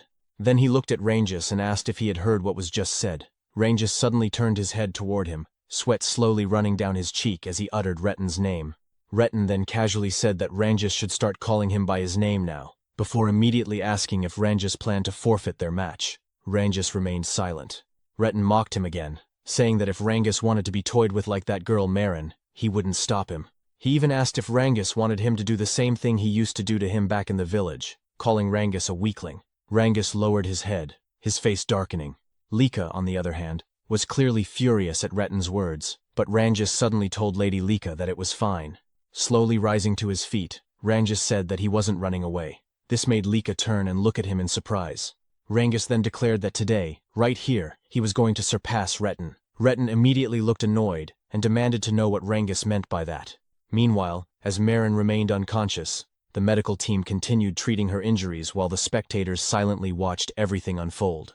In the middle of the arena, Rangus let out a deep breath while gripping his spear when suddenly someone called his name, startling him. Rangus was both confused and astonished because he immediately recognized the voice. It was Zeke's. When he turned to look at him, Zeke calmly told him not to worry because no one else could hear them. According to Zeke, he was speaking directly into Rangus's mind. He explained that he had recreated this technique a few years ago, after reading many books. As Rangus wondered where he should even begin commenting on what Zeke had just done, Zeke told him that more importantly, the reason he used the technique was to give Rangus a piece of advice. When Rangus asked what advice he meant, Zeke said, "There is a saying clouds drift freely, and water flows gently." Rangus began wondering what exactly Zeke meant by that proverb. Zeke continued, saying that clouds drift without a care and water flows ever so gently. He added that whenever Rangus was struggling, he should picture that image in his mind. Just then, Mentric asked what Rangus was doing. Rangus immediately apologized and quickly assumed his battle stance. Mentric then announced that the second battle between West Hall and East Hall would begin. The moment Rangus heard the start of the match, he moved forward and used his Cloudwater spear-style technique called Water Pierce to attack Retin. Retin was briefly surprised by Rangus's speed, but he easily countered the attack and deflected the spear. Retin then told Rangus not to get cocky, calling him a little weakling, He used his serpent strike sword-style technique called ambush pierce. His aura took the shape of a snake, as it shot directly toward Rangus's chest. As Rangus defended himself against the attack, Retin sneered and said that was all Rangus had behind his big talk. He mocked him further, saying Rangus looked pathetic and calling him a little runt as he charged forward to attack again. Rangus remained silent, raising his spear once more to prepare for the incoming strike. However, when Retin used another serpent strike sword-style technique called serpentine slash, Rangus was caught off guard. The attack twisted and curved like a snake, making it impossible for him to block properly, and he was struck in the side. Rangus immediately thought that he was certain he had defended against the attack, yet somehow Retin had changed the direction of his strike mid-attack. Retin mockingly asked what was wrong with him and told Rangus to try hitting him back if he even could. Determined not to lose, Rangus declared that he could still attack and hit Retin. He immediately used another Cloudwater spear-style technique, called flowing clouds and water. But before their weapons could clash, Retin suddenly smiled. In the next instant, his attack curved again and changed direction, striking Rangus once more and sending him flying away. The explosion that followed caused Lika and the others to worry greatly, while Zeke simply remained silent as he watched the battle. After the dust slowly cleared, Rangus could be seen kneeling on the ground while holding onto his spear. Rangus thought to himself that he had tried to deflect and counter Retin's attacks, but every move he made was being turned against him. Retin asked if Rangus had been thinking about using his movements to counterattack. Laughing mockingly, he told Rangus to give him a break. He called Rangus a poor guy, before revealing that his specialty was countering. Retin then said it was unfortunate for Rangus, because he was several levels above him in every way. Meanwhile, Rangus struggled to stay standing, gripping his spear so he wouldn't collapse. He said that what Retin claimed was impossible. However, Retin suddenly stepped forward, grabbed Rangus by the hair, and said he didn't know what kind of delusion Rangus was living in. He mockingly declared that a child of a pseudo-dragon could never become strong. According to him, Rangus was nothing in the end, just a weakling like his father. Even while struggling, Rangus told Retin not to dare insult his father, but while holding Rangus by the hair, Retin punched him in the face and called him a fake dragon. Rangus fell to the ground, yet Retin continued kicking and attacking him repeatedly, while shouting that a fake dragon like Rangus could never defeat the real thing. As Rangus continued to receive heavy blows from Retin, he began to think to himself that he really was hopeless after all. He thought he had grown stronger, but perhaps it had all been a delusion because he was still weak. Tears slowly streamed down his face as the thought echoed in his mind that he was just a fake dragon after all. At that moment, a memory resurfaced. It was a time when he and his father were fishing by the riverbank. His father had asked if Rangus liked fishing, and Rangus's father said that he liked it too. He told Rangus that as he could see, he loved fishing while gazing at the clouds and the flowing water, just like he was doing at that moment. When Rangus asked if his father liked clouds and water, his father smiled and said that clouds always drift so serenely, and the river water continues flowing endlessly. Watching them, he said, made him realize that human worries were actually very small and trivial things.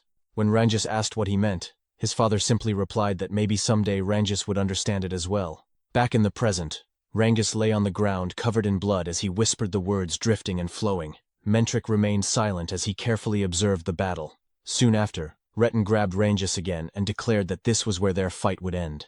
As Retin gathered his aura into his fist for the finishing blow, he said that a fake dragon would always remain a fake. He added that Rangus should crawl through life on his hands and knees, but when Rangus opened his eyes, he remembered Zeke's words before the battle began. Just like water flowing gently, Rangus's aura began to flow smoothly through his body. Before Retin's attack could land, Rangus managed to block it.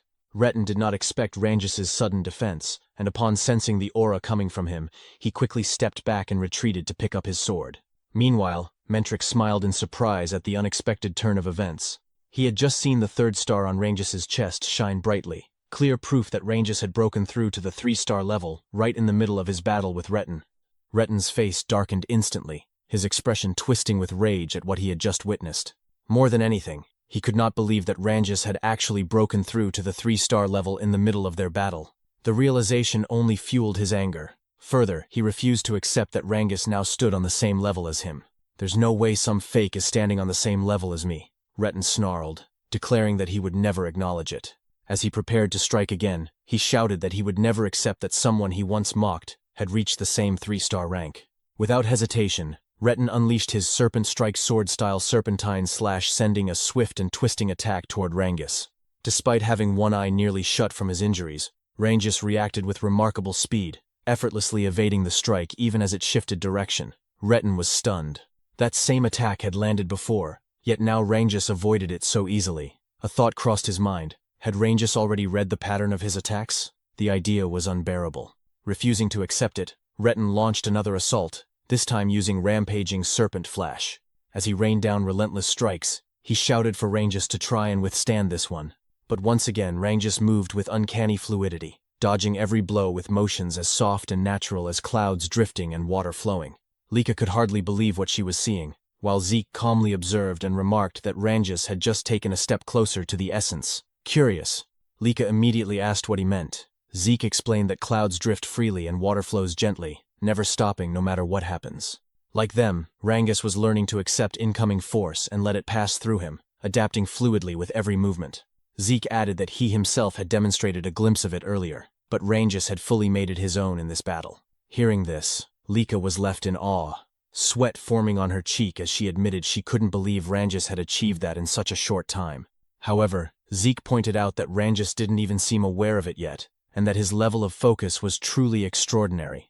Retin, on the other hand, could only curse in frustration as he watched everything unfold. For reasons he couldn't explain, fear began creeping into his heart. Shouting desperately, he warned Rangus not to come any closer as he unleashed a barrage of attacks. Yet, just like before, every strike was easily avoided. When Retin's sword finally clashed with Rangus's spear, he couldn't withstand the force behind it. As he prepared to attack again, Zeke suddenly laughed in excitement, saying that this was exactly it, because water doesn't always flow calmly. Seeing the attack Rangus was about to unleash, Retin panicked. He turned and ran, cursing and questioning how Rangus had become this strong. Meanwhile, Rangus slowly formed a swirling water tornado at the center of the arena. Zeke declared that once water grows wild, no one can stand against its current. The attack struck Retin square in the chest, sending him flying as he coughed up blood before losing consciousness. Seeing Retin's condition, Mentric immediately declared the match over and announced East Hall as the winner. Rangus stood there in shock, unable to fully grasp what had just happened. As he questioned everything, Lika and the others ran toward him, calling his name. Lika excitedly praised him, saying he was amazing and congratulating him on reaching the 3-star level and winning right after. She called it the best outcome possible. But Rangus, still confused, asked if she was really talking about him if he had truly broken through and won. When he looked over at Retin lying unconscious, disbelief filled his eyes. He couldn't believe he had defeated someone who had mocked and hurt him since childhood back in their village. Even so, he kept asking if he had really won. Celine happily confirmed it, saying his match was incredible. Stuttering, Rangus finally admitted that he had truly defeated Retin. As he stared at him, memories flooded back, and before he knew it, tears began to fall. Eric immediately put an arm around him and asked why he was crying, then curiously questioned what that crazy move earlier had been. Still unaware, Rangus asked what he meant. Lika added that she also wanted to know what that attack was. Reynold described it as a massive water dragon surging upward like a waterfall, saying it looked insane and incredibly cool. Rangus could only shake his head, insisting he didn't know any move like that, but Reynold was certain that was exactly what it looked like. Then Zeke finally spoke, revealing that the technique Rangus used was called Rising Dragon Pierce.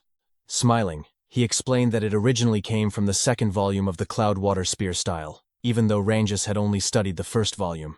Rangus was surprised, while Lika immediately questioned how Zeke knew about the second volume. Zeke, however, couldn't tell them that he was the one who had created the technique. Lika then realized just how incredible Rangus was. He had reached the second volume purely through self-study. Zeke went on to explain inwardly that the Cloudwater Spear style was a martial art he had created in his previous life, though he didn't remember ever writing it into a book. Most likely, later generations had documented and divided it into multiple volumes, hiding its true essence in the upper levels so immature fighters wouldn't access it. Yet despite that, Rangus had carved a path to that hidden essence through his own strength alone. To Zeke, it was a wonderful sight, such young talent blooming before his eyes. Just then, Mentric called out to East Hall, asking how long they planned to stand around chatting.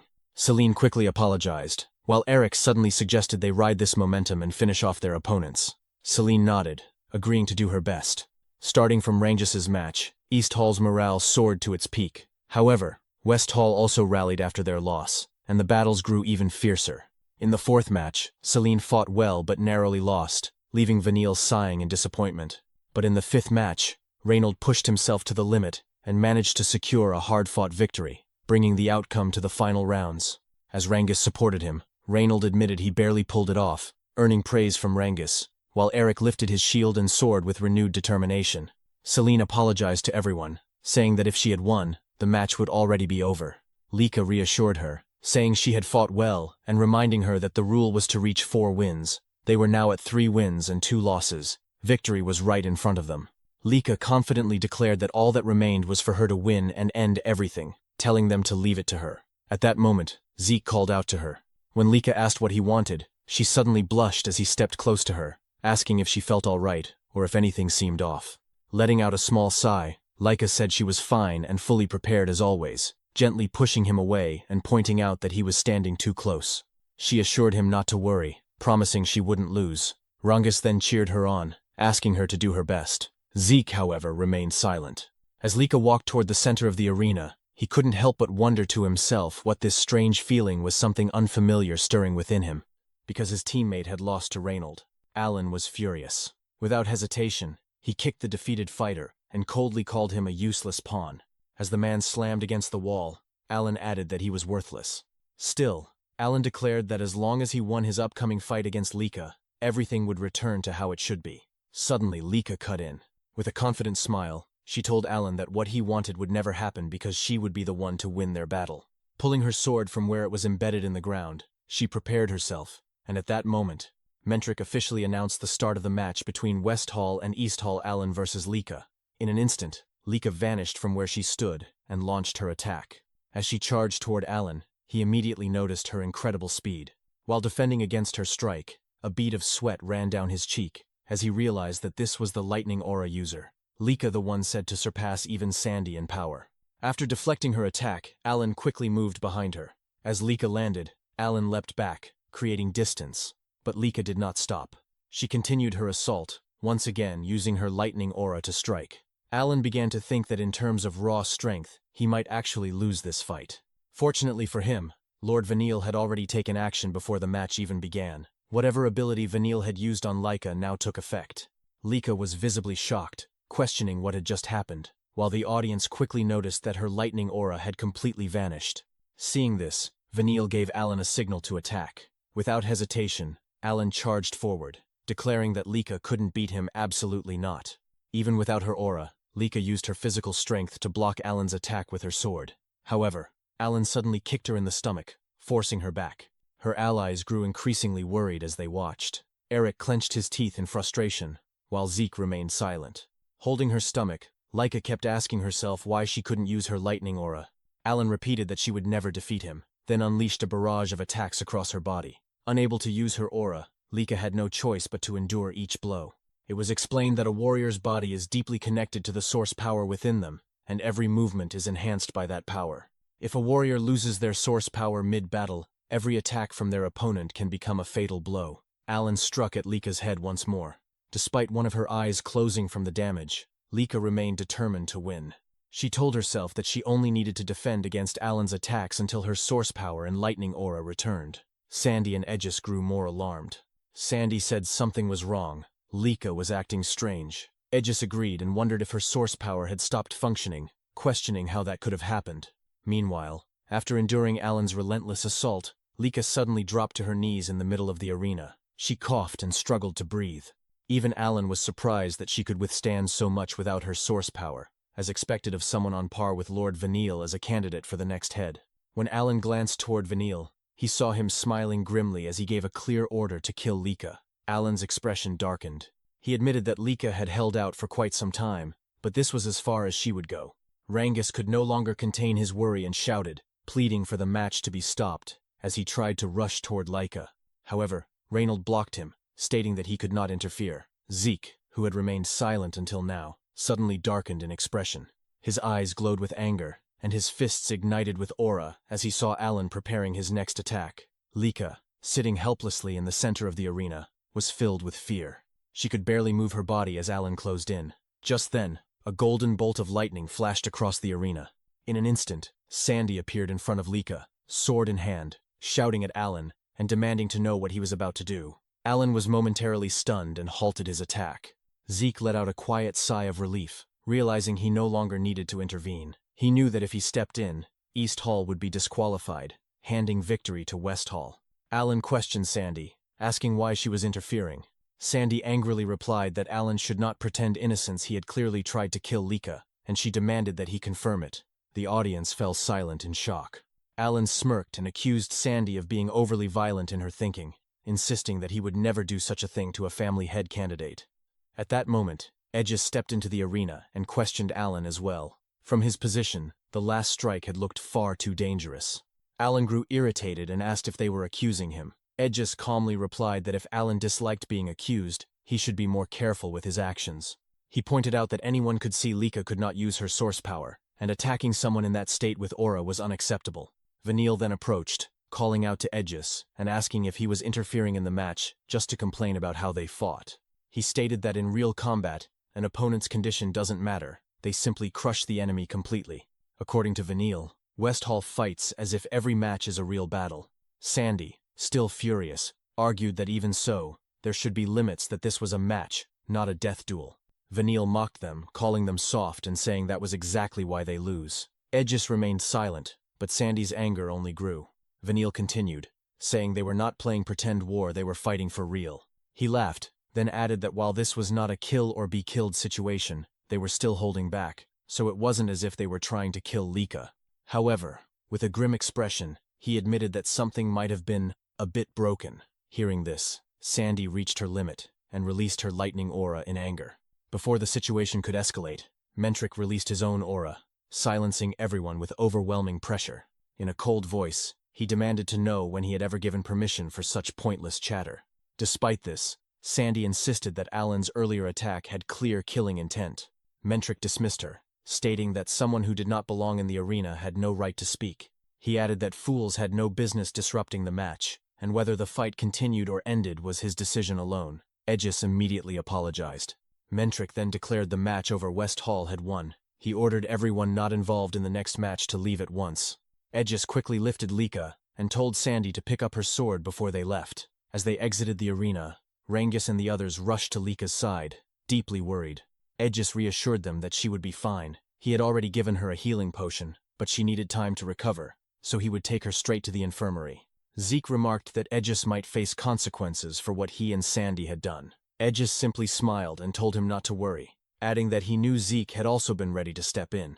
Zeke jokingly denied it. As Edges carried Lika away, Sandy commented that something about all of this felt wrong. Alan was strong, yes, but for Lika to be overwhelmed like that was impossible. Edges agreed, saying that something had already felt off since the very first match with Lila. There was definitely something going on with West Hall. While Lika remained unconscious, Edges warned Zeke to be careful in his upcoming fight against Vanille. Zeke gave a slight nod, saying he appreciated the concern. As he walked toward the center of the arena, Vanille pointed his weapon at him and declared that it was unfortunate Zeke would never be able to defeat him, and East Hall's loss was already guaranteed. Zeke ignored him completely. Instead, he casually stretched right in front of him. Vanille fell silent, veins bulging on his face in irritation. Mentric then announced the 7th match between East Hall and West Hall. The moment he gave the signal to begin, Zeke moved. In an instant, he delivered a powerful punch straight to Vanille's jaw, causing him to spit blood. Zeke coldly remarked that Vanille's smug attitude really irritated him, and he wanted to see how long he could keep it up. The force of the blow sent Vanille flying into the wall at the far end of the arena, triggering a massive explosion. The audience was left in complete shock, their jaws dropping, while even Mentric widened his eyes in disbelief at what he had just witnessed. Zeke then added that for someone who talked so much about real combat, Vanille had left himself completely open and asked if this was the kind of real combat he liked. Before receiving a devastating attack from Zeke, Vanille first heard him ask and confirm whether those from the West Hall were truly fighting as if it were real combat. Because of this, confusion was clearly written across Vanille's face at the question from our protagonist, until Zeke stated that he would also fight Vanille in real combat mode, and asked if he was sure he wouldn't regret it. Vanille then questioned what Zeke meant, and arrogantly replied that Zeke would be the one to regret this battle, while silently wondering to himself what Zeke was talking about. Zeke then spoke again, and as he clenched his fists, his eyes faintly glowed while his expression darkened. Suddenly, Alan shouted, "Lord Vanille!" with both shock and concern. Although Zeke launched a powerful attack toward Vanille, the latter still managed to counter with a strong move of his own. a fast-moving sphere of wind rushing toward Zeke. However, before it could hit, Zeke simply tilted his head slightly, effortlessly dodging the attack as it crashed into the arena wall. When Vanille stood up, he cursed under his breath. Despite clearly feeling the impact of Zeke's strike, he couldn't understand how Zeke was still standing in the center of the arena. Vanille knew he had countered as quickly as possible when Zeke attacked him, so how was it that Zeke remained completely unharmed? Zeke then remarked that he now understood Vanille possessed wind-type source power, and asked if he was from one of the 4 great families. He also questioned whether that was the special source power of Vanille's clan. Vanille, still furious, simply called Zeke a bastard. In response, Zeke mocked him, asking how real combat felt, adding that he had even tried to match Vanille's style a bit for his sake. This only fueled Vanille's anger further. As he demanded an explanation, he suddenly froze. Zeke had already moved behind him in an instant. Glancing back slightly, Zeke's eyes glowed again as he calmly said, "That's the second time." He then struck Vanille at the back of the neck, sending him flying across the arena. As Vanille skidded to a halt, he questioned what kind of absurdity this was, how someone like him was being handled so easily by Zeke. When Vanille stood once more, Zeke immediately closed the distance again. As he prepared another attack, Zeke remarked that thinking in the middle of a real fight wouldn't help, and asked if Vanille had always felt safe until now. Then Zeke delivered another powerful punch straight to Vanille's chest. The impact shook his entire body. His eyes turned white as he coughed up blood, collapsing to his knees in front of Zeke. "That makes 3 times, Zeke said. Trembling from pain, Vanille demanded to know what Zeke was talking about, what exactly he was counting. Zeke simply replied that it was obvious. He was counting how many times Vanille had already died in this battle. Vanille, still confused, listened as Zeke explained. The first was when he struck his face, the second was the blow to his neck, and the third was the attack to his heart. Zeke added that the only reason Vanille was still alive was because of the rules. Enraged, Vanille shouted that there was no way that was true, but Zeke kicked him in the face mid-sentence, declaring that Vanille was right, this was real combat, and break time was over. Talking to your enemy wasn't part of it. The force of the kick sent Vanille rolling across the arena. Sandy's expression darkened as she watched, unable to believe what she was seeing. Sweat trickled down her face as she said that the battle between Zeke and Vanille could no longer be called a fight. Edgis agreed, adding that, compared to this, his own match with Zeke felt like nothing more than a friendly spar. He went on to say that Zeke's strength was unreasonable, that he was the very definition of unfair. Standing in the middle of the arena with a faint smile, Zeke asked Vanille if he was starting to understand what real combat truly was. As Vanille lay trembling on the ground, struggling from his injuries, Zeke acknowledged that crushing the enemy completely was indeed important on a battlefield, just as Vanille had said. He added that Vanille and the others from West Hall would likely become excellent warriors in the future. As Vanille tried to crawl toward him, Zeke briefly closed his eyes and pointed out that they were not on a battlefield. Their match was under the supervision of instructors, with healing potions readily available. He described it as a very soft environment for someone like Vanille to be talking about real combat. Vanille, still struggling, told Zeke to shut up, but Zeke continued, saying that the real combat Vanille spoke of was far removed from reality, that he was merely running away from his own weakness. He then asked if he was wrong. Instead of answering, Vanille shouted repeatedly for Zeke to be silent, his anger reaching its peak. Suddenly, a green whirlwind formed behind him, leaving the spectators stunned. Vanille declared that someone like Zeke, a bastard child, had no right to lecture him. Zeke calmly asked if Vanille was going through a rebellious phase, saying that if that were the case, nothing he said would get through anyway. He added that as Vanille's opponent, it was fine for him to release all his frustration. Vanille, preparing his attack, told Zeke to shut up and stop acting like he knew everything. He then unleashed his wind-rending fan art, Stormblade, sending a barrage of wind attacks at Zeke. Zeke easily leapt into the air, dodging every strike. While airborne, Vanille thought to himself that he only needed one chance, just a moment to touch Zeke. Elsewhere, Rangus, unable to understand what was happening, asked why the ground was tearing apart when he couldn't see anything. Edgis explained that it was Vanille's power, the wind aura of the Fanold family, one of the 4 great houses. He added that wind aura was invisible, so it was natural that Rangus couldn't see it. Sandy, still irritated, called it a nasty power that suited Vanille perfectly. Edgis laughed and told her not to say things like that, though he admitted that regardless of whether it was annoying, it was difficult to deal with. Vanille's continuous invisible attacks made him a tough opponent. Hearing this, Rangus grew even more worried. Meanwhile, in the arena, Vanille was baffled none of his attacks were hitting Zeke, even though Zeke couldn't see them. Zeke simply replied that he only needed to follow the flow of the air. Vanille couldn't believe it, calling it nonsense. Suddenly, Zeke struck Vanille on the head and pointed out that his defense was wide open again. Clutching his head, Vanille declared he had truly had enough of Zeke. He launched a rapid series of attacks, but Zeke avoided them effortlessly, hands behind his back and eyes closed, as if playing around. After being cursed at again, Zeke remarked that Vanille really was in a rebellious phase. When Vanille finally stopped attacking, Zeke asked if he felt better, but Vanille only grew more furious, threatening to kill him. Zeke responded that Vanille's stubborn will was admirable in a warrior. As he delivered another blow, he added that Vanille's body had long since reached its limit. Vanille dropped to his knees once more.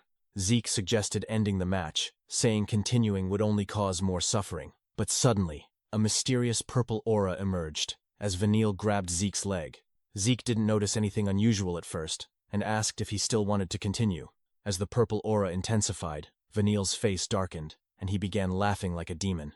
When Zeke questioned what was happening, Vanille gathered his aura into his weapon and declared that this would be Zeke's end. He unleashed Gale Bullet from his wind-rending fan arts. Zeke tried to use his source power to defend, but something felt off. He couldn't use it.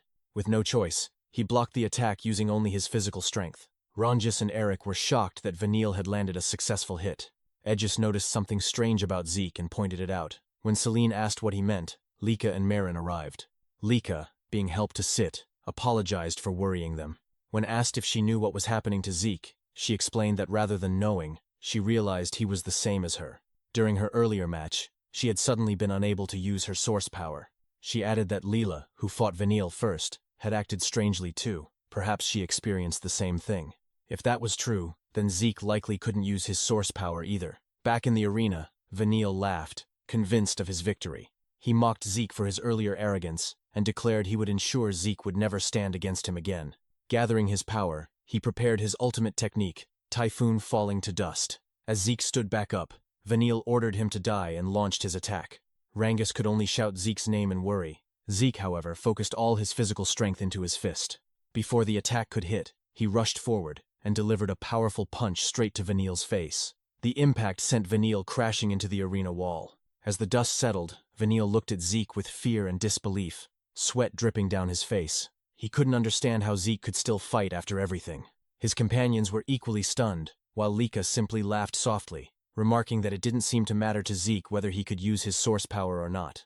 Vanille could hardly believe it. Even after unleashing his mysterious power, Zeke still managed to stand despite taking the full brunt of his attack. He couldn't stop himself from wondering how was that even possible. Meanwhile, as Zeke rose to his feet, he noticed a strange purple energy flowing both inside and around his body. It didn't take him long to confirm what it was poison. Because of this, Vanille grew even more furious and confused. How did Zeke figure it out? According to him, that poison shouldn't have been detectable at all. Then, without warning, Zeke spoke. He remarked that Vanille had finally scored a passing mark, and said that he now understood why everyone who fought against Vanille and Alan ended up losing so one-sidedly. Zeke added that he had figured out the poison only activates when source power is stirred. He admitted that it had even slipped past him until the moment he used his own source power. Still, he acknowledged that Vanille had done quite well in creating such a poison. Vanille declared that his poison had completely sealed Zeke's source power and demanded to know how he withstand his last attack. But Zeke responded proudly, saying that something like Vanille's poison was meaningless against a thoroughly trained body. Even if his source power was sealed, it was nothing more than a minor inconvenience. He added that someone like him, the strongest, would never be shaken by such a thing. Hearing his poison dismissed so easily only fueled Vanille's anger. With a furious voice, he asked if Zeke was saying that his creation, his true killing poison, was meaningless. Zeke tilted his head slightly and asked if Vanille had made it himself. He observed that the poison seemed harmless to its creator, noting how Vanille could channel it into his opponent using source power without suffering any side effects. Zeke admitted that it was a groundbreaking kind of poison, and that creating something like it was truly impressive. But then he raised his voice and declared that it simply didn't work on him. Taking a deep breath, Zeke forcefully expelled all the poison from his body through his nose. Vanille's eyes widened in shock. Sweat began to form on his face as he watched in disbelief Zeke had detoxified himself, and even expelled the poison through his nostrils. Zeke calmly explained that while the poison was indeed unique and interesting, that was as far as it went. In the end, everything came down to his own strength. If Vanille relied entirely on his poison, then he still had a long way to go. Veniel froze for a moment, stunned by those words, before asking what Zeke meant. But instead of answering directly, Zeke simply asked if Veniel was satisfied now. That question only made Veniel grit his teeth harder. Memories began flooding his mind, memories of the harsh world he grew up in. He recalled his mother's cold words, telling him that no matter what, he had to become the next head of the Eldragon family, and if he couldn't, then he had no reason to exist. He remembered the constant praise surrounding Lady Laika, who had already mastered the family's secret technique.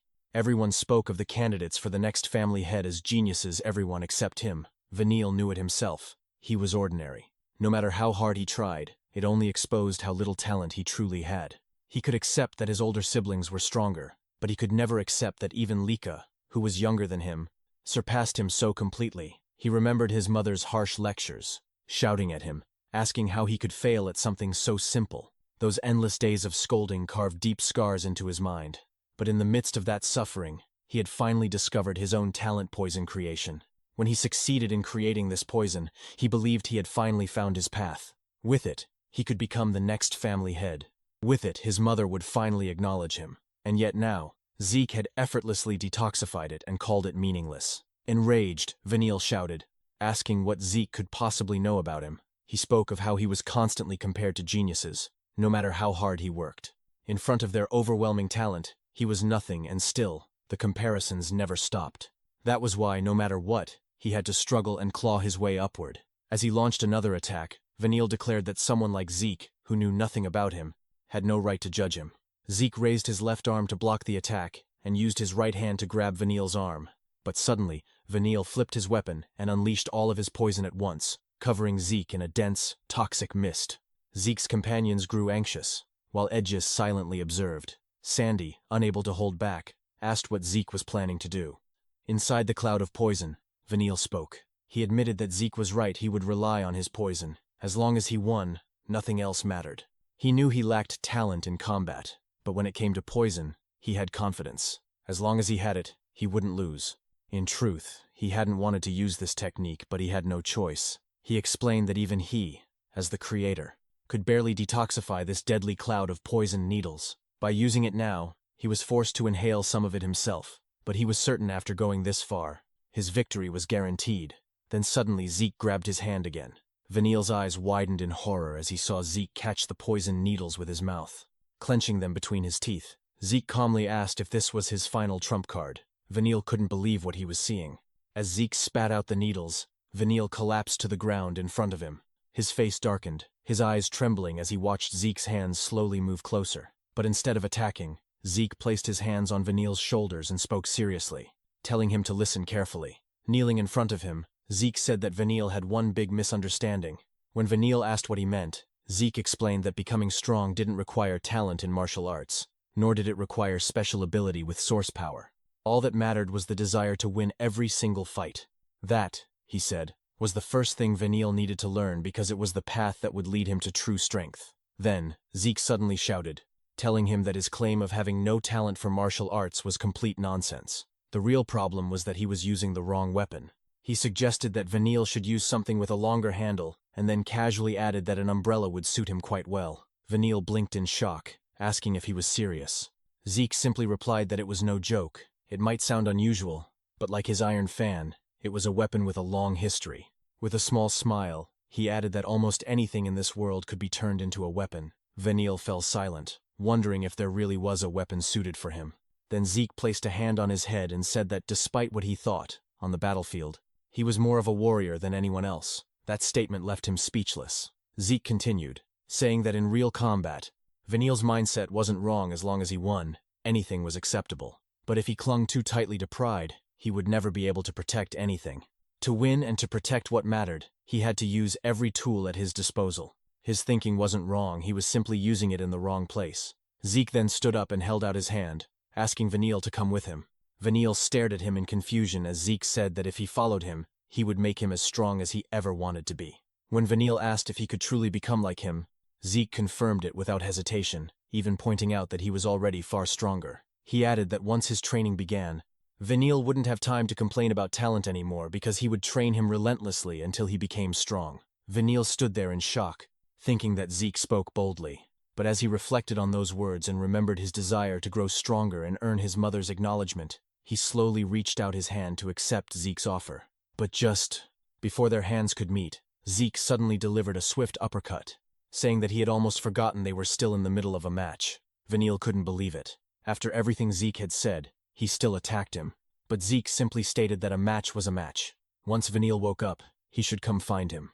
As Vanille fell unconscious, the poison within his body was expelled. Mentric immediately declared the match over, though even he couldn't believe that Zeke had managed to detoxify everything with just a single punch. He then announced that this concluded the selection matches, and that the East Hall was Pressures, the ultimate champion of the selection. The participants from the different halls of the Dragon's Nest returned as the defeated, carrying with them the weight of their losses. Meanwhile, as night fell, Zeke and his group gathered together and held a small feast to celebrate their victory. Before the celebration could even begin after the selection matches had just concluded, no one could help but glance at Zeke. At the same time, questions began to surface. Wasn't it East Hall that had won the selection matches? Then why were they, along with students from other halls, summoned to attend the celebration as well? Aegis simply laughed and admitted that he didn't know the reason either. As everyone continued to look toward Zeke, he calmly said that he assumed Mentric would explain everything to them tonight. Meanwhile, Zeke kept eating the food laid out in front of them, completely unfazed. He soon noticed that his companions, as well as the students from the other halls of Dragon's Nest, had yet to start eating. With his mouth still full, he asked what was wrong and why no one was touching the food, even pointing out that it would all get cold if they didn't start soon. Lika, however, suddenly spoke up, saying she couldn't understand how Zeke could eat so calmly at a time like this, and asked if he wasn't even curious about what they were about to be told. Zeke simply continued eating, prompting Lika to let out a helpless sigh. Just then, the door opened, and Mentric entered, apologizing for making the students wait. He told them to begin eating, only to notice that Zeke was already devouring the food beside him, so he casually added that everyone else should eat well too. As the meal went on, Mentric explained that the feast was also meant to reward them for participating in the selection matches. Soon after, he called for everyone's attention and announced that he would begin explaining the special mission. Aegis raised his hand and asked if they were even allowed to hear about it, to which Mentric replied that there was no problem Aegis himself might end up participating. This left Aegis confused. Mentric then revealed that a few days ago, a special rift had been discovered on the Eldragon family's grounds. The announcement shocked everyone, including Zeke, who recalled reading about rifts in books before. Mentric continued, saying that while everyone likely knew a bit about rifts, special rifts were different. Simply put, they could not be cleared by normal means. Lika asked what he meant, and Mentric explained that this particular rift would only allow 7 people to enter, and all of them had to be 3-star level or lower. Anyone 4-star or above, or exceeding the set number, would be forcibly pushed out. If the conditions weren't met, entry was impossible. Not even the family head could enter. Therefore, any attempt had to strictly follow these rules. He added that although the Eldragon family did have some 3-star soldiers, rifts had been appearing more frequently lately, leaving them short-handed. That was why the students had been chosen. He also revealed that the special rift most likely contained magic water, something necessary to awaken magic power. At the mention of magic water, the students were visibly shaken. Zeke immediately said he had read about it before, and Mentric confirmed that he was correct by consuming magic water. One could gain the ability to convert source power into magic power, which was essential to becoming a magician. Hearing this, Zeke's eyes lit up as thoughts of magic filled his mind. Mentric went on to explain that the world was ruled by 8 great houses, including theirs, the Eldragon family collectively known as the 8 Gates of Dominion.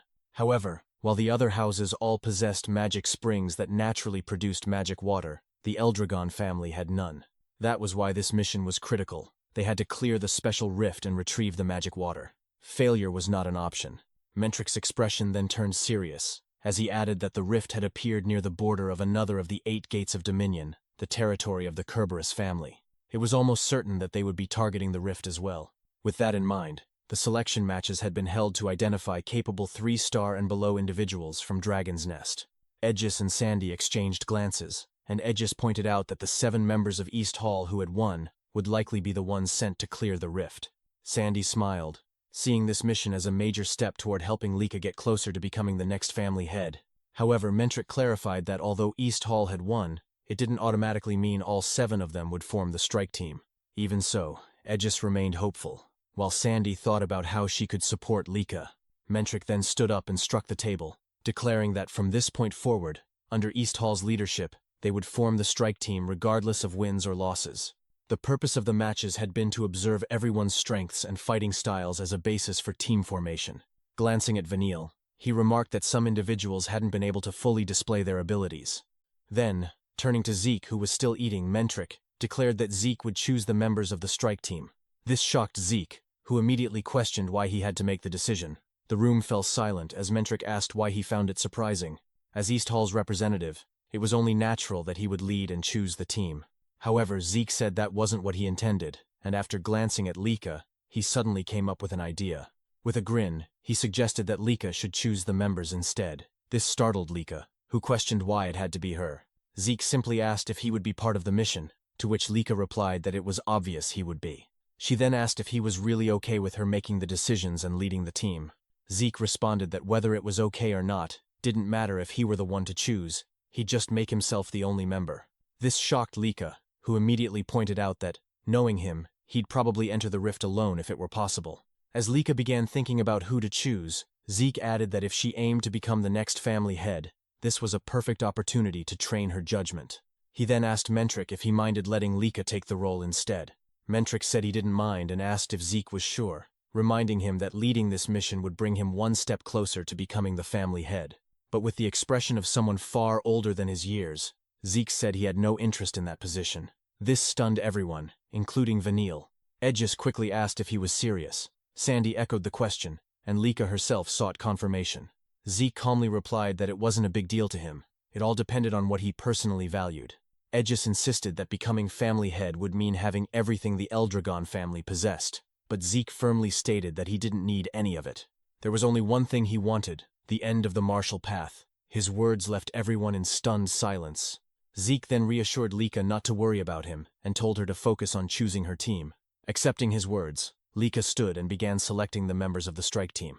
Meanwhile, within the Kerberos family, the family head questioned whether the report he had received was true. His subordinate confirmed that a special rift had indeed appeared in the Great Abundant Forest. When asked if the lizards had already begun moving, a term he used to refer to Balza, the head of the Eldragon family, the subordinate broke into a cold sweat. A heavy pressure filled the room as the Kerberos family head demanded to know why he was only being informed now. The subordinate immediately apologized, explaining that the Eldragon family had deliberately misled them, causing the delay. After hearing this, the family head remarked that he had heard of such tactics before, and noted how unusually active the Eldragon family had been in the forest. It all made sense now. He called them crafty pests. The subordinate added that there was a high chance the rift contained magic water. Hearing this, the family head said that in that case, the Eldragon family would stop at nothing to secure it. He then asked about the conditions for entering the rift, and was told that it required 7 individuals, all at 3-star level or below. The family head noted that while the condition wasn't particularly difficult, the Eldragon family had still beaten them to it, and likely filled all available slots. However, the subordinate revealed that the Eldragon family didn't have enough soldiers to spare, and were instead sending trainees. The family head confirmed this, and questioned whether they were truly planning to clear a special rift with inexperienced youths. When assured that the information was accurate, he was asked what their next move should be, whether they should quickly assemble a team. The family head replied that even if they did, they would already be too late. However, if the Eldragon family was indeed sending trainees, then Balza's heir would undoubtedly be among them. When the subordinate asked what he meant, the family head instead asked how many deception bracelets they had left. The subordinate answered that they had 4 remaining. Upon hearing this, the family head issued his command: use all the deception bracelets if necessary so long as they could eliminate Balza's children. The subordinate hesitated, pointing out that they didn't know when they would obtain more. But the family head dismissed the concern, saying that if they hoarded them, they would only gather dust. It was better to use them now, where they would truly matter. With a cruel smile, he added that he wondered what kind of expression that lizard bastard would make when his child was killed, and that it would be quite entertaining to witness Balza Eldragon's reaction. The day after the celebration, Zeke told everyone that they would all have to become much stronger, and he first called on Eric and Marin, instructing them to return to basic training. He explained that, like Rangis and the others, they would be running every day and building up their muscles, adding that with a solid foundation, they would be able to handle stronger techniques. Eric immediately questioned whether they were really going to train the same way Rangis and the others had trained before, but Zeke responded with a question of his own, asking if there was something wrong. Meanwhile, Rangis and the others were smiling behind Eric and Marin. leaving the two with no choice but to say that there was no problem, even though their answer clearly went against their true feelings. Even so, Zeke was pleased with their response. Soon after, he grabbed and pulled aside a red cloak, revealing a massive boulder, and then called Raymond over, telling him that he would be using the regeneration stone prepared by their instructor. Raymond immediately asked if he would really be using a regeneration stone for his training, and Zeke confirmed it, saying that he remembered how it worked and thought it would be perfect. As Zeke picked up a small shield, he explained that, as they all knew, the regeneration stone could reflect any impact dealt to it multiplied 100 times over, and that it was something they could not break without using source power. Yet he was about to strike it without using any source power at all, which made Eric and Marin wonder what he was planning. Gathering his physical strength into his arm, Zeke struck the regeneration stone with the small shield, causing a powerful gust of wind to surge through the surroundings. Marin could hardly believe it, realizing that Zeke had hit the regeneration stone normally, and that without using source power, the recoil should have been overwhelming. As everyone stood watching, Raymond was left stunned by what he saw, quickly realizing that Zeke had endured the reflected shock from the regeneration stone, using only his shield. Zeke then showed them the cracked shield and explained that, just like what he had done, he wanted Raymond to train by taking the shock head-on or by deflecting it. Raymond acknowledged this, thinking to himself that from now on, he would follow what Zeke had demonstrated. Celine, on the other hand, remarked that she had never imagined there was a way to train using a regeneration stone, but at that moment, Zeke also called her forward. Celine responded immediately, and Zeke instructed her to repeatedly thrust her sword at the regeneration stone. He allowed her to use her source power, but emphasized that she needed to focus all her aim on a single point and not let any of her attacks wander. Celine quickly agreed and drew her sword, launching a series of rapid strikes at the regeneration stone, but her attacks landed on different areas. As Zeke pointed out her strikes, he explained that even when trying to focus on one spot, it was not easy, and Celine immediately acknowledged this. Zeke then said that her training would be to learn how to always strike a single point. Borrowing Celine's sword, he walked toward the regeneration stone and remarked that it had already repaired the damage she had dealt, adding that no matter how many times he saw it, he never got used to it, and that this was exactly why it was perfect for training. He then told Celine to watch closely, and in the next instant, he unleashed a series of rapid attacks with her sword, each one landing precisely on the same point of the regeneration stone, leaving Celine stunned and nearly at a loss for words in her amazement. Zeke then explained that her flower sword style tended to focus on the number of strikes, but it would be better for her to learn to value each blow and aim it properly, and Celine nodded in agreement. Zeke then called Rangus, who answered immediately while wondering what kind of training he would receive. But he was completely shocked when Zeke pulled out a feather and said that it would be used for his training. Zeke used wind source power to make the feather float, and Rangus quickly noticed that it was the same wind source power used by Lord Vanille. Raymond asked when Zeke had learned to use wind source power, and Zeke casually replied that he had acquired it after fighting Vanille, explaining that after taking Vanille's wind aura head-on, he found that he could use it as well, which caused Rangus to stare in shock, finding the situation completely unbelievable. Zeke then placed the feather on the tip of Rangus's spear and explained that what he wanted Rangus to do was to train himself to go with the flow. Rangus realized that the feather was so light that it would be difficult to control, yet he needed to move it freely, and he wondered what it meant to let himself go with the flow. Zeke explained that it was not about following the flow or trying to seize it, but about surrendering himself to it, and that if he could master that, he would eventually be able to create the flow himself. Narrowing his eyes, Zeke then split the feather into two in a single instant, causing sweat to run down Rangus's cheek as he stared in disbelief at what he had just witnessed. At that moment, Lika arrived and called out to Zeke, saying that if they did not hurry, they would be late, and Zeke suddenly remembered that he needed to leave. Quickly tossing Rangus's spear back to him, as he ran off, he reminded them that they all knew their drills, and told them to train hard while he was gone. Rangus and Eric nodded, even though the training assigned to them weighed heavily on their minds, and Rangus felt that he might not be able to accomplish what had been asked of him, leaving him in tears, while Eric tried to calm him despite having his own doubts about whether he could handle his training as well. Meanwhile, as Zeke and Lika walked through a corridor, Lika asked what he had been doing that almost made them late, and Zeke apologized, explaining that he had been assigning training to Rangus and the others for the time they would be away. He then shifted the topic, commenting that Lika's lineup for the strike team was quite interesting, and Lika proudly declared that her lineup was perfect, calling it the best team she could assemble. As they continued walking, they were spotted by the rest of the strike team assigned to the special mission, and Aegis greeted them while Lika apologized for being late, explaining that she had to fetch Zeke. The strike team consisted of Sandy, Aegis, Lila, Vanille, Alan, Zeke, and Lika, and upon regrouping, they immediately prepared to depart. Earlier that day, Mentric had informed Balza that the strike team had already set out, adding that they had also received word that the Mutts had detected the presence of the special rift. Balza remarked that it was sooner than he had expected, but even if they rushed over now, the strike team would already be inside the rift. One of the men present confirmed this, but raised a concern, saying that after the rift was cleared, there was a chance the Mutts might appear to steal the spoils, and that it would be best if the strike team and the soldiers stationed around the rift's perimeter could link up quickly, though he was unsure if that would be possible.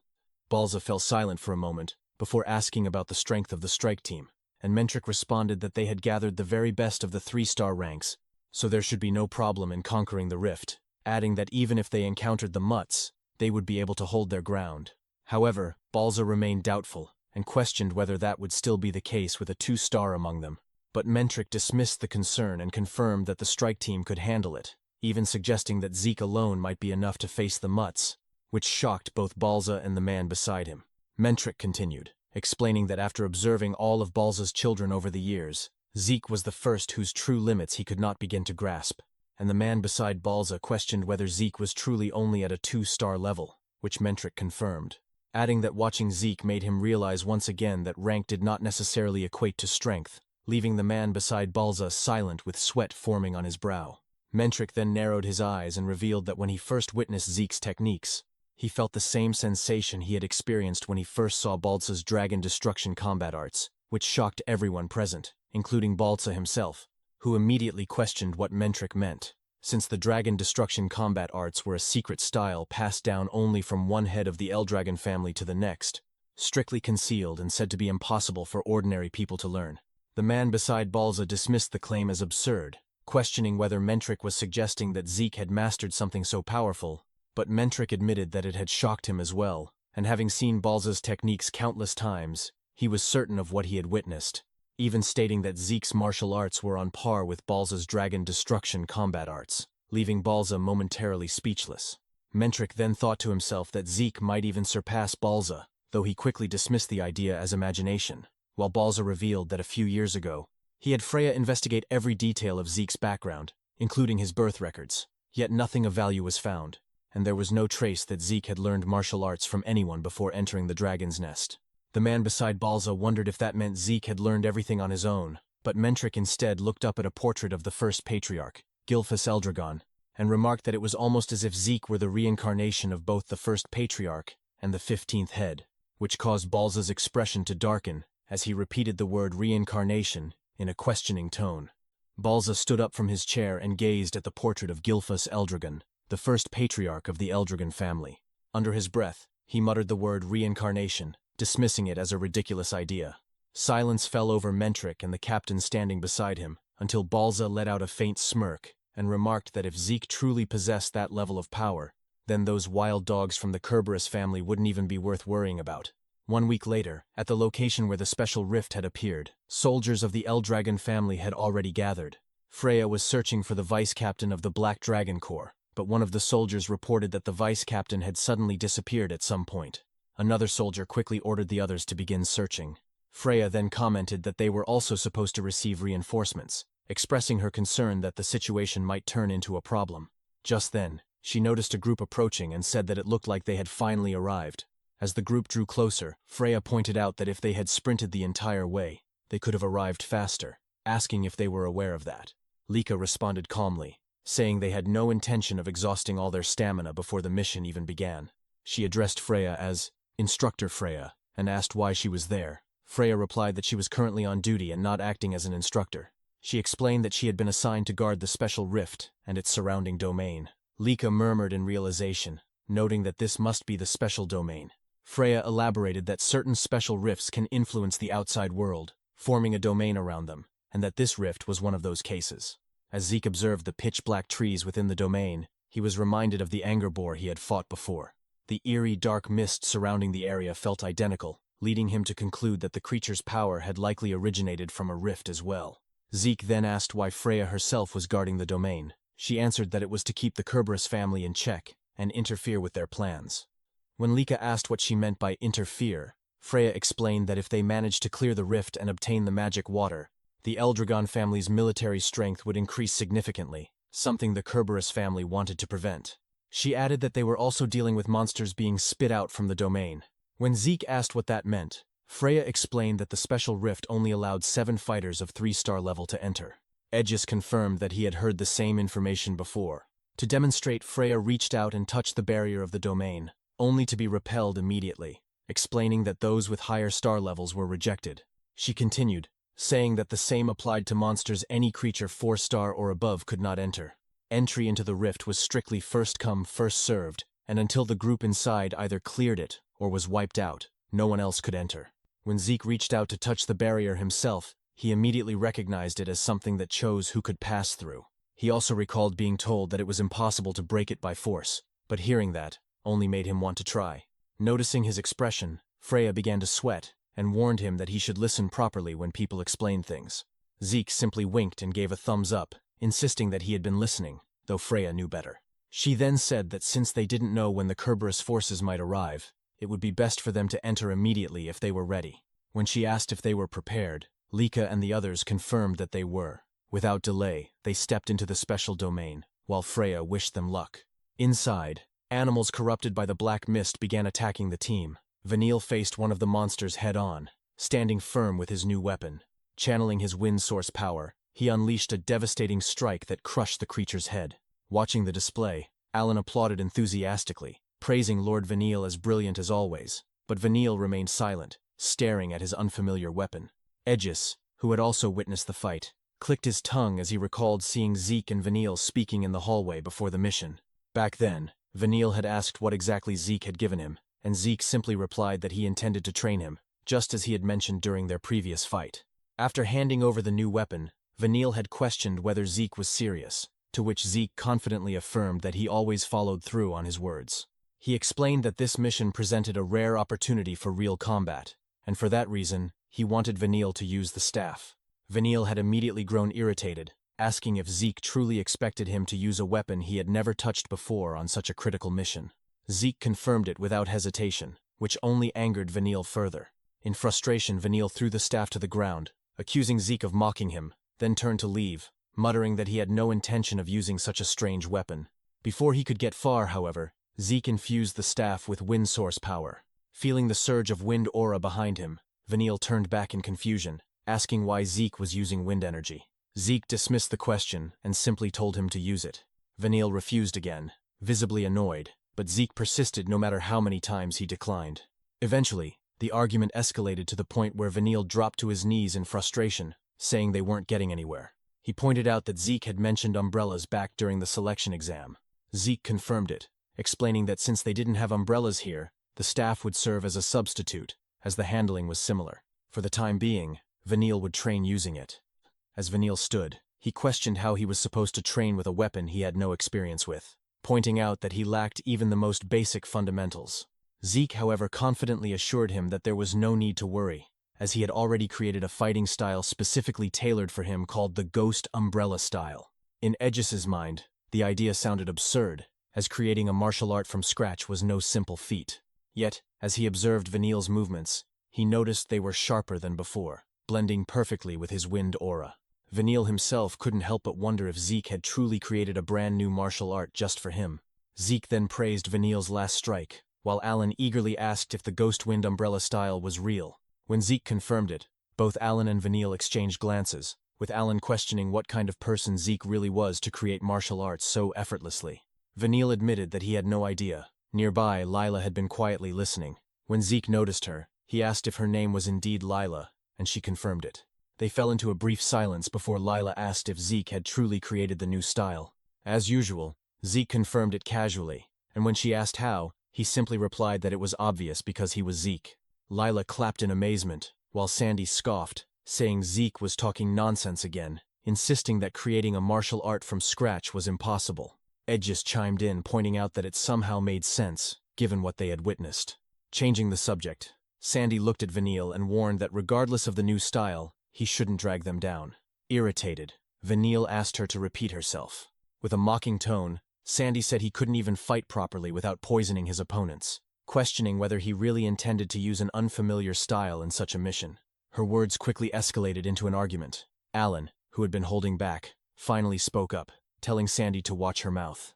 Unfazed, Sandy asked if the truth hurt, suggesting that if Alan was Vanille's attendant, he should keep his master under control. Laika quickly stepped in, urging Sandy to stop, while Aegis reminded them that this wasn't the time to argue. They were part of the same team on a dangerous mission and needed to cooperate. Sandy, however, refused, stating that she couldn't work with people who had poisoned Laika and nearly killed her. With her eyes glowing, she declared that she had opposed this team lineup from the beginning. As the argument continued, Zeke quietly asked Lila if she was truly okay with all of this. Lila responded that it didn't bother her. She was simply glad to be part of the mission. Zeke laughed, commenting on her big heart, while Sandy continued to press the issue, questioning Lika's decision to include Vanille and Alan. Lika hesitated, but admitted that while she had her doubts, their strength made them necessary for the mission. Alan agreed, praising Lika's judgment, though he couldn't resist taking a jab at Sandy, which only enraged her further. As tensions rose again, Lika couldn't help but wonder if this was truly the right team. Zeke, observing everything, realized that the selection matches were still casting a long shadow over them. At this rate, they wouldn't be able to trust one another. He also noticed that despite Vanille's attitude, he seemed to be struggling internally. Zeke understood that with such an unbalanced team, the situation was risky, but if they could come to understand and accept each other, they might become comrades capable of trusting one another with their lives. As they continued toward the center of the domain, they spotted a bright light in the distance. Excited, Lika urged everyone to move closer. Zeke observed it carefully, remarking that it must be the rift itself, noting how it resembled cracks in space. With a serious expression, Lika warned that once they entered, anything could happen, urging everyone to stay sharp. Zeke clenches his hands with excitement and agreed with Laika. Just then, Zeke's eyes suddenly glow as he sensed a new presence from afar entering the special domain. But when Leela asked if something was wrong, Zeke paused before casually replying that it was nothing, urging everyone to hurry and enter the rift. As soon as they stepped into the rift, Lika was struck with shock. Aegis glanced downward, fear evident on his face, while Sandy was already shouting in panic. Before any of them could react, they were suddenly plummeting from the sky toward a dense forest below. Fighting to stay composed, Lika called out to her team, urging them to calm down so they could figure out a safe way to land. But just as she tried to take control of the situation, her eyes widened again in disbelief. A massive creature resembling a giant chicklet had clamped its beak around Zeke's head. Sandy immediately yelled, asking what was happening now, while Lika shouted Zeke's name. Surprisingly, Zeke remained calm, remarking that this turn of events was quite unexpected. Lika, clearly irritated, told him this wasn't the time for that, and urged him to get serious. But Zeke casually replied that he was off duty. Aegis then called out to Lika, reminding her that their immediate concern was surviving the fall. As the forest rapidly approached, he anxiously asked what they should do. Lika clicked her tongue, unable to come up with a solution on the spot. Vanille, growing impatient, snapped at everyone, saying they were all useless, before ordering Alan to use his wind source power. Taking the lead, Vanille activated his ghost wind umbrella style, manipulating the air above them to slow their descent. Alan followed up with his wind-rending fan arts, unleashing whirlwind impact and wind wall to create a cushion of air below, further reducing their speed. As they neared the ground, Aegis managed to grab onto a thick tree branch, while Vanille and Alan used their abilities to land more smoothly. Meanwhile, Lika, Leela, and Sandy crashed into the ground with a heavy thud, their faces buried in the dirt. Sandy quickly got up, shouting at Vanille, asking why he couldn't have made their landing gentler, but Vanille coldly replied that it wasn't his problem. After climbing down from the tree, Aegis pointed out that Vanille and Alan had already softened the impact for everyone, and considering the situation, things could have gone much worse. Lila, wincing in pain, muttered that it still hurt, but at least she was alive. Taking a moment to process everything, Aegis reflected on what had just happened, being thrown into the rift, falling from the sky, and then watching a giant bird snatch Zeke away. With a sigh, he commented that entering a rift like this was far rougher than he expected. Realizing they had no idea what might happen next, he suggested they drink their healing potions while they had the chance. Sandy and Lila immediately followed his advice, while Laika turned to Vanille and Alan to thank them, acknowledging that they had saved everyone back there. Both Alan and Vanille were briefly stunned, clearly not expecting her gratitude. Vanille turned away and muttered that if they lost people here and failed the mission, it would only cause more trouble. Sandy crossed her arms and complained that he could at least accept a simple thank you. Alan, trying to refocus the group, asked what their next move should be, mentioning that Lord Zeke had been carried off somewhere. With a dark expression, Vanille bluntly suggested they could just leave Zeke behind. Lila immediately questioned if he was actually worried, but Vanille brushed her off, trying to hide his true feelings. Sandy scoffed, saying he was terrible at being honest. But unexpectedly, Edges sided with Vanille. He explained that worrying about Zeke right now was likely a waste of energy. Annoyed, Sandy demanded to know how he could agree with Vanille, but Lika also backed him up, calmly stating that if it was Zeke, he would be fine on his own. In fact, they were probably the ones in more danger.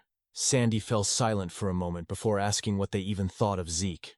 One by one, they all paused, recalling his overwhelming strength, and then, almost in unison, they answered that Zeke was a monster. Sandy blinked, wondering if she was the strange one for thinking otherwise.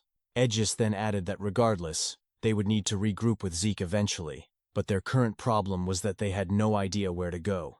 At that moment, Lila called out to him, saying that while they were falling, she had spotted something in the distance, a pillar of light. Alan nodded, saying he had seen it too, but after the chaotic fall, he couldn't keep track of its direction. Unexpectedly, Lila pointed confidently ahead, saying the pillar of light was in that direction. Alan looked at her in disbelief, asking if she had really managed to track direction even while falling. Lila confirmed it, explaining that she had taken a quick look around and memorized it.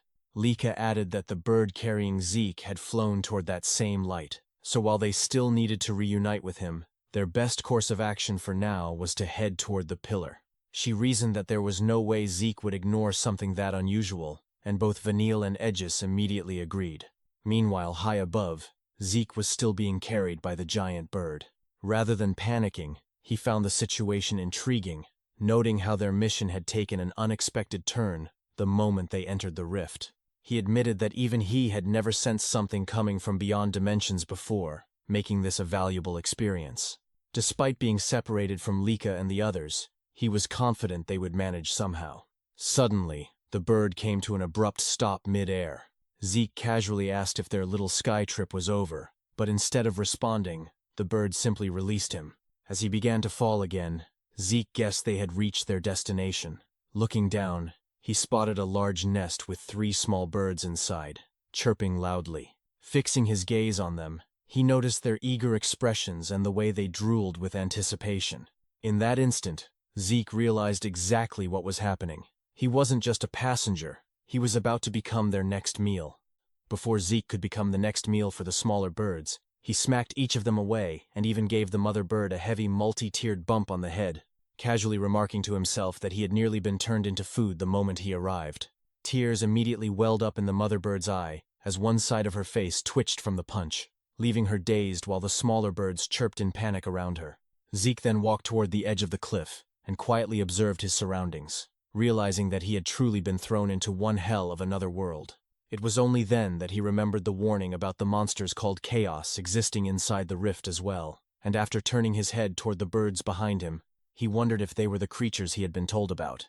The birds instantly chirped in protest and shook their heads repeatedly, almost as if they understood exactly what he was asking. Somehow understanding their reaction, Zeke crouched down and gently touched the mother bird's feathers, thinking that they looked far too adorable and harmless to be the terrifying chaos monsters he had heard about.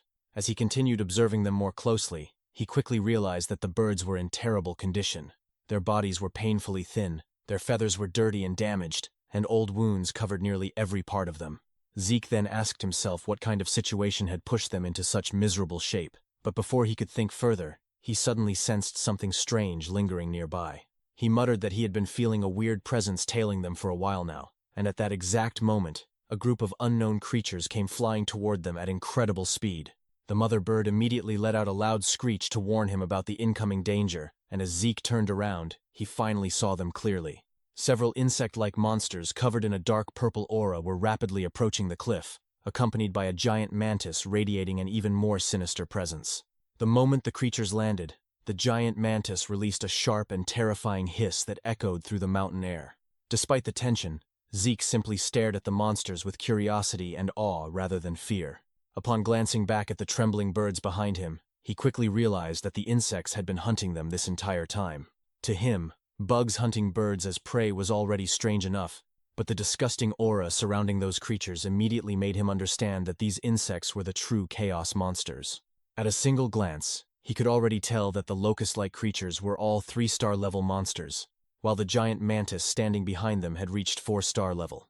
Zeke silently assessed the situation around him, and because the birds were nothing but skin and bones and barely capable of standing, he found himself unable to immediately decide what to do. He wondered if he should simply leave the birds behind and escape on his own, or if he should stay and help them fight against the chaos monsters. But before he could reach a conclusion, the birds suddenly spread their wings while chirping fiercely, and the wounded mother bird stepped forward despite her condition, preparing herself to protect her chicks even if it cost her life. When Zeke saw their determination to keep fighting despite being cornered, he looked back at the smaller birds and admitted that he liked their resolve. Because of that, he decided that he would lend them a hand, even if only for a little while. The moment the chaos monsters launched themselves forward to attack, Zeke immediately felt their killing intent stabbing against his skin, as if slaughter and destruction were the only instincts driving their existence. With a calm expression, he casually remarked to himself that this was what true chaos felt like. As one of the locust monsters rushed toward him, Zeke instantly intercepted it and grabbed it tightly by the neck. While holding the creature in place, he loosened his grip for a brief second before delivering a devastating punch that completely decapitated the monster in a single blow. Blood immediately splashed across his body and face, as a green aura glowed faintly within his eyes. Yet instead of fearing him, the remaining chaos monsters only became more enraged after seeing one of their own killed. The mother bird nervously chirped as if she could sense the monster's growing hostility, especially after the swarm began charging toward Zeke all at once. However, before the insects could even reach him, Zeke's eyes suddenly glowed with a brilliant golden light, and above him appeared the massive phantom image of a dragon's eye. An overwhelming wave of dragon aura exploded outward from his body, crashing directly into the chaos monsters with enough force to freeze even the 4-star giant mantis in place. Standing there with one eye glowing gold, Zeke calmly pointed toward the swarm and warned them to turn back while they still had the chance, making it clear that he would allow them to leave alive if they retreated now, but if they continued insisting on fighting, then he would personally keep them company for as long as he pleased. The giant mantis seemed to understand every word hidden behind that pressure, because it immediately lowered its head, shook nervously, and avoided looking directly at him. After seeing their reaction, Zeke casually remarked that they had made a wise decision and instructed them to disappear immediately. Terrified by the dragon aura crushing them, the chaos monsters hurriedly flapped their wings and fled the area as fast as they could. While watching them retreat, Zeke noticed that even their escape somehow carried an unnecessarily dramatic flair, though he admitted that he did not really mind since the fight had already ended. Wiping the sweat from his face, he quietly realized that unleashing dragon pressure in his current weakened state was still somewhat exhausting for him. The mother bird then chirped softly to get his attention before gently bowing her head and pointing her beak toward the dead chaos monster lying nearby, while the smaller birds chirped beside her, excitedly. Slightly confused, Zeke wondered what they wanted before realizing that they were asking for permission to eat the corpse. He casually told them that they could eat it if they wanted, and the smaller birds immediately rushed toward the dead locust and began devouring it hungrily. As Zeke silently watched them eat, he gradually pieced together what must have happened. The starving mother bird had most likely flown into the forest, searching desperately for food for her chicks, only to be ambushed by the chaos insects and barely managed to escape back to the cliff alive. Then, during her desperate retreat, she had luckily caught what she thought was prey, only for that prey to turn out to be him. After the chicks finished eating, they quickly fell asleep from exhaustion, and while quietly observing the sleeping birds, Zeke thought to himself that although he had almost become bait for them earlier, perhaps meeting them was still some kind of fate. At that moment, he decided that he needed to do something for them. He then asked the mother bird if they were still hungry, and the bird tilted her head in confusion as if she did not understand what he meant, until Zeke suddenly declared that they were going hunting. The mother bird instantly let out a loud, shocked chirp upon hearing his words, but Zeke simply smiled widely and announced that he would personally whip her into shape so she would never have to worry about food for her chicks ever again. Meanwhile, deep within the mountains hidden inside the rift, another group was casually slaughtering chaos monsters blocking their path. Not long after, members of Kerberos finally came into view, one of them sighing while holding a pocket watch as he stared at the strange rift that stretched high into the sky itself. He calmly adjusted the position of his hat before informing his companions that now that the chaos monsters surrounding the area had been dealt with, it was finally time for them to begin the lizard hunt.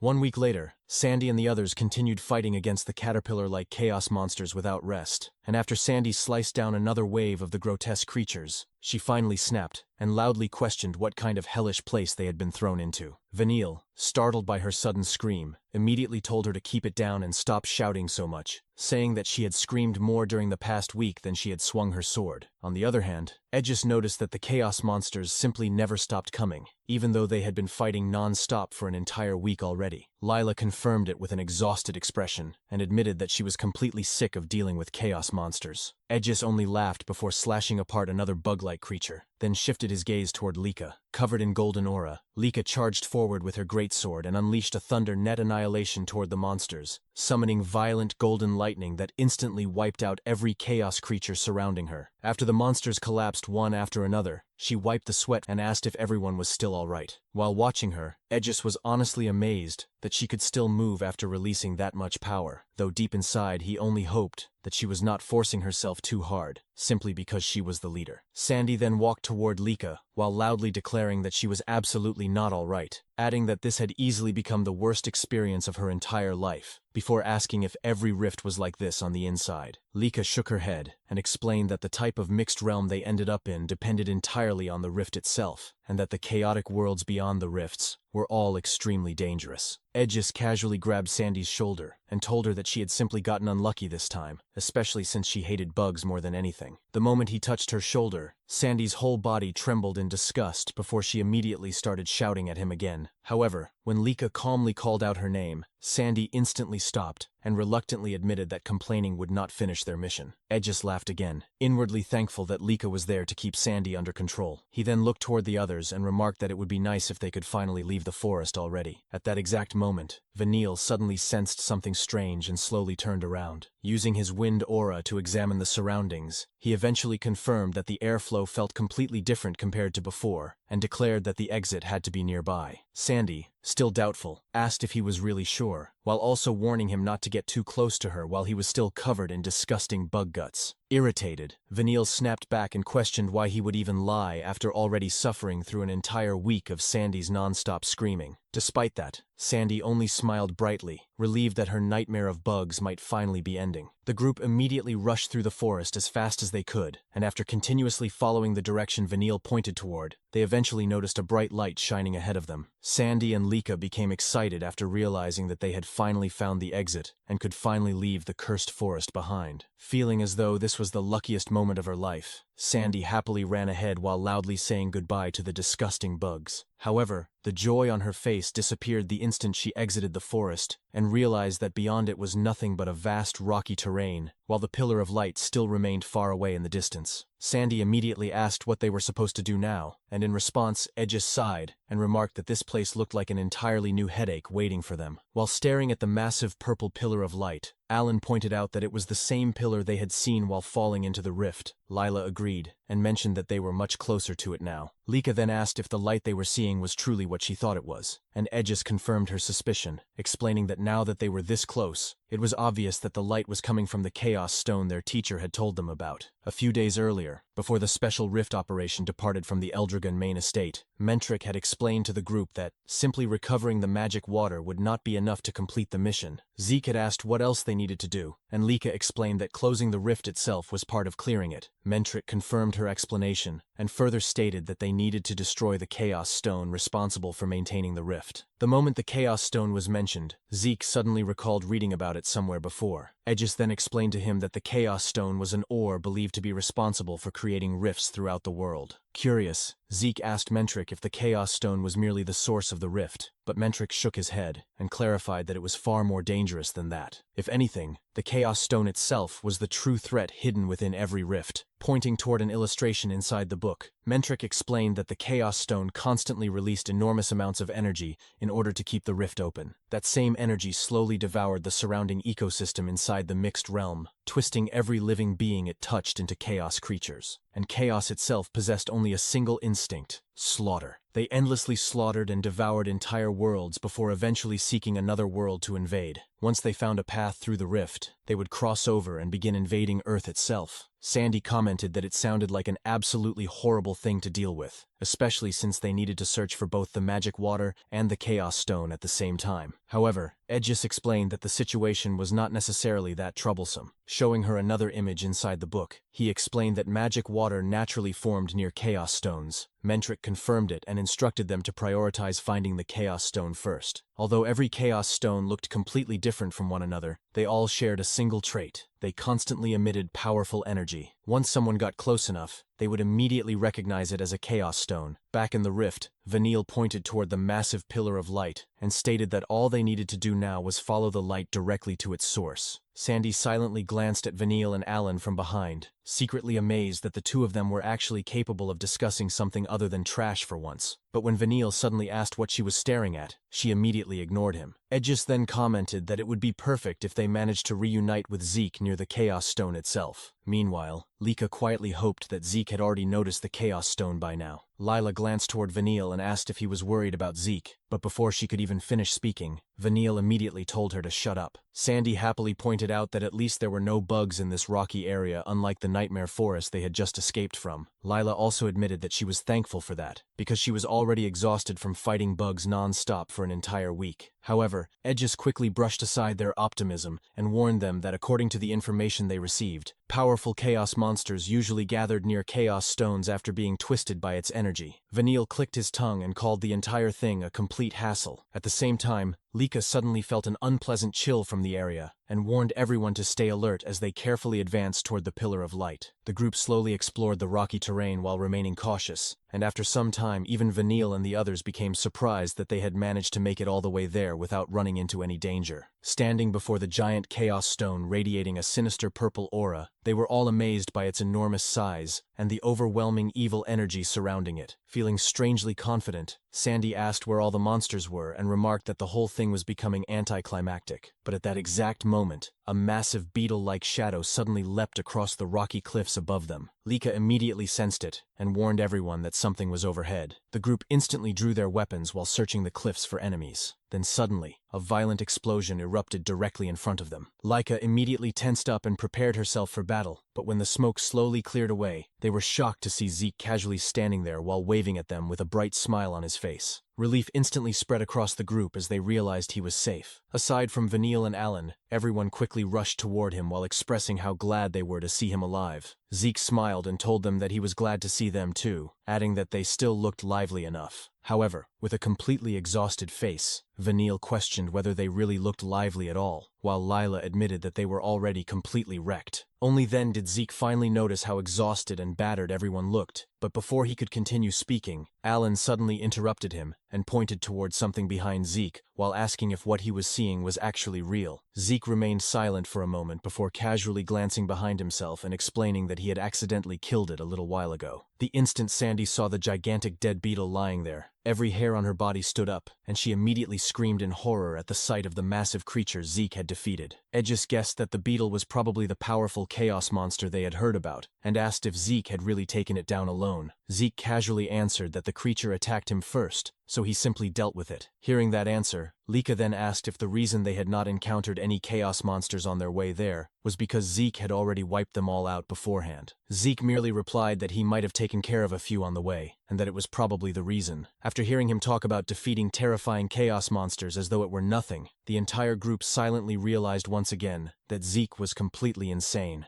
Zeke then pointed toward the giant rock behind him and asked if it was the Chaos Stone they had been searching for, adding that he figured it was important, so he waited there for the others to arrive. Edgis immediately confirmed it and declared that there was absolutely no doubt that it was truly a Chaos Stone. Zeke then pointed beneath the stone and asked if the glowing liquid below it was the water they were looking for. Slightly surprised, Lika asked what water he was talking about. Zeke walked closer to the Chaos Stone and casually pointed toward the glowing liquid beneath it, before immediately touching it with his finger, while staring at it curiously. Seeing that, Lika quickly took out several bottles and exclaimed that there was far more magic water than she expected. As Lika began collecting the magic water, Edgis explained that a person needed to drink a certain amount in order to receive the full effect of the magic water, and that even this amount might only be enough for a few people. Completely exhausted, Sandy immediately told Edgis that none of that mattered anymore, and urged Lika to hurry up and finish collecting the water so they could finally leave this place. Once Lika finished, she carefully observed the liquid inside the bottles, and explained that according to rumors, the color of magic water determined what type of magic attribute a person could awaken. However, the water they collected appeared almost completely clear. While examining another bottle himself, Aegis corrected her and pointed out that the water actually possessed a strange color. Sandy agreed, while Lila also admitted that its color looked unusual. Meanwhile, Vanille and Alan argued that regardless of the color, there was no doubt that it was genuine magic water. As the others continued discussing it, Zeke's eyes suddenly widened after sensing something dangerous. Without hesitation, he immediately grabbed Lika and pulled her down to the ground to evade. Confused, Lika quickly asked what was happening, but in the next instant, a golden beam of light violently shot past them. The attack exploded exactly where Lika had been standing moments earlier, instantly making her realize that she would have died if Zeke had not reacted in time. Moments later, a group of men slowly emerged from the rocky terrain. The leader of the group, who had just launched the sneak attack, mockingly questioned how the little lizards had managed to dodge his attack. Aegis and the others instantly drew their weapons and prepared for battle against the members of Kerberos, while Zeke simply smiled with excitement at the upcoming fight and remarked that it had taken them long enough to finally show themselves. Once again, Zeke told the group of men in black that they had taken long enough to finally show themselves, causing the leader of the group to question what exactly he meant by that. While Sandy was still confused and asking who the men in black even were, Aegis immediately felt a chill run down his spine as he realized how terrible the timing of this ambush was. Without hesitation, he began suspecting that the attackers were members of the Kerberos family. His mind quickly recalled Freya's earlier warning that only 7 fighters below the 3-star rank were allowed to enter the rift, and that no one other than their own group should have been capable of getting inside. As Aegis's expression darkened, he could not understand how the Kerberos family had managed to enter the rift when the quota of 7 fighters had already been completely filled. More importantly, the group standing before them was clearly made up of 4-star and even 5-star fighters, with their leader giving off an especially overwhelming pressure. Just then, the leader calmly revealed that he already knew they were curious about how they had managed to enter the rift in the first place.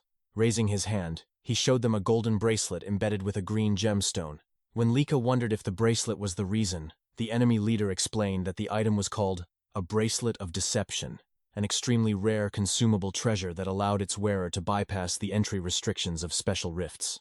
The higher the wearer's star rank, the more powerful the bracelet needed to be, while the gemstone determined the maximum star rank it could conceal. It was a rare item acquired through the Kerberos family's own hidden channels, though its effect vanished completely after a single use. Aegis could hardly believe such an item even existed, while Vanille raised his staff and pointed it toward the group, questioning whether they were idiots for openly revealing information like that. However, the enemy leader merely glanced at his pocket watch before coldly remarking that none of the information mattered anyway, because everyone standing there was going to die inside the rift. The moment the leader snapped his watch shut, Zeke immediately sensed something dangerous and instantly shoved Lika away from him. Before she could even process what had happened, the enemy leader unleashed a surprise attack using a rock cannon. A stone engulf in golden energy shot to the air with incredible speed and slammed directly onto Zeke as he raised his arms to defend himself. Lika cried out in shock upon seeing him get hit, but before she could even react further, one of the men in black suddenly rushed toward her with his sword raised. Her entire body stiffened as she instinctively realized death was approaching. Yet before the blade could reach her, Vanille suddenly pushed her backward and intercepted the strike with his wand. The impact was so overwhelming that Vanille was forced down onto one knee from the sheer force alone. Even so, he still managed to tell Lika not to space out on him, before releasing a burst of wind aura that exploded outward and blasted the attacker away from him. But before Lika and the others could launch any kind of counterattack, the members of the Kerberos family immediately prepared another assault and activated Rock Bullet. Countless stone projectiles rained down toward the group from every direction. Aegis and Lila swung their weapons to intercept the incoming rocks, while Sandy and Alan desperately dodged and defended themselves from the barrage. At the same time, Lika drew her greatsword and stepped in front of Vanille before slamming the blade into the ground and releasing her lightning ability to shield him from the incoming attacks as well. However, the moment the enemies saw her using lightning aura, several members of the Kerberos family immediately intercepted her attacks and rushed forward for close combat. Vanille could only grin bitterly in frustration, as Lika warned everyone that the enemies were already closing in. Sandy tightly gripped her greatsword and declared that they would meet the enemy head-on, but when Aegis failed to respond, she quickly realized something was wrong. The distance between them had already become too wide, and their positioning had completely fallen apart. Alan glanced toward Sandy and informed her that the enemy had intentionally separated them. Their group had been split into 3 smaller teams, and each pair was now facing a 4-star member of the Kerberos family alone. Sweat rolled down Aegis's face as he directly questioned the enemy, asking if they truly were members of the Kerberos family, and whether they had come for the magic water. Yet the leader merely coldly responded that he had nothing more to say to the likes of him, causing Aegis to fall silent. Meanwhile, Lika remained deeply worried about Zeke's condition, but she quickly forced herself to focus, realizing that thinking about him now would only get her killed, especially against opponents of this level. 4-star fighters existed in a completely different realm from ordinary people. Through effort alone, a normal person could at best reach the 3-star level, while the 4-star realm was reserved only for those born with genuine talent. Between 3-star and 4-star existed an absolute gap that could not easily be crossed. Lika also confirmed to herself that there was no mistake about the enemy leader being a 5-star fighter. Even if they somehow managed to defeat the enemies in front of them, the moment that leader personally moved, everything would be over. On top of that, the earlier attack had clearly been magic, meaning the enemy leader was most likely an incredibly powerful mage as well. Just then, the leader casually snapped his fingers and ordered his subordinates to finish the lizards. The men immediately obeyed, and purple energy erupted from the ground as they activated a summoning ability. A ferocious beast with glowing purple eyes emerged from the magic circle, resembling a monstrous hound. Lika stared in shock, while even Aegis could not believe that the enemy was capable of summoning monsters. Sandy also stared at the creatures in disbelief, and questioned whether those things were really dogs. But Alan immediately corrected her by saying they were clearly monsters, and 3-star ones at that. Lika gritted her teeth as she realized their situation was becoming more hopeless with every passing second. Yet at that exact moment, Zeke suddenly appeared once more. Standing firmly, he casually lifted an enormous boulder with a single hand, immediately drawing the attention of the enemy leader. Without any warning, Zeke planted his foot into the ground, twisted his body slightly to gather momentum, and hurled the massive boulder directly toward the leader. The enemy leader instantly leapt aside to dodge, and a deafening explosion erupted when the boulder collided with the rock wall behind him. Narrowing his eyes, the leader questioned how Zeke was still capable of moving after taking a direct hit from his magic. However, Zeke merely responded with disappointment, admitting that he had actually been looking forward to seeing what this so-called magic could really do, casually bouncing the giant boulder on one hand as though it weighed nothing. Zeke mockingly questioned whether throwing tiny rocks was truly all they were capable of. Lika immediately asked if he was all right, and Zeke answered with a wide grin. As his eyes faintly glowed, he lightly tapped the boulder once more before twisting his body again and hurling it toward the enemy leader with even greater force than before. The leader clicked his tongue in surprise after seeing the massive rock flying toward him at terrifying speed, but he still managed to evade it at the last second by jumping sideways. After dodging the attack, he heard Zeke casually remark that if the fight was only about throwing rocks around, then even he could play that game too. The enemy leader narrowed his eyes dangerously as he glared at Zeke and cursed him as a little bastard. As Zeke stretched his shoulders, the leader of their enemies admitted that his toughness had been unexpected. However, after glancing at the pocket watch in his hand, he calmly declared that the ending, awaiting Zeke, would remain the same. Without hesitation, he activated his ability and called forth his summon. Violent purple aura surged from the ground as a monstrous creature emerged, its glowing eyes immediately locking onto Zeke. Yet instead of showing fear, Zeke looked genuinely excited. He enthusiastically wondered if there really was magic capable of summoning monsters, and remarked that magic was truly fascinating. The enemy leader could only stare at him in disbelief, saying that his attitude made absolutely no sense. Together, the enemy and his summoned beast revealed their 4-star and 5-star levels, questioning whether Zeke truly failed to understand how hopelessly outmatched he and his companions were. Zeke remained silent for a moment before admitting that, as things currently stood, the situation was indeed somewhat unfavorable for him and his team. Surprisingly, his response caused even the enemy leader to momentarily fall silent. Then Zeke simply smiled and looked up toward the sky as though he was waiting for something. At that exact moment, a loud chirp echoed across the battlefield and shook the entire area. Both the enemies and their monsters instinctively turned their eyes upward. Laika and Vanille did the same, only for their opponents to immediately curse at the sight before them. Several birds were descending from the sky at incredible speed, their eyes shining with a golden glow and their movements carrying overwhelming momentum. In an instant, each of the smaller birds landed directly in front of Zeke's group. Lika was so shocked that her jaw nearly dropped as she struggled to understand what was happening. The enemy leader and his summoned monster became visibly wary, maintaining their guard as they observed the newcomers. Then the mother bird stepped forward with sharp and intimidating eyes before letting out a powerful chirp, causing every member of Zeke's team to wonder if these creatures were really birds at all. The enemy leader quickly recognized them as native creatures of the rift. Meanwhile, Zeke casually reached out and patted the mother bird's feathers, telling her that she had returned at exactly the right moment. He asked whether she and her flock had eaten their fill during the hunt, as though understanding every word. The mother bird happily chirped in confirmation that they had indeed eaten plenty. Edgis could hardly believe what he was witnessing, and immediately demanded to know what was going on with these birds. For a moment, Zeke did not answer. Then he casually explained that the birds were actually his disciples. The smaller birds immediately responded with fierce chirps of agreement. Sandy and Alan could only stare in disbelief after hearing such an absurd claim. Zeke then explained that while everyone else had been away, he had spent some time looking after the birds. During that period, he trained them by making them run, while carrying massive boulders on their backs. He had also beaten them every day as part of their training, because they needed to learn how to withstand attacks. Aside from that, he taught them to eat whenever food was available, since eating was also part of becoming stronger. Compared to when they had first met, the birds had become far more robust and powerful. The mother bird proudly released her golden aura and chirped in agreement with every word. Lika could not help asking whether Zeke had truly taken care of the birds, and whether they really were his disciples just like her and the others. Sandy, meanwhile, wondered what exactly Zeke had been doing while they were gone. Zeke ignored the questions, and instead turned his attention toward the mother bird. He apologized for suddenly asking for their help, and wondered if they would be willing to do a little post-meal exercise.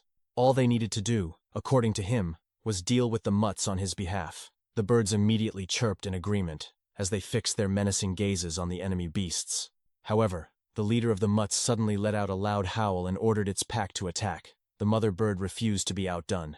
With a powerful chirp of her own, she led the flock forward, and the birds dashed ahead to intercept the charging enemies. As Zeke happily watched the battle between the birds and the monsters unfold, the enemy leader kept his eyes firmly fixed on him. While the fierce clash continued behind him, Zeke calmly stated that thanks to the current situation and the assistance of his bird disciples, they finally had enough strength to take their enemies head-on. He then asked whether the enemy leader agreed. The answer came in the form of a drawn sword. The enemy leader slowly advanced toward Zeke and questioned what difference a few birds could possibly make. Calling him a lizard, he warned Zeke not to become overconfident before suddenly launching forward and thrusting his sword straight at him. Fortunately, Zeke managed to evade the attack just before it connected. Lika immediately became alarmed after witnessing a 5-star opponent attack Zeke directly. Seeing her reaction, Vanille called her an idiot and reminded her that she should be paying attention to the enemy standing in front of them instead. Lika attempted to argue, but Vanille firmly pointed out that they would never defeat their opponents if she spent the entire battle worrying about Zeke. She should be concerned about her own survival first. Realizing that he was right, Lika immediately apologized. Refocusing her attention on the enemy before her, she declared that the first thing they needed to do was defeat the opponent blocking their path. Their enemy could not understand their confidence and questioned what was wrong with them. He pointed out that if they wasted any more time, their friend would die. However, Lika confidently stated that she would help Zeke after defeating him first. Slightly irritated, the enemy dismissed her words as childish fantasies.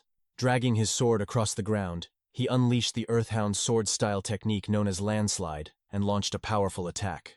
Lika quickly raised her greatsword and successfully defended herself against the incoming strike. Watching the exchange, Vanille gritted his teeth before immediately channeling his wind aura and launching Pierce Gale from the enemy's flank. As Vanille's attack struck its target, Lika spotted an opening and instantly followed up with her great sword art, Lightning Flash. A burst of golden lightning shot forward, slamming into their opponent and forcing him backward. However, the enemy reacted quickly and stabbed his sword into the ground to halt his momentum. Through the coordinated long-range attacks from Vanille's wind techniques and Lika's close-range lightning assaults, he became certain of one thing.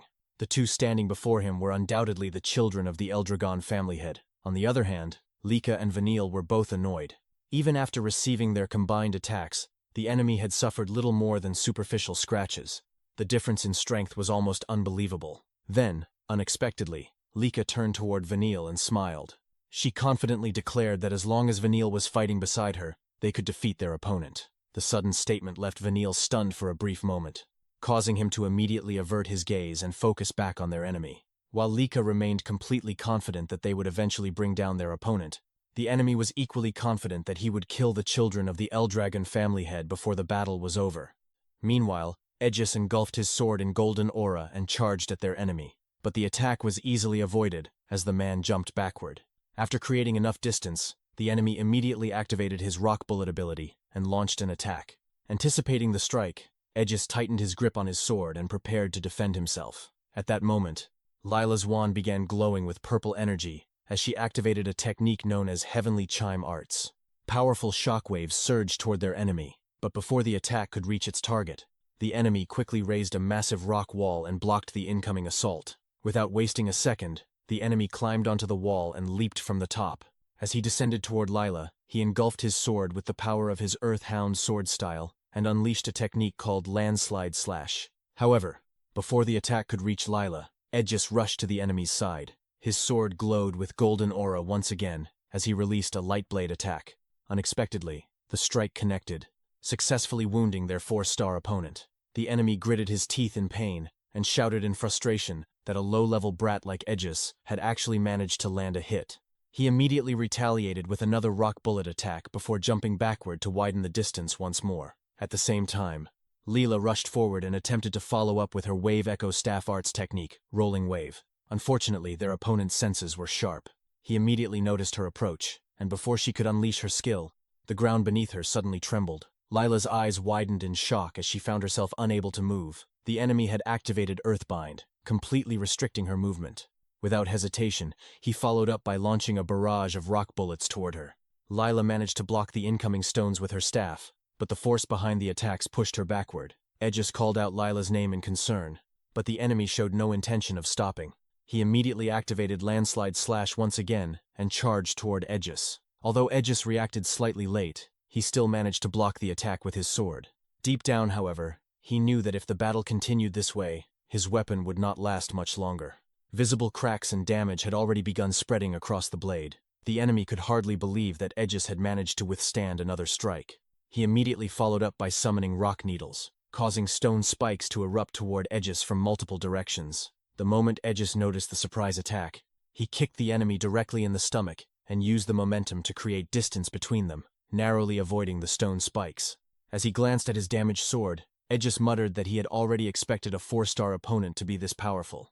Lila quickly agreed. Aegis then focused his gaze on their enemy and began analyzing his attacks. He wondered what kind of sword technique the man was using. The slashes were difficult to read, almost like Vanille's wind attacks, yet they also carried the overwhelming weight and impact of Lika's strikes. Even so, Aegis could not sense any unique power within the enemy's aura. He began to suspect that the man was reinforcing his sword with magic, and if that was true, then his abilities were even more troublesome than they already appeared. Immediately, Aegis began constructing formulas and possibilities in his mind, searching for a way to overcome their opponent. Just then, Lila called out to him and asked whether he was all right. Aegis assured her that he was fine for now. Lila then warned him that their enemy's sword was dangerous.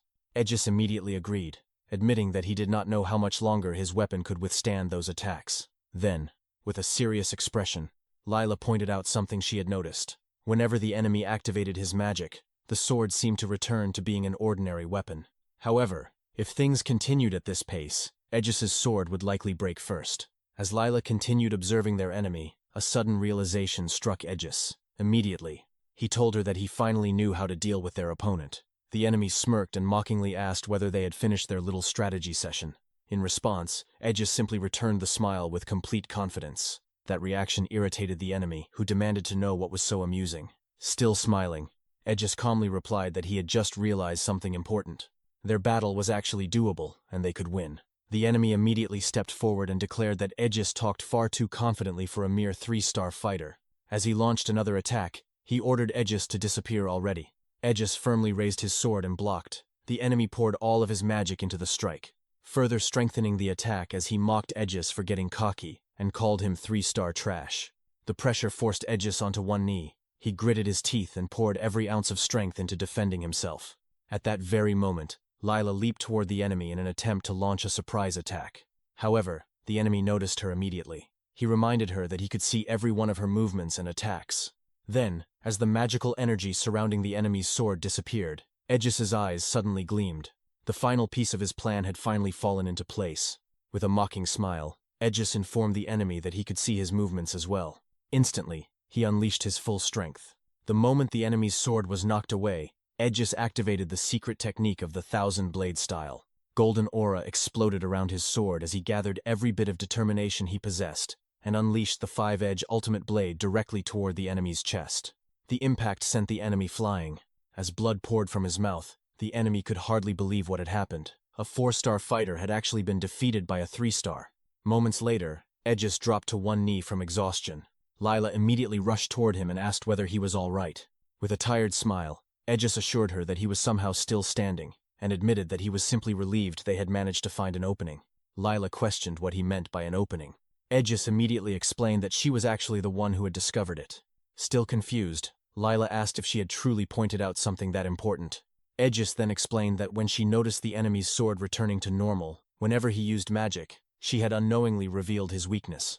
If the enemy could not use magic and sword arts simultaneously, then there had to be a brief gap whenever he switched between the two. All Aegis had done was wait for that exact moment and strike. Understanding finally dawned on Lila, and she happily clapped her hands. She remarked that such a strategy was exactly what she expected from a genius like Aegis.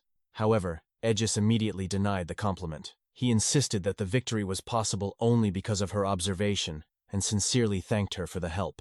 Afterward, Aegis decided to check on the rest of their teammates and see how their own battles were progressing. Elsewhere on the battlefield, Sandy was rushing toward her opponent, while golden lightning crackled around her sword. The moment she reached him, she unleashed Lightning Flash. A thunderous explosion echoed across the battlefield as lightning scattered in every direction. Their enemy gritted his teeth while defending against the attack. At the same time, Alan swung his fan and launched a gale bullet toward their opponent. However, Sandy quickly noticed that Alan's attack was not particularly accurate. Because of that, she ended up getting caught in the attack as well. Immediately, she shouted at Alan, complaining that he had nearly dragged her into the attack alongside their enemy, and questioning whether he even knew what he was doing. Alan's only response was that Sandy spent too much time dawdling. Annoyed, Sandy demanded to know what he meant. Before the argument could continue, a massive explosion interrupted them both. Startled, Sandy and Alan immediately turned their attention forward, as their enemy informed them that they were standing awfully close together and should prepare themselves. Both fighters quickly raised their defenses. Alan created a wind wall while Sandy used her greatsword to deflect the incoming rock bullets. Afterward, Sandy remarked that 4-star opponents really were tough. Alan agreed, but added that the battle was becoming increasingly difficult because Sandy constantly got in the way of his attacks. Naturally, Sandy immediately argued back, insisting that Alan was the one interfering and preventing her attacks from landing properly. Alan dismissed her complaint as nonsense and reminded her that he had been covering for her every time she lost focus. Still, Sandy refused to back down and continued, insisting that Alan was the problem. Their enemy remained silent for a moment before launching another attack while the two continued bickering. Using Stone Spike, he launched a surprise attack directly at Sandy. The moment Alan noticed it, he immediately activated Stormblade and cut through the stone spikes before they could reach her. He then informed Sandy that she had lost focus once again and warned her to pay closer attention. Sandy immediately argued back, claiming that she knew exactly what she was doing and had already noticed the surprise attack herself. The enemy then questioned whether the two truly believed they could win with such half-baked teamwork. He mocked them, claiming that lizard brats were all the same in the end. For a moment, Sandy and Alan fell silent. Deep down, they both knew he was right. Their teamwork was rough around the edges. They certainly did not need him pointing it out. Alan reluctantly admitted that, using his better judgment, he agreed with the enemy's assessment. Then, Sandy suddenly smirked and mocked their opponent in return. She claimed that he was actually on the weaker side for a 4-star fighter, and confidently declared that even with their imperfect teamwork, they still had more than enough of a chance to win. Those words immediately irritated the enemy. He declared that fools like them could not even comprehend the gap in strength between them. Dark and ominous energy began radiating from his body as he charged towards Sandy and Alan, promising that they would drown in helplessness before dying. Sandy immediately called out Alan's name. With a confident smile, she declared that she could finish their opponent if Alan simply supported her. Although clearly irritated and reluctant, Alan noticed the rapidly approaching enemy and eventually agreed, deciding there was no helping it. Immediately, Alan activated wind-rending fan arts and unleashed a powerful gale bullet. The enemy dismissed the attack as pointless and reminded them that their attacks would never work on him. However, before he could finish speaking, his expression changed completely. The strength of Alan's attack had caught him by surprise. His own attack was absorbed by the Gale bullet. Smiling confidently, Alan informed Sandy that he had poured additional wind aura into the technique. It was powerful enough to hold their enemy in place. He then asked whether that would be sufficient. Sandy immediately replied that it was more than enough. Golden lightning erupted around her body as she activated her power once more. With electricity crackling violently around her, she ordered their enemy to receive her attack before unleashing a devastating lightning slash directly into him. Injured and furious, the enemy cursed both Sandy and Alan. Alan merely called him stubborn before activating Typhoon falling to dust. Violent winds engulfed their opponent completely, leaving him with nothing but agonized screams. When the enemy finally collapsed onto the ground, Sandy and Alan stood firm, realizing that they had actually defeated him. Unfortunately, the peace between them lasted only a few moments. Alan immediately complained that Sandy always left things half-finished. If she claimed she would defeat the enemy herself, then she should have seen the battle through to the final blow. Naturally, Sandy retaliated at once, arguing that Alan should learn how to stab properly. For the record, his finishing attack had landed only because she created the opportunity. Exasperated, Alan muttered that despite all her boasting about finishing the enemy herself, she had still failed to do so. As their defeated opponent lay unconscious on the ground, Sandy and Alan continued their endless bickering without showing any signs of stopping. The four-star enemy continued to rain down rock bullets upon Laika and Vanille. As the two ran across the battlefield, desperately dodging the relentless barrage, Vanille cursed their opponent and immediately poured his wind aura into his staff. Using his Ghost Wind Umbrella style, Whirlwind Impact, he launched a counterattack. However, their enemy merely scoffed at the attack, dismissing it as petty. While continuing to pressure them from both sides, the enemy showed no signs of slowing down. Seizing what appeared to be an opportunity, Lika activated the first secret art of her Thunder Greatsword arts, Heavenly Thunder, and leaped toward the enemy in an attempt to launch a surprise attack. But the enemy noticed her immediately. Flipping his sword, he summoned a wall of earth beneath him and used it as a defensive step to block her thunder-infused strike. The moment Lika's attack collided with the enemy's defense, a massive explosion of energy erupted across the battlefield. Refusing to back down, she poured even more golden lightning into her greatsword, strengthening the attack. In response, the enemy activated his Earthhound sword-style technique, known as Earthen Swordsman. Sand from the surrounding ground surged upward and wrapped around his body, causing Lika's eyes to widen in surprise. Even so, she continued pouring her golden lightning aura into her blade, determined to break through. Yet the enemy remained firmly rooted in place, defending against her assault. It was only then that Lika realized what was happening. Her lightning was being grounded directly into the earth through the enemy's defense. When she finally thought she had managed to break through, she was caught off guard by a sudden counterattack. The enemy unleashed Landslide Slash, forcing Lika to grip her greatsword tightly to defend herself. Before she could recover, the enemy followed up by driving a powerful kick into her stomach. The impact sent her flying backward, and as she struggled to regain her footing, the enemy prepared to finish her off. Before he could strike again, however, he sensed something approaching from behind. Reacting in the nick of time, he narrowly dodged a sneak attack coated in wind aura. Vanille clicked his tongue in irritation, unable to believe the enemy had still managed to evade an attack launched directly from his blind spot. Although the attack failed to land, it forced the enemy to leap backward and create distance.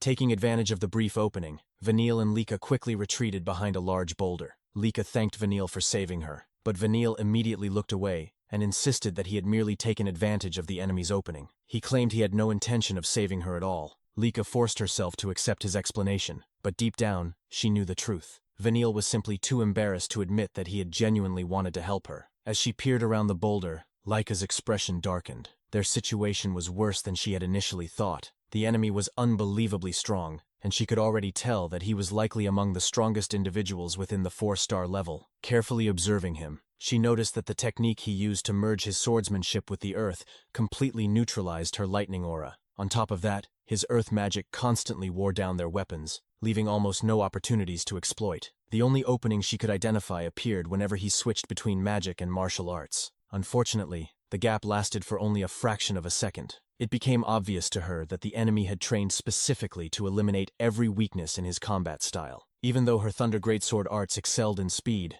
she still wasn't fast enough to consistently capitalize on that opening. Vanille wasn't capable of doing it either. Vanille eventually broke the silence and pointed out that if they continued fighting like this, they would never defeat him. Lika agreed, and asked whether he could perhaps use one of his poisons against the enemy. The suggestion only irritated him further. He complained that Zeke had, drained his entire poison stock before they departed for the mission, claiming it wouldn't be real training if Vanille relied on poison. To make matters worse, Zeke had even forced him to detoxify the true killing poison he had secretly stored inside his own body. Hearing this, Lika could only sigh helplessly and mutter Zeke's name under her breath. She pointed out that if that was the case, then they truly had no way to exploit the enemy's opening. Still annoyed, Vanille informed her that they weren't completely out of options. The moment Lika tried to ask what he meant, the enemy located their hiding place and mockingly remarked that they seemed awfully relaxed. Immediately afterward, another barrage of rock bullets came flying toward them. As the two sprinted away from the attack, Lika shouted and demanded to know his plan.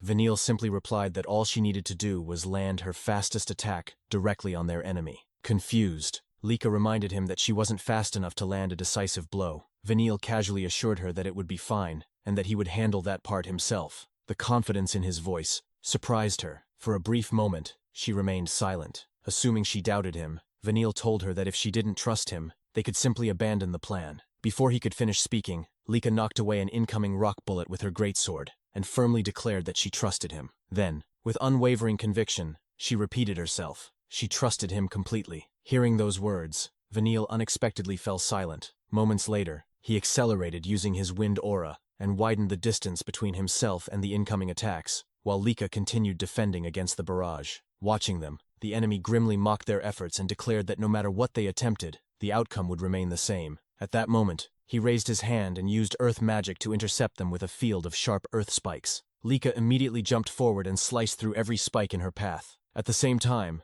Vanille unleashed another whirlwind impact, forcing the enemy to summon a rock wall to defend himself. The instant the wall appeared, Vanille informed Lika that now was the time. Without hesitation, she exploded forward with all her speed. The enemy simply called them fools, and declared that he would turn them into pincushions before unleashing another devastating barrage of rock bullets. Vanille immediately responded, declaring that such a thing would never happen. Using his wind aura, he intercepted the barrage and shielded Lika as she continued charging forward. Realizing her approach could no longer be stopped, the enemy prepared his shatter wall technique as a final defense, but Vanille had anticipated it. With another whirlwind impact, he shattered the defensive wall before it could fully stop her. The enemy's frustration finally became visible. Once again, he called them fools, and insisted that even if they repeated the same strategy 100 times, the result would never change. Lika continued running, her greatsword crackling with golden lightning. Meanwhile, Vanille activated Swift Gale and directed powerful currents of wind behind her. The moment she felt the boost, her eyes widened. Understanding his plan at last, she focused entirely on the enemy ahead. As Vanille used his grip wind umbrella arts to distract the enemy's attention, Lika activated her lightning greatsword arts. With a thunderous shout, she unleashed Thunderclap Rush. This time, the attack connected. The enemy could do nothing except scream in agony as lightning surged through his body. Golden thunder continuously ravaged him until his legs finally gave out, and he collapsed to his knees. Moments later, he died. Exhausted from pushing herself beyond her limits, Lika dropped to one knee and leaned heavily against her sword. She asked Vanille what exactly he had done. Vanille explained that neither of them was fast enough to reach the enemy alone. However, if he used his wind aura to accelerate her movements, then together they could surpass the enemy's reaction speed. Understanding the simple yet effective logic behind the plan, Lika let out a relieved sigh. Vanille scratched the back of his head awkwardly and asked why she had trusted him so readily. He reminded her that he had spent years playing dirty tricks, constantly targeting her. Lika remained silent for a moment before finally answering. A lot had happened between them, but despite everything, as the leader of Strike Team she had chosen Vanille. That alone was enough reason for her trust. Simple as that. She also pointed out that they had only won because of him, and sincerely thanked him. The gratitude immediately sent a strange chill through Vanille's body. He quickly looked away and insisted that she shouldn't misunderstand his intentions. He had only helped because he wanted to win, nothing more. Lika merely smiled before turning her attention toward Zeke's battle against the 5-star enemy. At that exact moment, her expression froze. To her shock, Zeke had been completely engulfed by a forest of massive earth spikes. But in the next instant, Zeke clenched his fist. Every earth spike surrounding him shattered into countless fragments. Landing amidst the debris, Zeke burst into loud laughter and enthusiastically declared that the battle felt incredible. The moment his feet touched the ground, he charged directly toward the enemy with a wide grin, demanding that his opponent show him even more magic. Seeing Zeke rush forward, the 5-star enemy immediately coated his sword in hardened earth, using the shattered stone sword arts technique known as Rock Armor Razor Edge. Yet the result was the same as before. Zeke shattered the earth-covered sword with a single punch and sent the enemy flying through sheer force. He casually informed the enemy that covering himself in stone was completely useless against him. Using his sword to stop his momentum, the enemy immediately retaliated with an earth magic technique called Ground Ripper. Golden energy erupted around him as he slammed his fist into the ground. The earth cracked apart and surged toward Zeke like a giant maw. As the ground threatened to close around him, Zeke planted both his arms and legs against the collapsing walls and forcibly held them apart. The enemy expected him to become trapped. Instead, Zeke launched himself upward just before the gap closed completely. Laughing once again, he declared that the battle was becoming more entertaining by the second. As he landed, he glanced to the side and casually pointed out that everyone else seemed to have already finished their battles. Nearby, the mother bird released a victorious chirp after defeating her opponent. The smaller birds proudly raised their wings, announcing that they too had won their respective fights. The enemy's gaze then shifted toward Aegis and Lila. While Sandy and Alan continued their usual petty bickering, the enemy admitted that he would have loved to continue enjoying the battle and experiencing Zeke's strange combat style to his heart's content. However, he could never accept losing to a lizard and a mere 3-star brat. As he spoke, Zeke noticed the intense determination burning within the enemy's eyes. Then, without warning, the enemy drove his own hand into his chest. The moment he activated his magic, his golden aura exploded skyward. A powerful shockwave erupted across the battlefield. As his cap was blown away by the force, he declared that even if it cost him his life, he would see his mission through to the very end. The ground immediately began to tremble. Alan's expression changed as he warned everyone that something was moving beneath their feet. Cracks spread across the battlefield as countless earth spikes erupted from below. Sandy and Lila quickly dodged the spikes while wondering if this was some kind of advanced spell. Aegis immediately corrected them.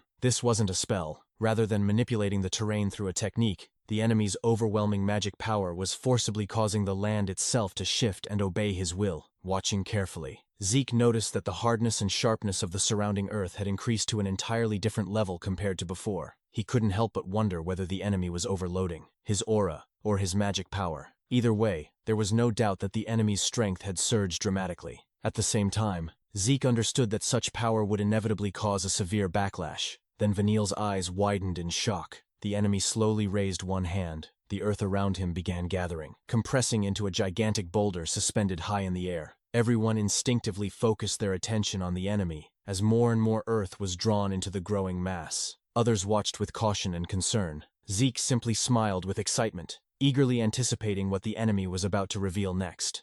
While Vanille and Sandy stared at the enormous boulder forming high in the sky, Sandy loudly wondered if their enemy intended to drop it directly on top of them. Aegis quickly informed everyone that their situation had become extremely dangerous. They had nowhere left to run, and at this rate, the Chaos Stone would inevitably be destroyed. Hearing this, Lila asked if they were not supposed to break the Chaos Stone themselves. Aegis confirmed that they indeed needed to destroy it, but the moment the Chaos Stone shattered, the rift would begin to close. Sandy immediately panicked and asked if that meant they would end up trapped inside the rift. Covering his ears, Vanille told her that if she still had enough energy to scream, she should use it to help stop their enemy instead. Lika agreed that they needed to stop him immediately, but the real problem was that they could not even get close. The violent energy surging around their enemy, combined with the constantly shifting ground near him, made any approach nearly impossible. At that moment, their enemy thrust his sword into the ground and confidently declared that it was already too late. According to him, this was where all of them would die. Lika's eyes widened in shock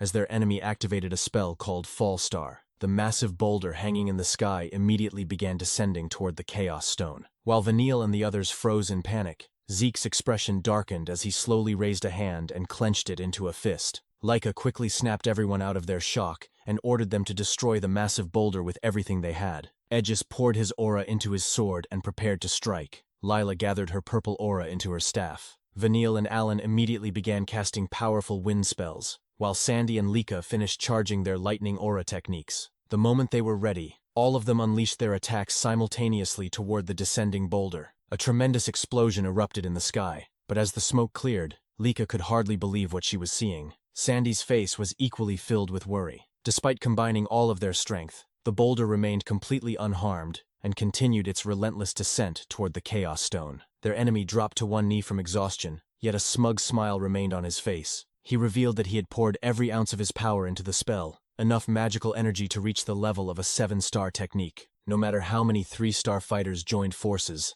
they would never be capable of destroying it. Vanille immediately began cursing and instructed Alan to attack together with him. The two launched powerful wind tornadoes in an attempt to halt the boulder's descent, but Lila quickly noticed that even the combined strength of their wind magic was unable to stop it. Throughout the entire situation, Zeke remained silent as he watched everything unfold. Then a wide grin slowly spread across his face as he fixed his gaze on the massive boulder above. Laika suddenly shouted Zeke's name in shock when she saw him launch himself into the air with explosive force, heading directly toward the descending boulder. While soaring through the air, Zeke realized that with his current 2-star strength, simply throwing aura attacks at the boulder would never be enough to completely destroy it. As far as he was concerned, the simplest solution was to punch it directly. Golden aura erupted around his fist as he threw a powerful punch into the boulder. The impact only managed to leave a scratch. Even so, Zeke burst into loud laughter. He knew that with his current body, his own fists would probably break before the boulder did. Yet that thought never crossed his mind as a reason to stop.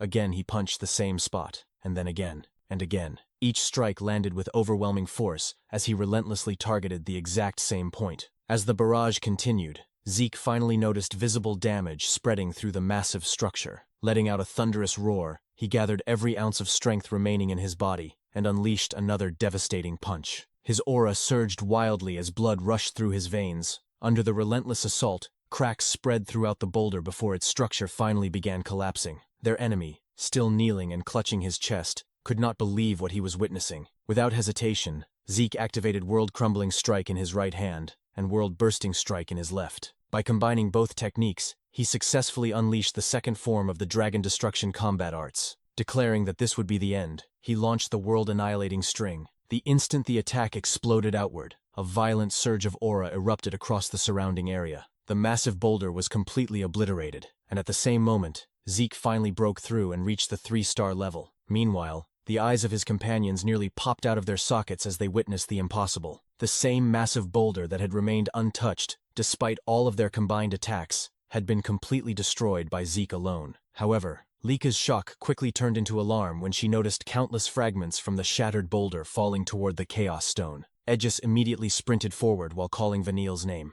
Vanille answered without hesitation and declared that he would find a way to deal with it. Working together with Alan, they surrounded the Chaos Stone with powerful wind aura, creating a protective barrier against the falling debris. After securing the Chaos Stone's immediate safety, Vanille told Aegis to handle the rest. While running, Aegis gathered momentum before launching himself into the air toward the Chaos Stone. Golden aura wrapped around his sword as he prepared one of his secret techniques. With all his strength, he struck one of the largest pieces of debris falling toward the Chaos Stone. To his surprise, his sword snapped apart. As he stared at the broken weapon, Aegis could only realize that he still had a very long way to go. While the others continued protecting the Chaos Stone, their 5-star enemy remained unable to comprehend the reality before him. Despite everything he had sacrificed, Zeke had still managed to destroy Fallstar. Zeke calmly walked toward the defeated enemy and declared that he was now the only remaining problem standing in their way. Crossing his arms, he casually asked what he planned to do next. The enemy pulled his sword from the ground and stated that the answer should be obvious. Gathering every bit of strength he had left, he launched himself forward and declared that he would carry out his mission until the very end.